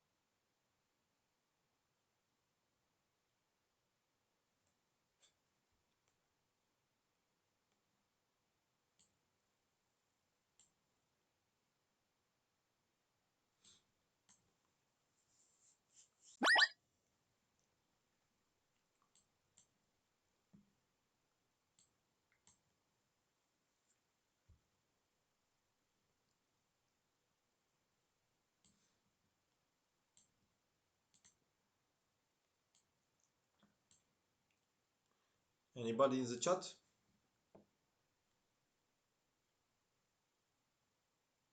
Huh. Jobava lover. You're welcome.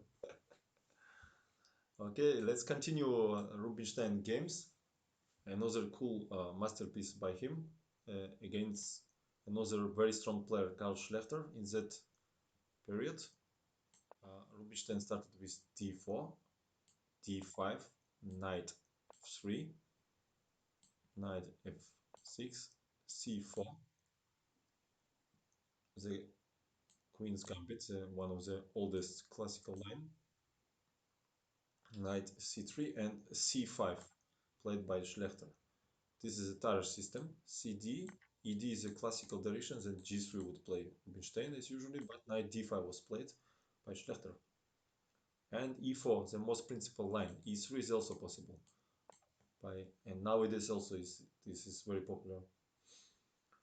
Knight C3, B, C, CD, CD, and he gives check on B4. Now knight C6 is also the move. Bishop b4 and bishop d2. And now normal continuation, it's bishop d2 here, queen d2, castle, the white plays bishop c4, and it's a long theory. But Schlechter played queen e5, which is a wrong decision. He is insisting more simplifications, uh, uh, but it's wrong idea in this line. Rook b1, attacking the bishop here. Thank you. And the point that white will have much better development. That's why it was wrong idea to exchange this active queen. For example, knight c6 would be mistake here. Do it of rook b4, knight b4, and then queen b1 here, queen a2, and queen a2, knight a2, and bishop c4, and we win this knight. And black has not enough compensation here. That's why after rook b1, he has to take on d2, queen d2, and exchange. And now also king is more active. And he played castle. King is in case of king e7, maybe he was avoiding this kind of position. Rook h7 with idea check, and after knight 6, king e3. And it's not so easy to find next useful move for black, because b6 not possible, knight hangs, bishop cannot move because pawn hangs, rook b8, we take the knight and then take the rook, and would be almost like zugzwang here. That's why Schlechter played castle here, but now uh, very deep decision by Rubinstein. Bishop b5 he played in this position, and really wonderful idea by his deep understanding. So this bishop, it's bishop not allows the normal development for pieces here, because after knight 6 he will simply take and this pawn will be weak. Bishop d7 or knight d7 not possible, we take and then take the pawn, and that's why he provoked this a6 move, which creates a lot of weaknesses around the pawns. And for example, this move also was not good because of rook hc1, bishop b7 attacking the pawn. We simply defend it with king, and then rook penetrates on c7 here. That's why Schlechter played a6, bishop d3, rook d8, rook hc1. We see how beautiful way Rubinstein placed all his pieces. And b5 played by Schlechter. In case of knight 6, king e3, again no moves for black here. What to do, not clear. This rook can penetrate here. No useful moves. But b5 it's unpleasant to do, but it was necessary. It said necessarily in this position. Rook penetrates to c7, not allow bishop b7 or even rook a7 ideas. Knight bd7 played by Schlechter. King goes to e3, supporting these pawns. Knight goes to f6 with either check. Knight e5 attacking the pawn together with rook, And after that, bishop d7 was played by Schlechter. He's finally developing piece, but it's too late. In this position, Rubinstein played a very strong move g4 here. So the idea to g5 attacks the knight, and also this bishop is attacked. And h6 is probably the best move because bishop e8 not possible here. Duel of g5 here. And knight d7 loses after knight 6, attacking the rook. And in case of rook c8, there is a fork on e7. And after knight h5, there would be rook g1, for example, with a huge advantage for white. Or I mean, not rook g1, bishop e2 first, of course. Attacking the knight, g6 is simply lost, and after f6, gf, knight f6, now rook g1. This was the idea, with decisive advantage this position. Some commentators of this game was also advising to play g5 in this position. But anyway, it's very bad for black in the end. After h4, eliminate this pawn and play f4. After gf, king f4, white is simply crushing on the king side. That's why Schlechter played bishop e8, defending this weakness. No, sorry, h6 he played, and f4 with either g5 and bishop e8 now he played. And this was his idea. He freed this square for knights. He took again this loses after knight 6. He played knight h7 in this position. And simply h4, supporting the pawn. So we see that how all pieces of white are so active here. And these rooks and the bishops, this knight are very passive in this position. Also, white has space advantage. So very difficult times for black. Rook d c8.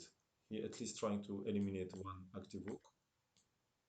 c7 and rook d8 he played. But more resistance was f6 here. Rook d8, it's too slow. And after rook a7, attacking the pawn, now he played f6, but it's a bit late now. So he took on f6, he took f6 and played knight g4 in this position. And again, black is in trouble. First of all, this pawn hangs. There is some ideas like e5 is coming. Bishop will attack, and black doesn't have any strong counterplay here. Bishop h5. Schlechter attacks the knight. Check. King h8 only move, otherwise this would hangs. And bishop e2, strong move by Rubinstein, attacking this bishop. We see that we cannot take duel of fork, and we take this rook. So only move is here, otherwise it would be h5. Yeah, that's why he played bishop e8. And rook takes this pawn, and at the same time attacking this one. King g7 played by Schlechter, attacking this knight here. Knight g4 and f5. I mean, black has to do something. So Schlechter is trying to do something, but it not helps. Rook is7, precise check. For example, king g6 now would be bad. Duel of check on h5. We cannot take because of rook h7.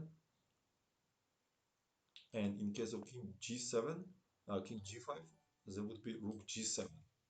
Thank you for following. And after king h4, there would be ef, ef, and then knight h6 move. So this knight attacked, and this pawn is attacked here. And after knight f8, knight f5 check, king h3, as there would be check. After king h2, there would be check, and king h1 leads to mate here. And in case of king h3, we simply play king f4 here and then give mate. This was not necessary variation, but like option. So Schlechter just go back, but after knight e5, still position did not change much, only difference that white has pawn up. Fe and another sacrifice of piece. So again, we cannot take because of fork. Knight f6 was played, bishop e8, rook d8, and king joins to the party now. King g5 is coming. King g8, king g5, rook a f8, and after king g6, Schlechter resigned this position. We see how Rubinstein dominated this game. So he wants to play check, for example, e3, check, king h8, there will be check, then we take with rook, and after e2 we take the knight here. e1 leads to mate, and after king g8 we take this pawn and stop this one. That was cool game. Looks so easy the way how he's playing.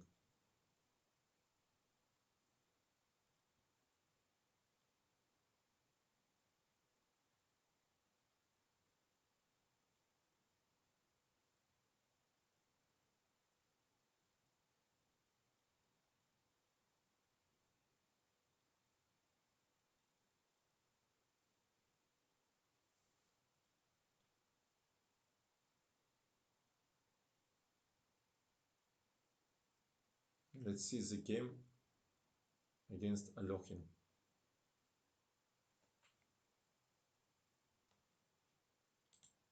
So let's go refresh it, and we put it from Rubinstein side. So Alokhin was with white.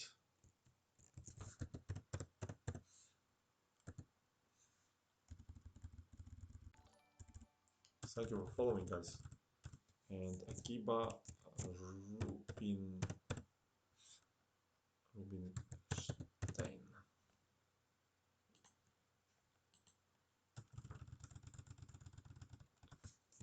Vilno. 1912. Okay, let's see this game. Two great players meet each other. E4 played by Alokhin. E5 answered by Rubinstein. Knight f3, knight c6, bishop b5, the Spanish variation. e6, bishop a4, knight f6, castle, and Alokhin take Rubinstein take on e4. This is an open variation of Spanish line, one of the sharpest lines.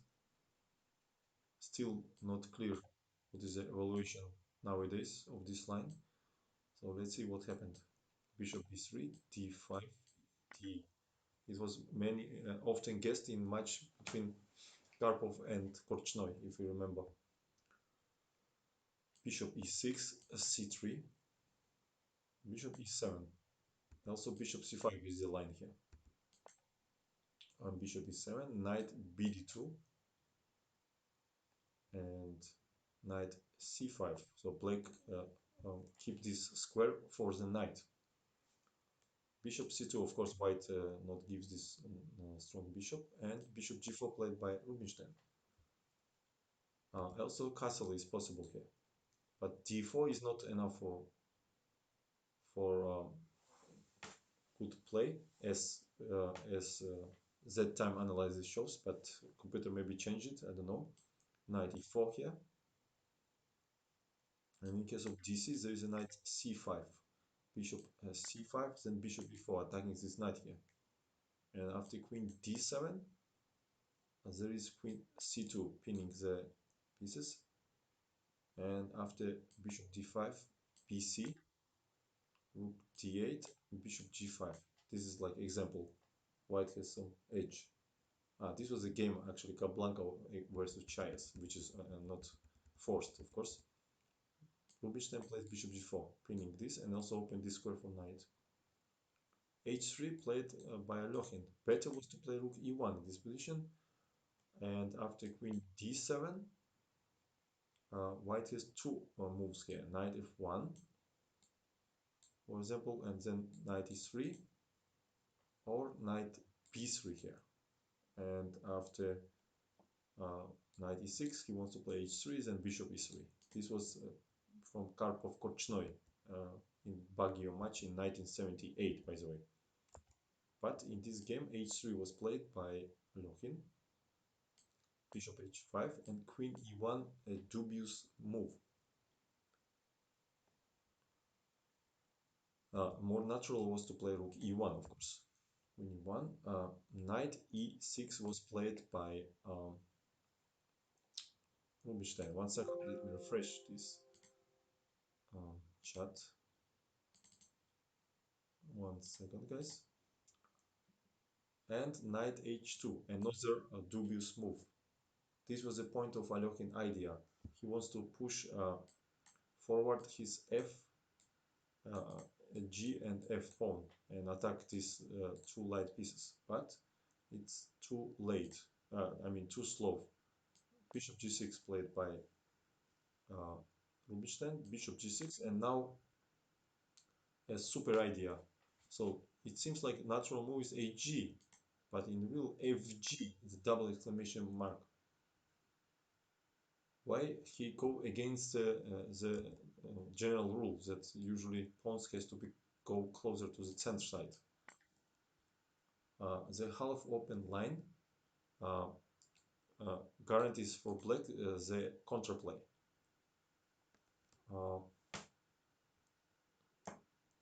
yeah, also this f pawn will not create some direct threats after f4, f5.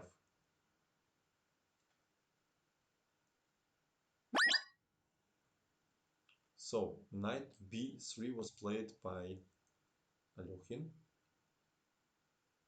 Now already black's position is better because no easy to find for white any good answers. He played g5, preventing f4 once and forever. Bishop e3 and castle. This rook works so well. Knight goes to f3 and queen d7. What watch chess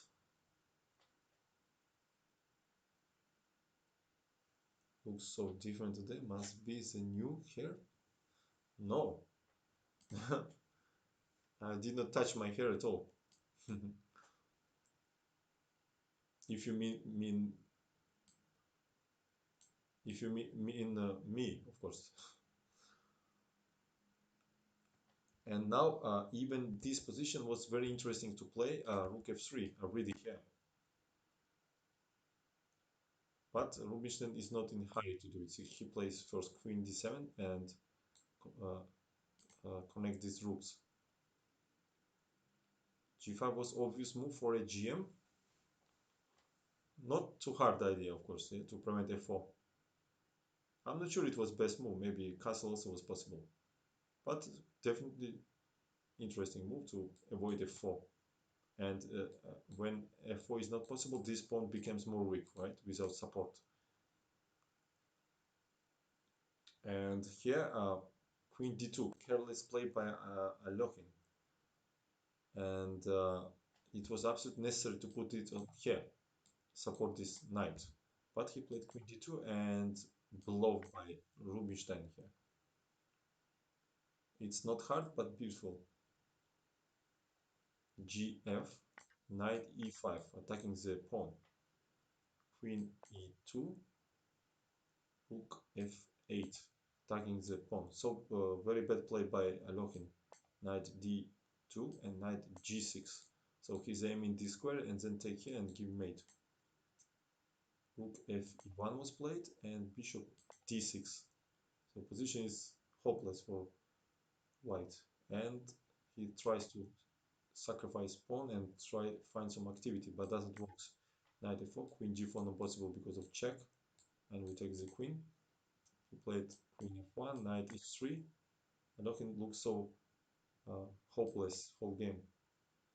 And g4 with either g3, queen e2, and queen f5 with either queen h5 here. And white is resigned here. There is no defense against queen h5. Yeah, this was very cruel play by Rubinstein.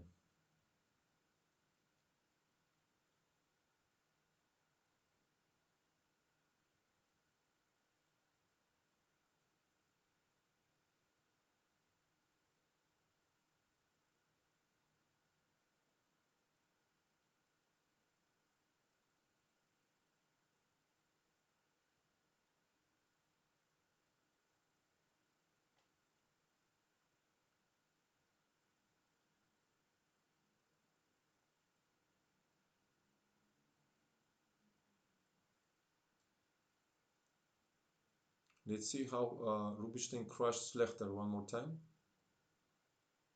It was played in Berlin.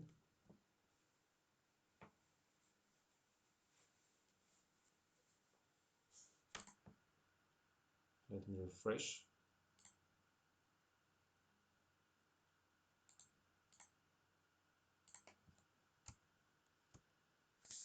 So Rubinstein with white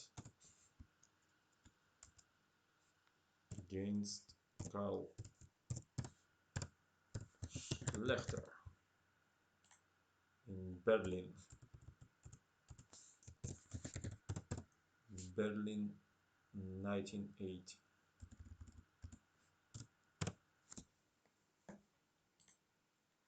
So I missed T, I guess. 1 second, guys.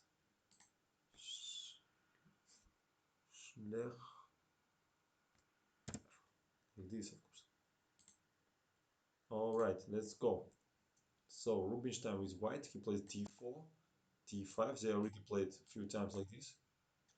Knight f6, c4, and c6.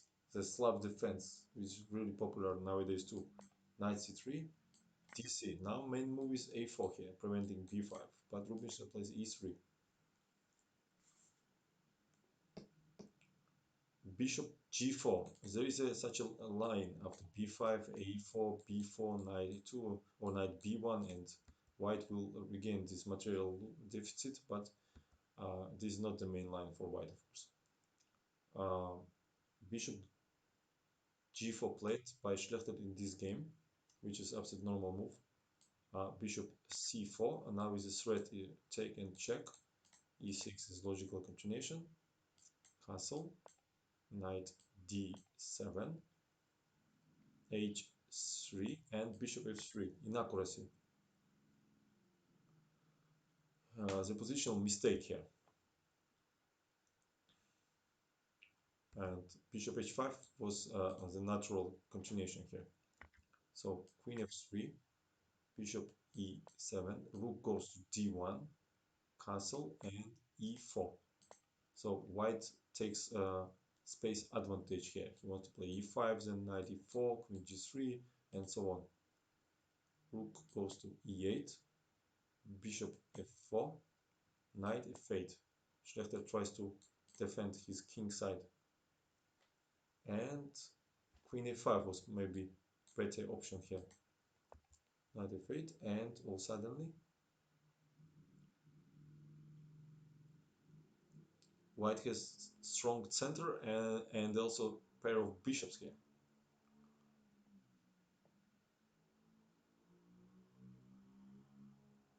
Schlechter means worse, by the way. I didn't know that. Schlecht. I thought in German schlecht means like sleep or something. Sleeping. No? Schlecht and I forget. Okay. I'm not as, so white in this position are better developed. So they are ready to open position. So he plays d5 here. Look at this move. Schlecht is bad. Schlechter is worse. Okay. I believe you. Some news, thank you for following. So d5 was played by Schlechter. ed. Look at these bishops now. They became so strong. Queen b6 played by Schlechter. In case of cd, there would very unpleasant line. Knight d5 here.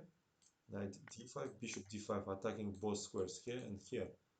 And after uh, queen b6, there would be this move. Rook d8, bishop d5, and in case of bad move queen b2, there will be check.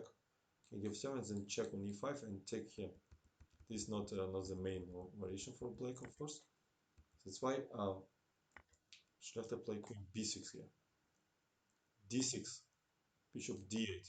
We see that this pawn is so strong. These bishops are so, especially light square bishop, so strong, and this pawn is weak.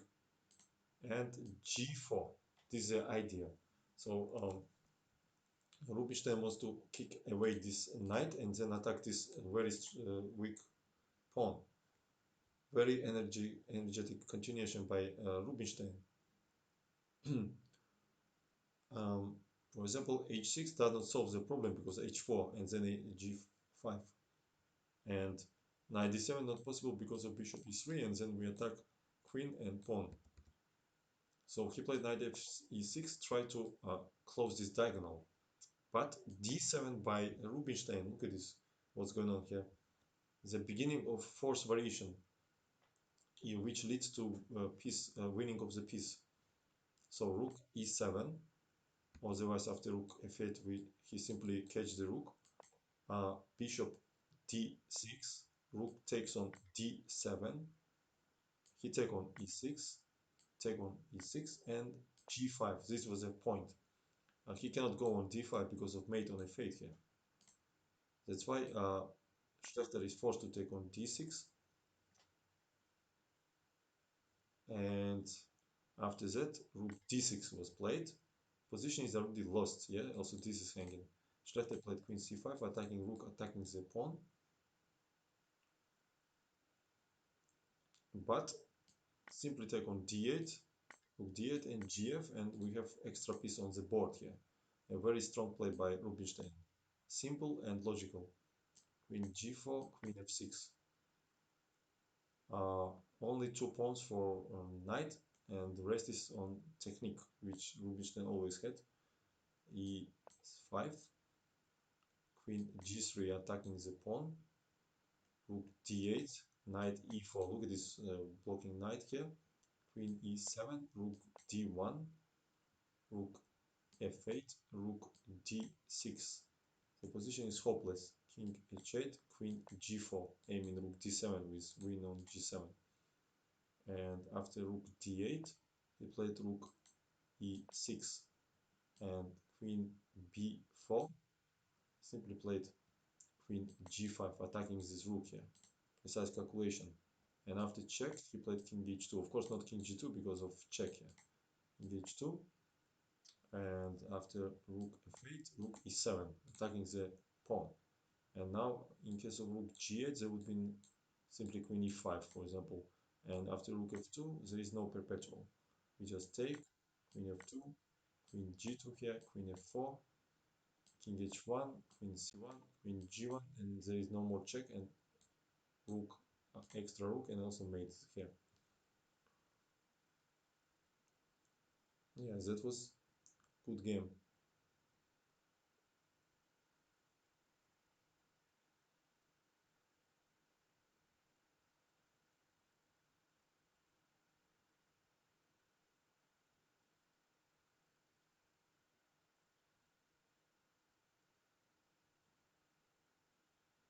Let me find some another interesting game.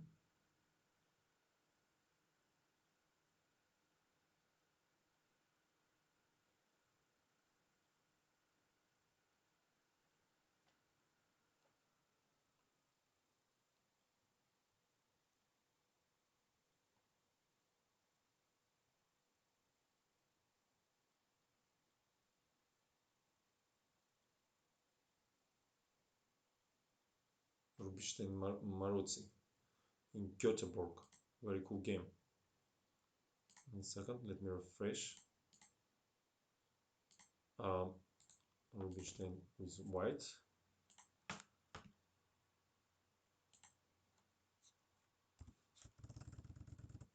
Zamarotsi. Marotsi. I guess it's written like that. Göteborg. In Sweden they played. In Göteborg, maybe it's written like this. Göteborg. Maybe like that. I'm not sure. 1920.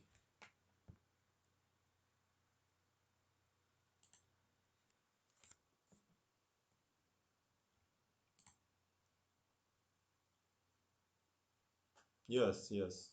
Picardy. So Rubinstein with white, d4, knight f6, knight f3, d5. We see that in that times, in beginning of 20th centuries, this queen's gambit was very popular line. e6, bishop g5, bishop e7, e3, knight bd7, knight bc3, castle, rook a c1, rook f e8. We know that in modern chess, uh, they like to implement this h6 move. Gothenburg. Gothenburg, yeah? Okay, let me change it.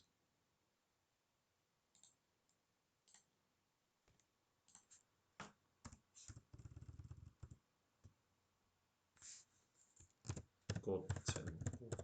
Like this?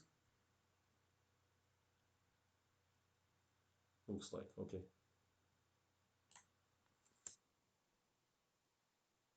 Marotsi. Okay, okay, okay. Good that you tell me. Maro SC. Like this, like this, and like this, and then what the hell? Maro CZ, like this. All right.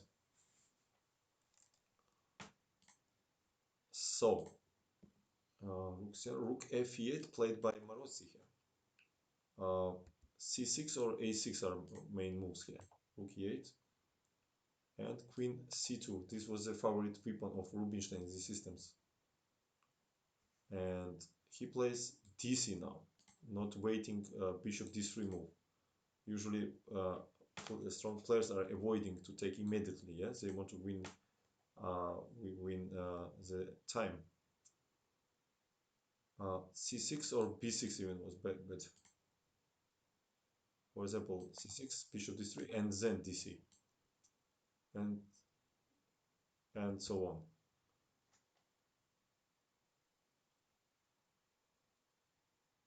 And there was another game of Maruzzi versus Reti in Berlin, 1920, the same year. Maruzzi was black and he continued c5 here. Hello, Alpha. And after cd, ed, dc, so Maruzzi was very unlucky in this line. Knight c5, rook d1 played by Reti, pinning this queen. Queen a5, and bishop b5, strong move by Reti, attacking the rook. And after rook d8, he castled. We see that something wrong for black here because they're far behind from development. Also, this pawn is weak. And he played mistake, bishop g4 here. And Reti played strong move b4, forcing take. And he played rook d4, using that this bishop is hanging. And after queen a5, he take on g4. Beautiful idea by Reti. Reti was very strong composer too, so. And rook ac8 was played by here from Salty Clone. Oh, cool. Hello to Salty Clone. Yeah, cool tactics by Reti. And bishop f6 was played in this game. Knight e4 bad move. And after rook g7, king f8, bishop d4, Reti, not Reti, Marozzi simply resigned. So this was another disaster in this uh, opening for Marozzi, but this time he took here, bishop c4 and c5. This how he improved, but castle, cd, knight d4, and a6, played by Marozzi here.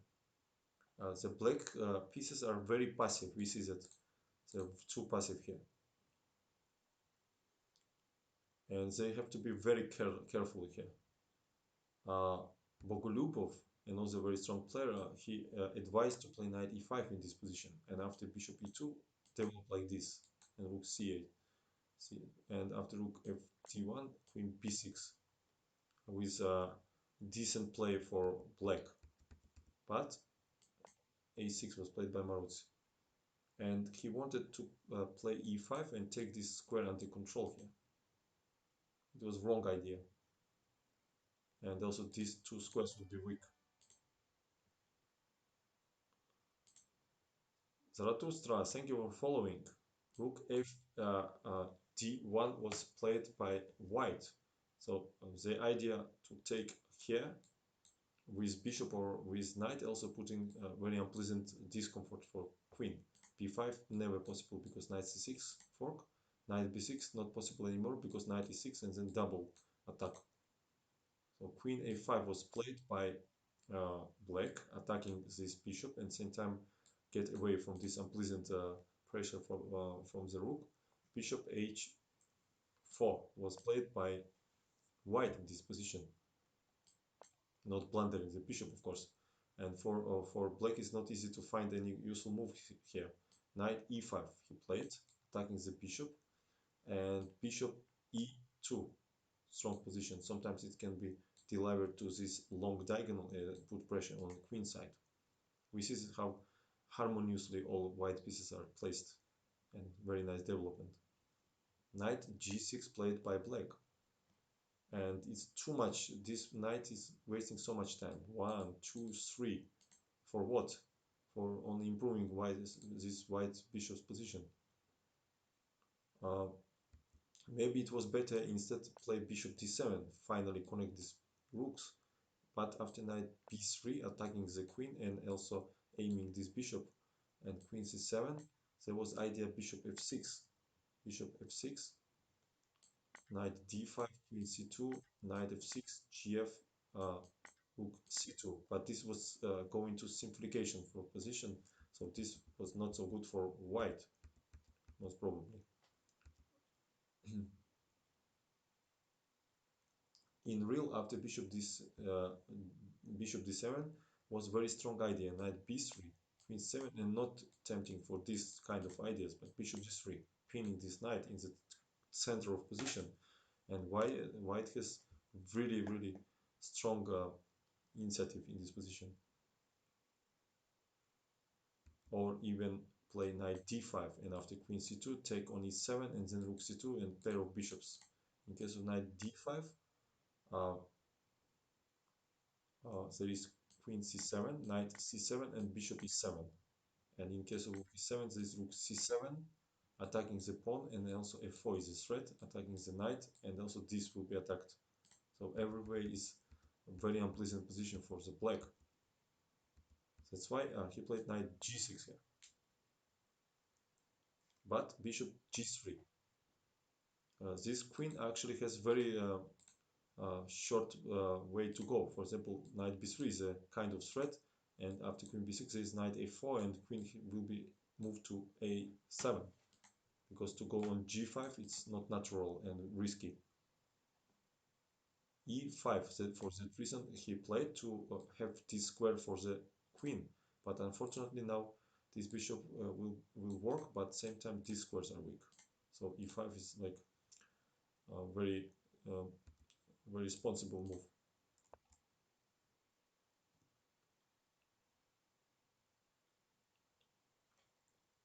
Homero, yes, hello. Today we like already few hours analyzing Akiba Rubinstein games and enjoying the process. So knight b3 was played by Rubinstein. This was less convincing because black would eliminate this strong knight and then put bishop here, and white is still have some advantage but not so convincing. That's why Rubinstein played knight b3, attacking the queen here.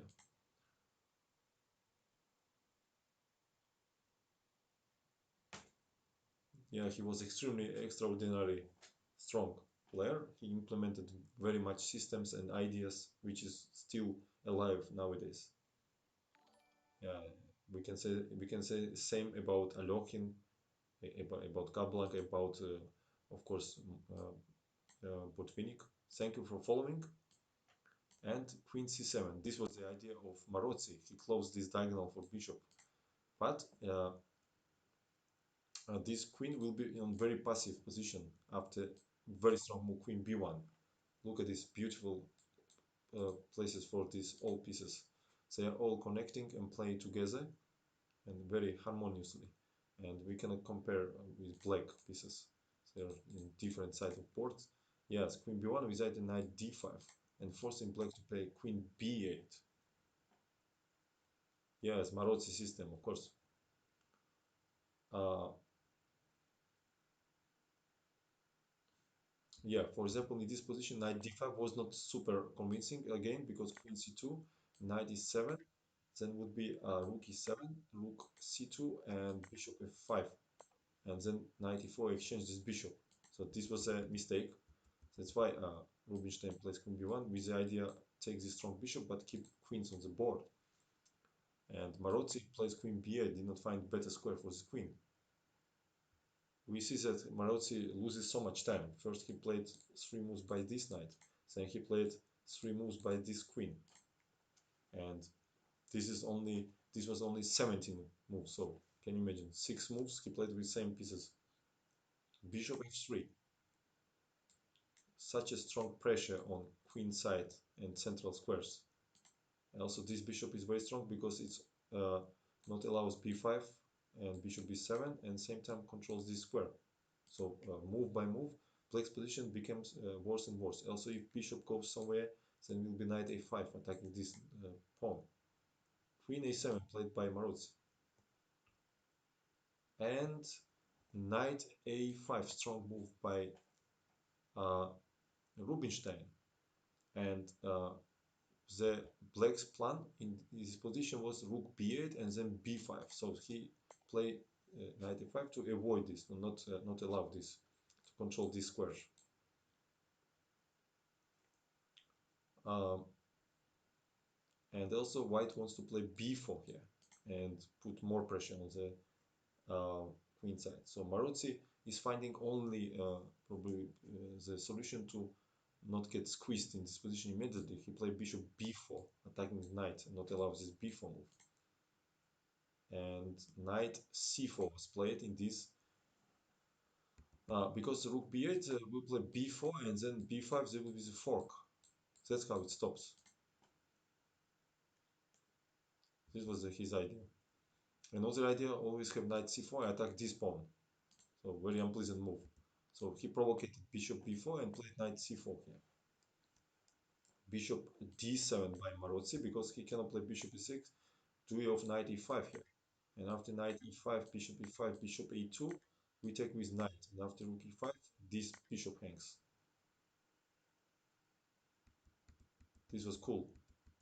That's why Marozzi played bishop d7. b5 not possible, we see.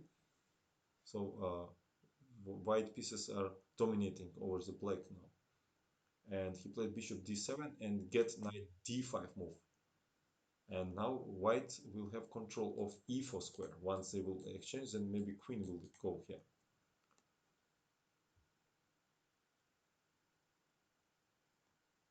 Yeah, it's look simple alpha when we follow the game and also when we try to understand what's going on. If somebody also explain. Yeah, as sometimes genius stuff looks simple. So knight d5 only move. Bishop takes d5. This bishop is so strong. It's putting pressure on these two sides and also controls whole board. That's why Marozzi is natural feeling to exchange it, but this was the wrong idea, unfortunately. Much more resistant was to play bishop g4 here, attacking this rook and provoking this weakness of f3, and this queen all suddenly would become stronger, attacking this pawn. And yeah, bishop g4 was a strong move here. And after bishop e6, what played Marozzi, now Rubinstein could win the pawn after knight e5 here. because knight e5, bishop e5, bishop g4 leads to bishop d4 intermediate move, attacking this queen. Once it goes, we can play even rook. Yeah, no, rook we cannot play, but f3 we can play and we spawn up. But Rubinstein plays another move. He plays queen e4 here. He, he's not in rush for pawn, he wants to play positionally. Bishop d5, right? Rook d5.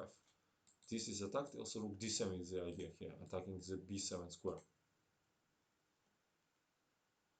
Maxim or Maxip. Maxi, hello.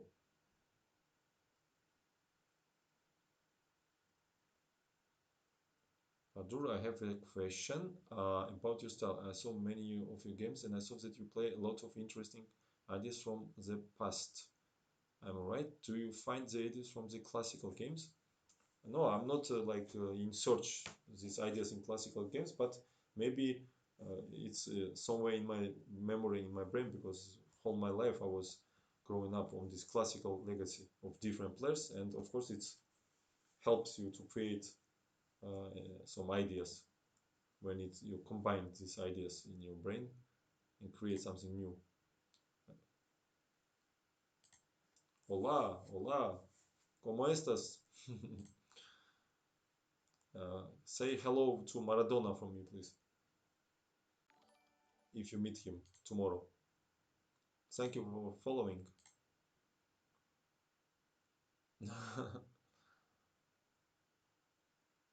Yeah. So rook a c8 was played, pinning this knight, and rook c d1. Logical continuation. Now knight is free, and also we possessing this important file. I can say hola to Messi. I'm from Barcelona. Yeah, you can say it definitely. Say it as fast as possible because he maybe will leave to some maybe to Chelsea or where he's going to go. Chelsea is gonna buy him, or no, I think Manchester City, right? Manchester City, I guess. So those don't postpone that. Greetings from me. Ah, you have to say goodbye, right? So white is captured d file and also occupied light squares in the center. We see that they're completely occupying these squares. For example, f5 was bad in this moment because queen f5 leads to disaster after rook c4, rook d7, using that this queen is far away. Queen f7 is a threat, nothing to do but rook f8 and then check and we eliminate this rook. So that's why bishop f8 played by Marozzi. b3, typical Rubinstein stuff. He's slowly improving position, supporting this knight and free this queen for actions. Because rook d7 was tempting to attack here, but queen c5 was unpleasant, attacking the knight, and then b5 next move. And h5, h4 was not possible because of f5, queen f5, rook c4, and after rook d7, this is protected. That was bishop f8 idea, and he would play like this and protect this rook. And b3, that's why. Very modest, simple move and strong idea. b5 by Marozzi. Strong move. Uh, he's trying to bring into the game this poor queen on a7. This would be the hit on water because after rook c7, white has to exchange this active rook. So this would be just bad move. Knight e5 doesn't works. Duel of f6 here. The pin, and after rook d7, rook e5, bishop e5, and all suddenly queen d7. Rook d7, rook c1, and black is winning. Look at this. Look at this stuff, guys. How carefully here you have to be. So b5 and knight d6 was played. Yes, this position, bishop d6, rook d6, but still, oh, Rubinstein has positional advantage because this pawn is weak now. Bishop is stronger potentially, and they possessing this very important central line here.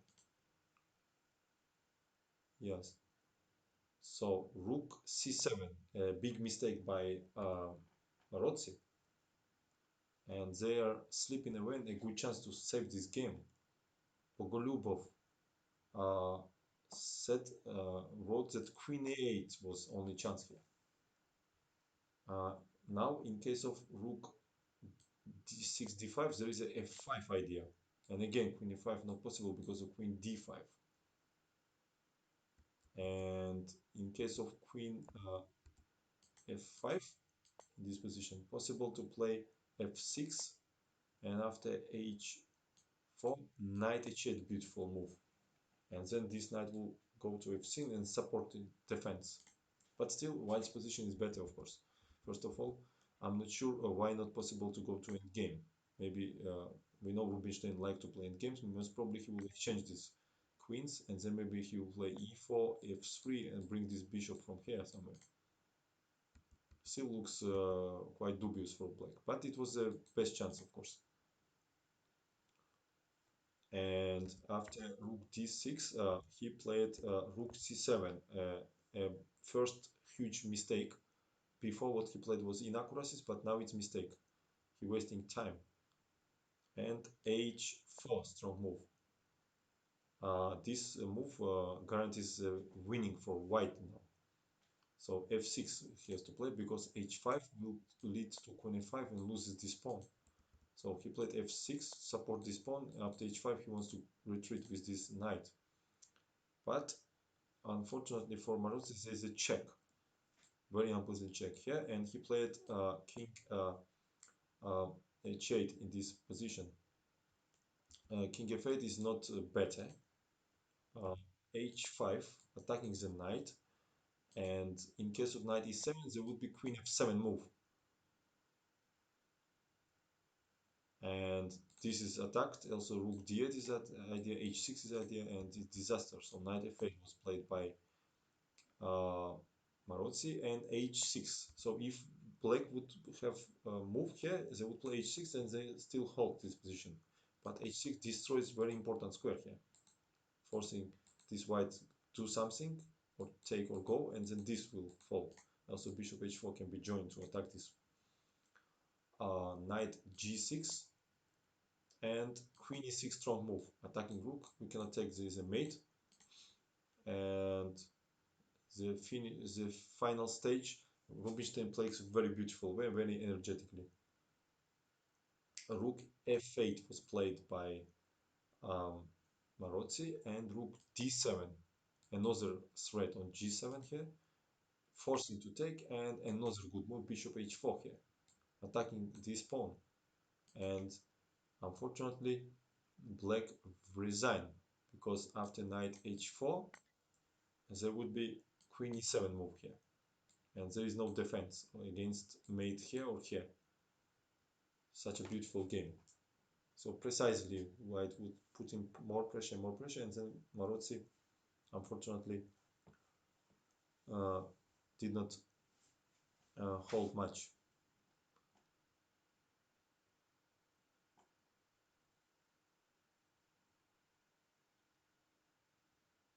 Yeah, this was perfect game, really.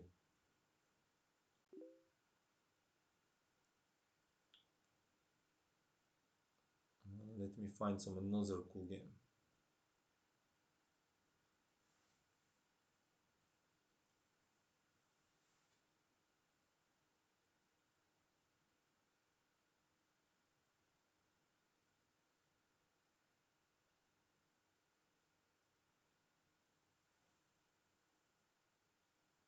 You're welcome, Alpha. First I thought that you are Alpha, but then I understand you are Alpaca. Alpacas Creed. Alpacas. Probably you also speak Spanish, maybe. Alpacas.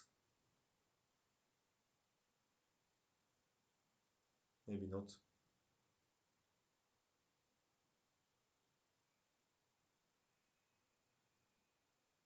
Rubinstein Tarash. Let's see this game.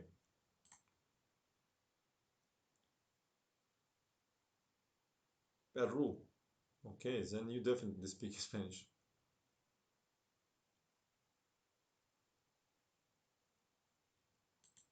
All right, let's go. One second, guys. Zigbert Tarash. Zigbert Tarash. I guess it's written like that. Tarash. I think it's maybe double R actually, like this. And it was played 90 Teplitz. Okay, I don't know how it's right, so I will just write 1922. I don't want to make mistake. Tarash. All right, let's go. D4 played by Rubinstein. Polar beer, hello man.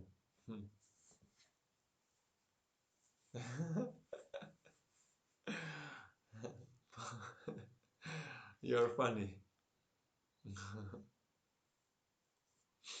you're you're acting like that Turkish guy, huh?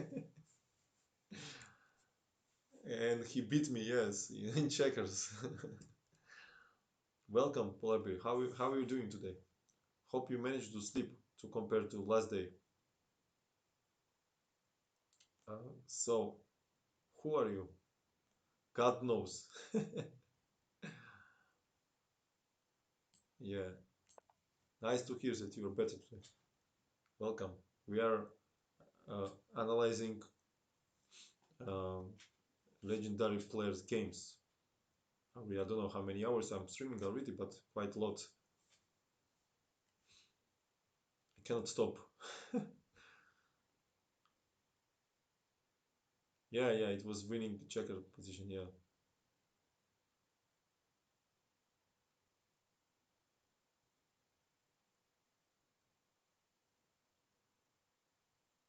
So while I'm making an attacking course in Spanish about your games, I'm an international master.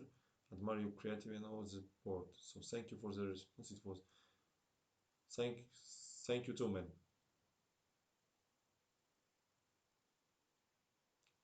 So c4 played by Rubinstein, e6, knight c3, and Starash of course plays Starash.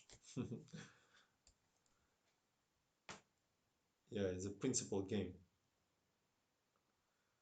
Take, take, knight f3, knight c6, g3. So this is a main weapon of Rubinstein. It's called Rubinstein system in Tarash, against Tarash. Knight f6, bishop g2, bishop e7, castle, castle, and a3. Another interesting option by Rubinstein. But it's quite, this move is quite seldom we see in practical. The main moves are bishop g5, bishop f4, or bishop e3. Also dc or b3, I mean a lot of moves. Now after e3, maybe c4 was the optimal decision by black. But he plays bishop e6, and after bishop e6, this was the main idea, to take on c5 and then go b4. This was a Rubinstein idea, and he wants to put bishop on long diagonal and have double fianchetto. Uh, walnuts, walnut steak, I guess. Baadur for the... Thank you very much, man. Appreciate it. Yes, I will upload this on my YouTube channel, and you can find this YouTube channel if you click on About Me on Twitch channel, and there is a link. And also on this on Twitch, it will be available for 2 more weeks, I guess. But I'm uploading on YouTube because in 2 more weeks it will be deleted, I guess, by Twitch, so I don't wanna lost it.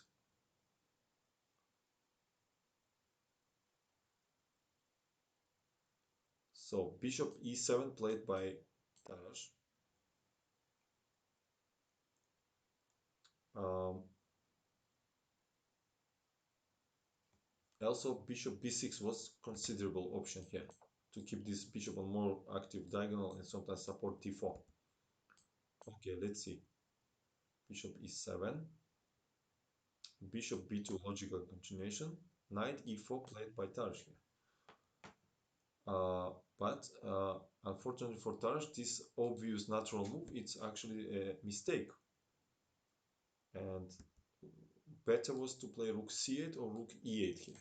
So let's see how uh, Rubinstein uses these inaccuracies. b5 he plays as the beginning of very beautiful combination. First, they need to push away this knight to the edge of board, like a5. Second option, he eliminates this active knight and put his knight on d4. Now he's threatening to take on e6 or take here. And Tarash played queen d5. Probably he saw that he's okay here. Uh, Bishop d5 also was bad because of knight a5. Very strong move, attacking this pawn with two pieces. Also f6 loses immediately after queen d5 or knight e7 and queen d5. Bishop f6 also loses because of a take and queen d5. And in case of knight c4 here, there would be knight e6 with tempo. And after queen d1, rook d1, knight b2, rook d7 with white serious advantage here. This is under attack. We cannot go here, or we can actually. We can go maybe here. But after knight c7, no, 1 second. What do we have to play here? Because fe is just bad position at rook e7. So this will be only move. How white can actually play in this position? Knight 7, rook d8. Interesting. Knight 7, rook d8. Maybe rook d1 here, but he takes. Aha, of course, like this, and this will fall. So rook f8 would be only. No, rook d1. Here is a hang. So I'm just tired, I guess. So maybe rook d8, and bishop e4. Probably this would be, but it's not so big advantage actually. This maybe it's not so convincing variation, I guess. Maybe this rook is better, of course. This rook is better, and then rook d7. This is different because I protect this pawn. And now I can play this. I can take, and this is a huge difference, right? He cannot take here. Yeah, this was the advantage, of course.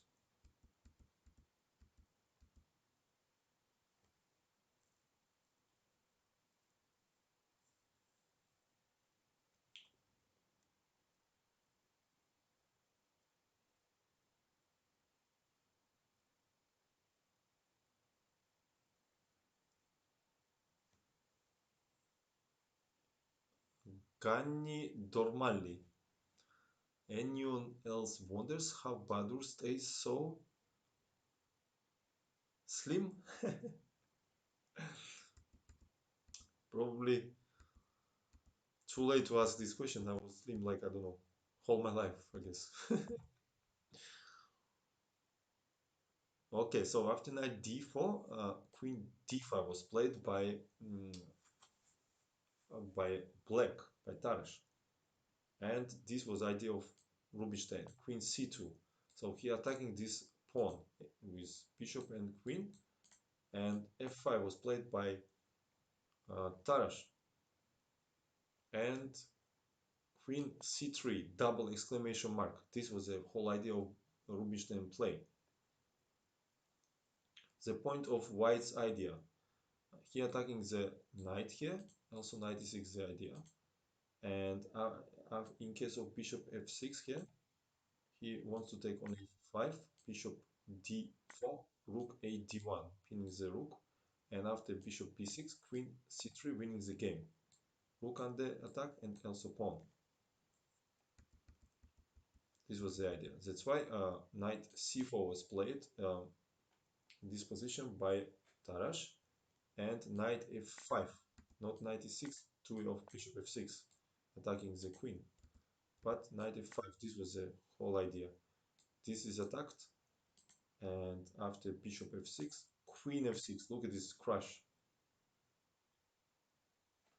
This is beautiful, but Reti shows that more simple win was after knight e7 check, because we cannot take two of mate, and after king h8, there is knight d5. bishop c3, knight c3, knight b2, then knight e4, and game is over very quick because two pawns up for no compensation. But queen f6 he played gf because rook f6 leads to check, then we take with tempo. So gf only move, check, king f7, knight d5, bishop d5, rook f d1. We see that Rubinstein has pawn up and also pair of bishops. King e6, bishop c3. Game is almost over here. Rook f d8, supporting the bishop because threat was bishop h3 check also. And rook d4, strong move by Rubinstein, putting pressure on e4 square. f5 only move to support, and g4, surprise from another side of board here. And this center will collapse under this pressure. In case of fg, of course, bishop e4. So knight d6 was played by Tarash, trying desperately to keep these pawns alive. But rook d1, strong move. White is playing with a huge energy. For example, in case of bishop b3, there would be a variation after gf check. We cannot take like this because of rook. King f5, rook d6, bishop d1, then bishop h3 check. Now king g5 leads to bishop d2 check and then mate here. So king f4 would be only move, but e3 check, king f3. Instead of in case of king g5, there is a check and we eliminate this rook. And after king f3, there would be rook f6 check, king e2, and beautiful move here with mate. That was the cool variation. But Tarash, after rook d1, he decides to take this pawn, attacking the rook and attacking the bishop, but gf check, king f7, otherwise after king f5 will be check, rook d5, rook d5, rook d5, knight c3, and rook c5, attacking the knight here.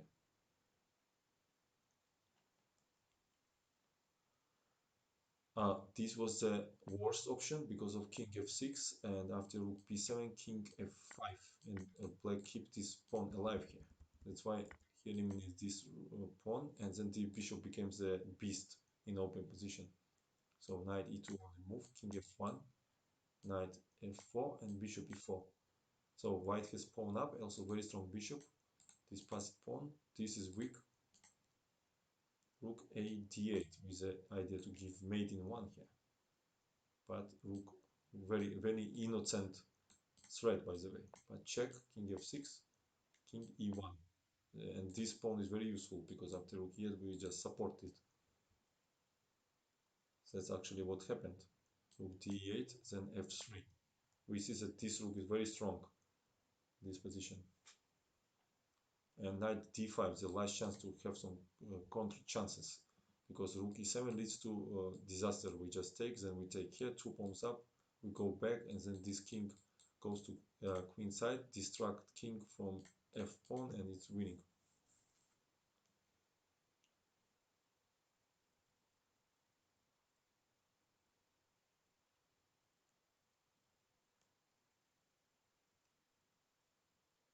So he played knight d5 here, with idea come here. So Rubinstein take, knight c3, and rook b4. Of course, not go to a rook endgame after rook a7. He takes, and rook e4, and have chances. But rook b4, controlling this bishop.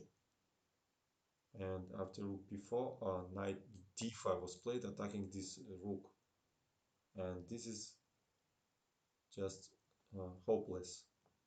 And rook a4, attacking another weakness here.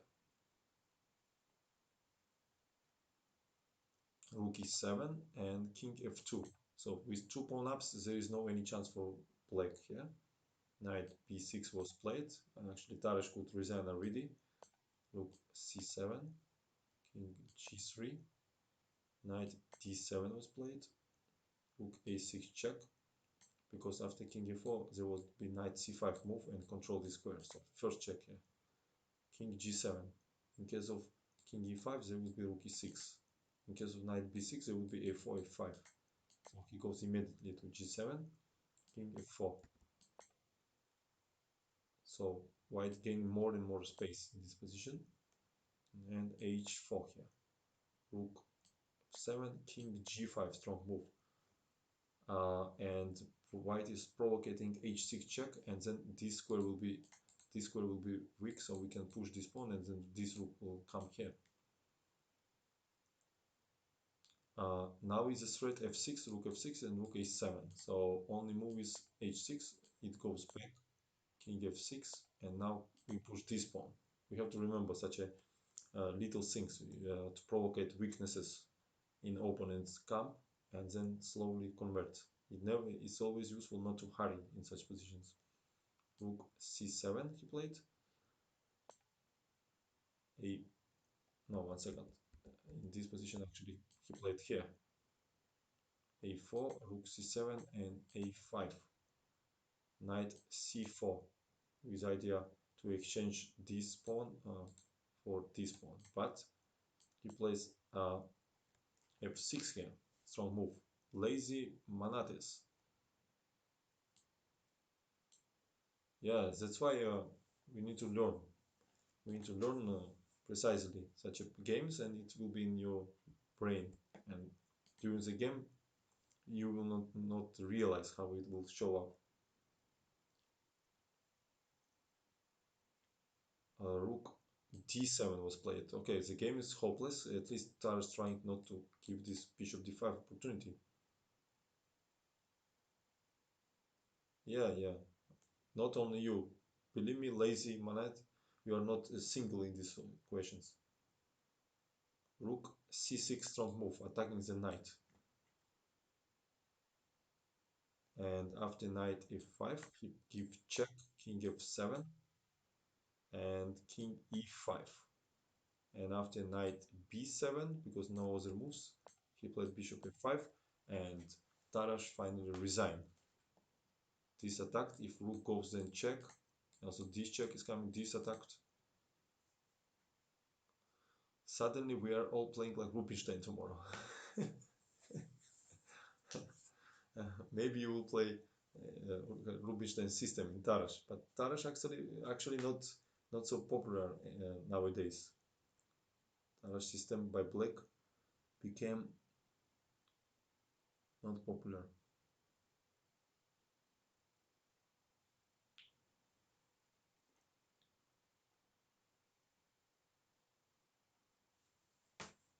Okay, let's analyze the last game for tonight, and then time for sleep.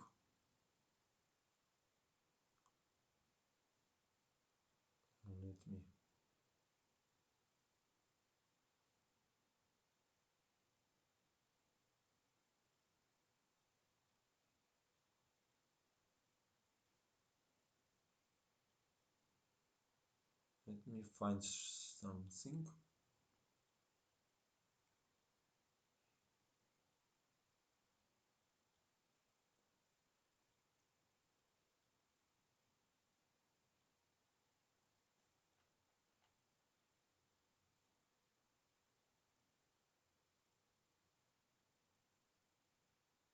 Okay, very cool game now. Rudolf Spielmann. Yeah, this is a cool game.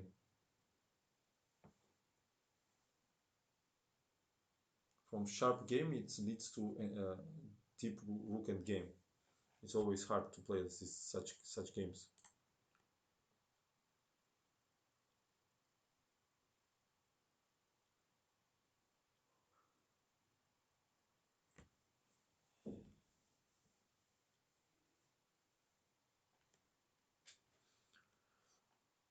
I will see. I will see Picard about it. There's a lot of things I can do. Just need some time. So Rubinstein versus Rudolf Spielmann.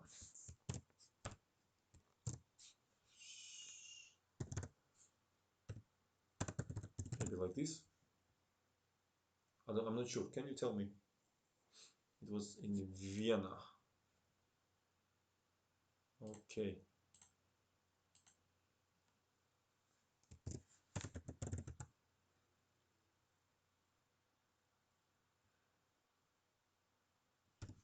Vienna with double N or with one N, I forget. No, I think with double N, right? No, tell me Vienna double E, but tell me exactly his surname, please. I don't want to make mistake. I'm lazy enough to Google. Can anybody Google, please? Spielmann's exactly name. Ruches, you finished the stream. Hello. I will also Spielmann double N. Okay, one, thank you.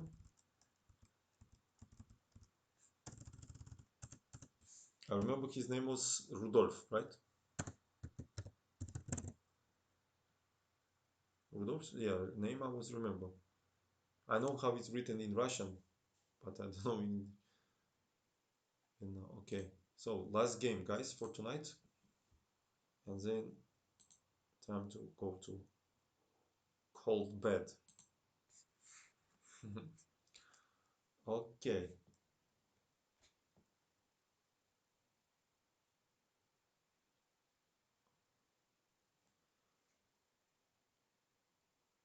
so we will watch some kind of mix of Blumenfeld and Benko Gambit. So knight f3, c5, d5, and b5. So, for example, e6, c4, b5. This is called Blumenfeld variation, and main move is the bishop g5 here. And this leads to very complicated games. Ed leads to classical Benoni line, modern Benoni. But Spielmann played b5. Bebe Robos, we are doing perfectly. Hope you too. So b5 was played, c4 by Rubinstein, and e6 would switch uh, to Blumenfeld, but bishop b7. This is a Benko gambit here. Yeah, actually, it's very tricky. This is very tricky line, b5. For example, if you want to play blitz games with black sharp line, I recommend you to study this. If your opponent don't remember exactly how to play, you can get in troubles very quickly here. Because if you don't remember what to do, most probably they will take here. And then black is sacrifice the pawn and get very active counterplay here. Then bishop d6, castle a6, and this stuff. e5 can be pushed. I think even Korchnoi had some games like this. I'm not sure exactly, but bishop g5 is the strongest move here. Okay, let's go to game.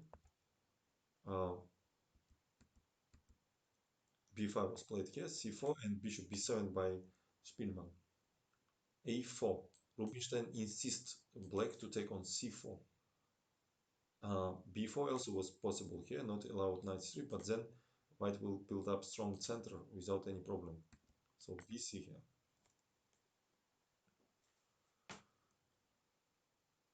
MCU 105. These men have Japanese first name and Jews last name. What? Rudolf is Japanese. No, Akiba. Akiba Rubinstein. Yeah. It's not that bad. Just no. Yeah, yeah. It's not so bad, of course. Knight c3 was played in this game, and e6 inaccuracy by Spielmann. Very risky idea. Nowadays, g6 is the main move here. And d6, bishop d7, like traditional Benko gambit. So e6 and e4 by Rubinstein, the energetic answer. Knight e4, this was the Spielmann's idea, another inaccuracy. Incorrect sacrifice of piece. It was necessary to take ed, and after e5, unfortunately for blacks, they don't have d4 move there. Because we take ef, dc, and then check and win the piece. Stivega, thank you for following. Yeah, very interesting. You see how sharp they played from beginning. I especially choose this game for you.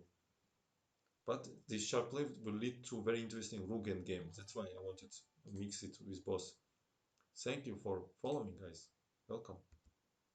Um, and after e5, knight e4 was necessary here, and knight d5, and then queen e5 check with some complications here. But he sacrificed e4. Otherwise, if white will take on c4, they will have better development, better position. Knight e4, knight e4, ed. So white has piece for 3 pawns.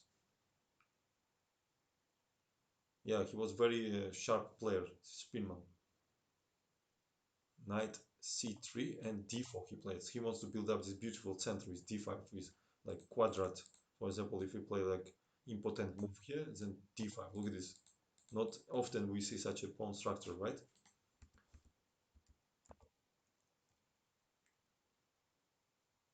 But Rubinstein had another idea in mind. He take on c4. So first of all, we need to remember to keep initiative. Sometimes it's higher than material advantage. dc is necessary move. Mobile pawn cube. Yes, d5 is wrong because of check, and there is only 2 pawns. So dc was played, and bishop f7. That was the idea. Baadur, are you ever met Robert Fischer? No, I did not met him.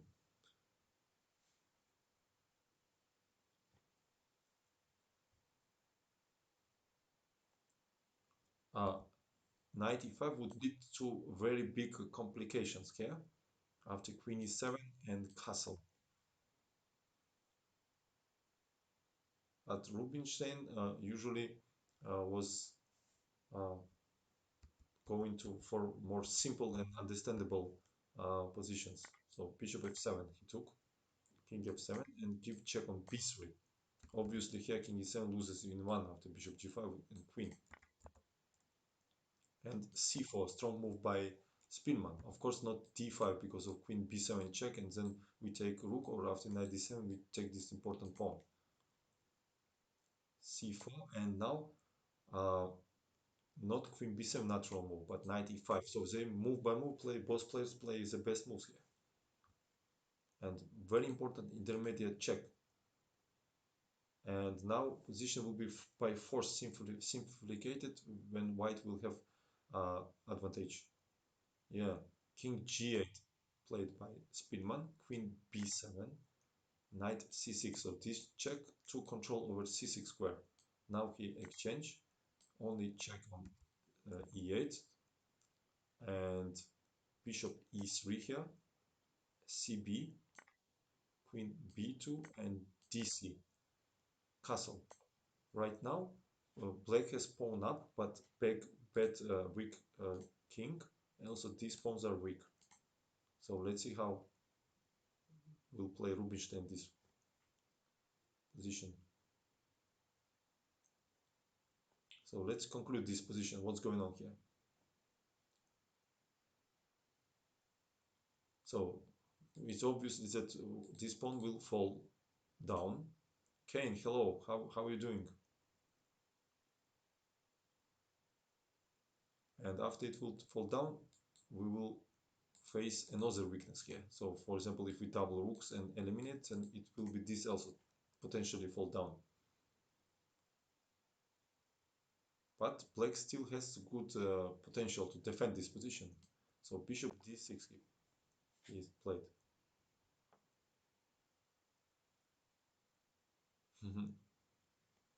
Costume pass, yeah.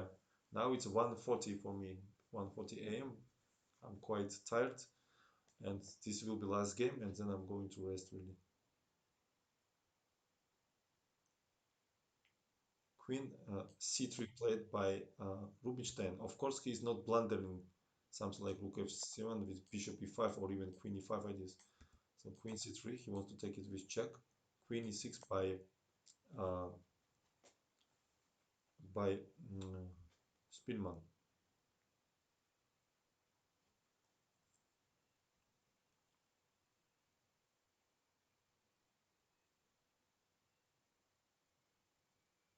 You think that before years top players be strong like, yeah, of course. Of course, now just computer changed a little bit situation, but for example, if such a place like Rubinstein, Casablanca, and Lasker will bring to our times and give them same information like what we have now, their power only increased. Thank you for following, because talent is forever. It does not matter it was 200 years ago or 200 years later. Talent is talent. Just information is changing.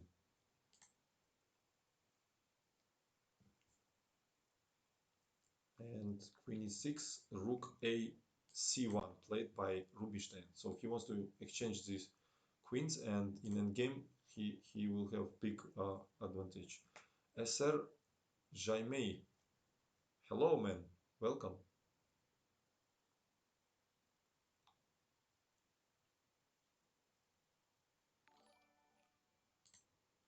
Pegasus, thank you for following.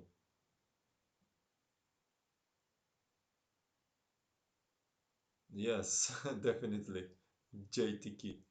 You are a big fan of Tal, right? Okay, especially for you, I will make one stream or maybe a few streams of Tal. We will together surf over Tal creative games. Yes, we have to do it, of course. Let's enjoy together. So King F7 was played by Spinman. Uh, he knows that this game will be go to the end game, so he brings kings closer to the center and also connect these rooks, not wasting time for moves like that when king will be far away from center. So king f7 logical move. Yeah, of course he joked.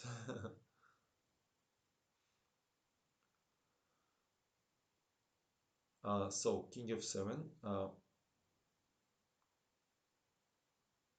So white loses wasted two attempts for take back this pawn, but they're not take them immediately. They want to use the possibility for the threat anytime to take it with another ideas here. And Rubinstein finds another interesting option, rook fe1, strong move here. And after rook h e8, he plays bishop f4. This is his idea. He eliminates this strong bishop from the board. And now queen d5 loses after rook d5 the queen. So queen g6 should be played. And queen c4 check, king f8, and he goes to this heavy uh, pieces uh, end game. And now very strong move by Rubinstein in this position. He uses that this king is stuck in center. He little bit cheat Spielmann, because Spielmann when he played king f7, he saw that Rubinstein will take immediately. And now he uses it, king stuck in center, he plays rook e3, very strong move. This was his idea. Rook f3 is a threat. And in case of rook e3, fe, this f file will be opened with very strong threats. This is not only beautiful move, but also strong move. Because sometimes we can play beautiful moves and lost game in two moves, or maybe even in one. So queen d5 only move played by Spielmann, also strong move, and queen c6, queen c6, rook c6, and rook d8. We see that this is a territory when Rubinstein was extremely strong, rook and game, and also pawn up. If he would take on e3, it would be remind us to the game what we already saw. We remember this would be exactly like we see game Rubinstein versus Lasker, for example, if it would be this position. This was Rubinstein Lasker when he converted with king f3, e4, g4, h4. You remember this game? We about a few hours ago we just checked. That's why Rubinstein don't take it. He plays rook d8. He knew that game for sure. He avoids. So he wants to give mate in 2 here. G3 played by Rubinstein. Open this square for a king. Rook d7. This rook is doing great job protecting 7 rank, which is very weak. If if would be white to move, they would have decisive advantage after rook c7 here, with either rook e7. But black in time. So what is going on here? White has pawn up in four rooks and game, um, and we need to watch the next play of Rubinstein, which is very instructive. Very instructive. Codex, hello man. Nice to see you, man, again. What is difference between you and rapport? What is different between? First of all, name and then age, maybe.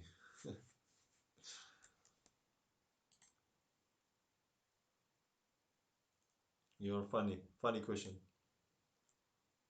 Okay, so the first part of plan uh, to bring this pawn and hair color, yeah, to a6 and fix this weakness here. ZZ chess, hello.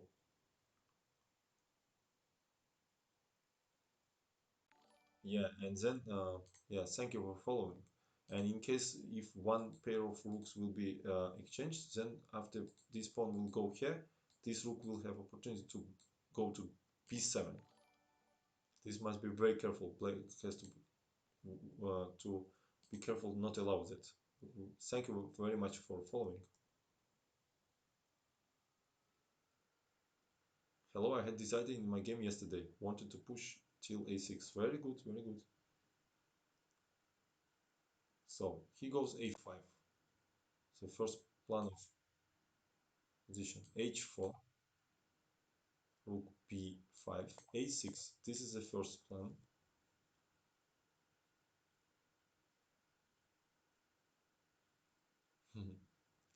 Mikhail Smyslow, if you check my games in middle of 2000s, beginning of 2000s, I would play classical chess mostly, the main lines and classical. But then I little bit wanted to make some creativity in chess. Sometimes it became boring to play always same. So I can play any chess, creative chess, original chess, or classical chess because I grow up with classics and learn ton of books, million of games, and for me no problem. I don't feel any discomfort in any kind of positions. Thank you, Mikhail Smith. So rook b a5 by Spearman. So he doing the maximum this position, yeah, pinning one rook with defense here. Also rook can go to a2 and sometimes maybe attack this pawn. So it's not super easy for white. What's going on here? King g2, slowly improving. Rook a2. G6 was more resistance here, by the way, in this position. Because after h5, very unpleasant that white gain more space on the king side here. And it's a beautiful idea. And white is beginning attack on king side. And he will create a passer of f file when he will exchange this pawn to this pawn. For example, in case of h6 now, there will be check. King f7, then will be check. King e6, then rook e8 check, using that rook e7 loses after rook e3. And after king d6, there will be check on d3, king c7, eliminate on d7, then play rook g8, and white has to win this endgame because after rook g7, king also has to go on the 8th rank, and then we play, I don't know, something like g4, f3, king g3, rook goes here, and we slowly create two connected pawns, and this pawn will never promote. Yeah. So h5, rook a2 was inaccuracy. g6 was good move to prevent this h5. But I guess sooner or later Rubinstein would sacrifice when rook would go. Anyway, sacrifice this pawn for gh and then we'll win this h pawn. I mean, it, practically it was hopeless here for Spielmann. Um, he plays rook f5 and h6 here. gh was taken by black. In case of g6, uh, it was impossible to defend both a7 and h7. sooner or later something like this will be go here and it will be lost. So that's why after h6, Spielmann take on h6 here. Rook h6. This is second part of plan. He created passer here. King g7. Spielmann has to just wait, nothing to do. Rook c6, rook a5, f5. So this is a how second part of plan finished. SR Jamie. Hello again. And now is the third plan of the endgame to move this pawn together with king. So how we do it? Rook e c3, strong move, aiming rook c7. Black has to protect this exchange with rook f7. And unfortunately for them, now they're in passive positions here. Yeah, for example, if you would play something like, let's say, something like this, I would play rook c7, then I would take and win after rook b3, because you have to avoid this exchange and give me this pawn. That's why rook f7 only move. And f4, logical continuation, nothing else for white here. They did maximum. Black is waiting, king h3. Black is waiting, rook c5, controlling important rank. King f8 by Spielmann. And king h4. So the idea to put it f5, g4, king h5, slowly move these pawns. We see that black is completely hopeless. King g7, rook b5. White slowly and easily and calmly preparing their decisive strike, and black cannot do anything. They are totally tied. So f5 strong move. We see these rooks are completely dominating whole board. Rook e7, g4. Slowly but surely go to the final destination. King h5, rook e1, not g5 now, because it's unlimited checks will begin, of course. But after rook e1, he simply played rook king g5, and after rook e7, he played rook b8, and Spielmann could not find better decisions and resigned this position, because there is no defense against aim rook h6 here. For example, you play something like rook d1, for example, or d5, let's say. Rook d5 leads to rook b7, right? I mean, there is Zugzwang, by the way. Yes, it's Zugzwang. Yes, we cannot do anything. Rook 7, we just take. But imagine it white to move. There is a two threats. Rook h6 with idea mate. In after king g7, there is a check. Or rook h8, king g7, then f6 check, king h8, and then rook c8 with mate. So that's why he just resigned. Okay, let's. Yeah, I really enjoyed this. This was such a cool game, huh? This was really cool. Okay, let me, guys, on this beautiful whole game was very beautiful, logical masterpiece, and finish for tonight. And I will probably rate now. And I'm always welcome you to my streams. Nice to have you. Nice to have such a patient chat who can survive me so many hours. Thanks you too for your time. Give me opportunity to don't go, guys, if you can.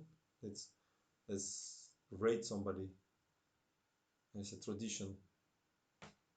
As a tradition, we have to rate, I guess. Let me rate.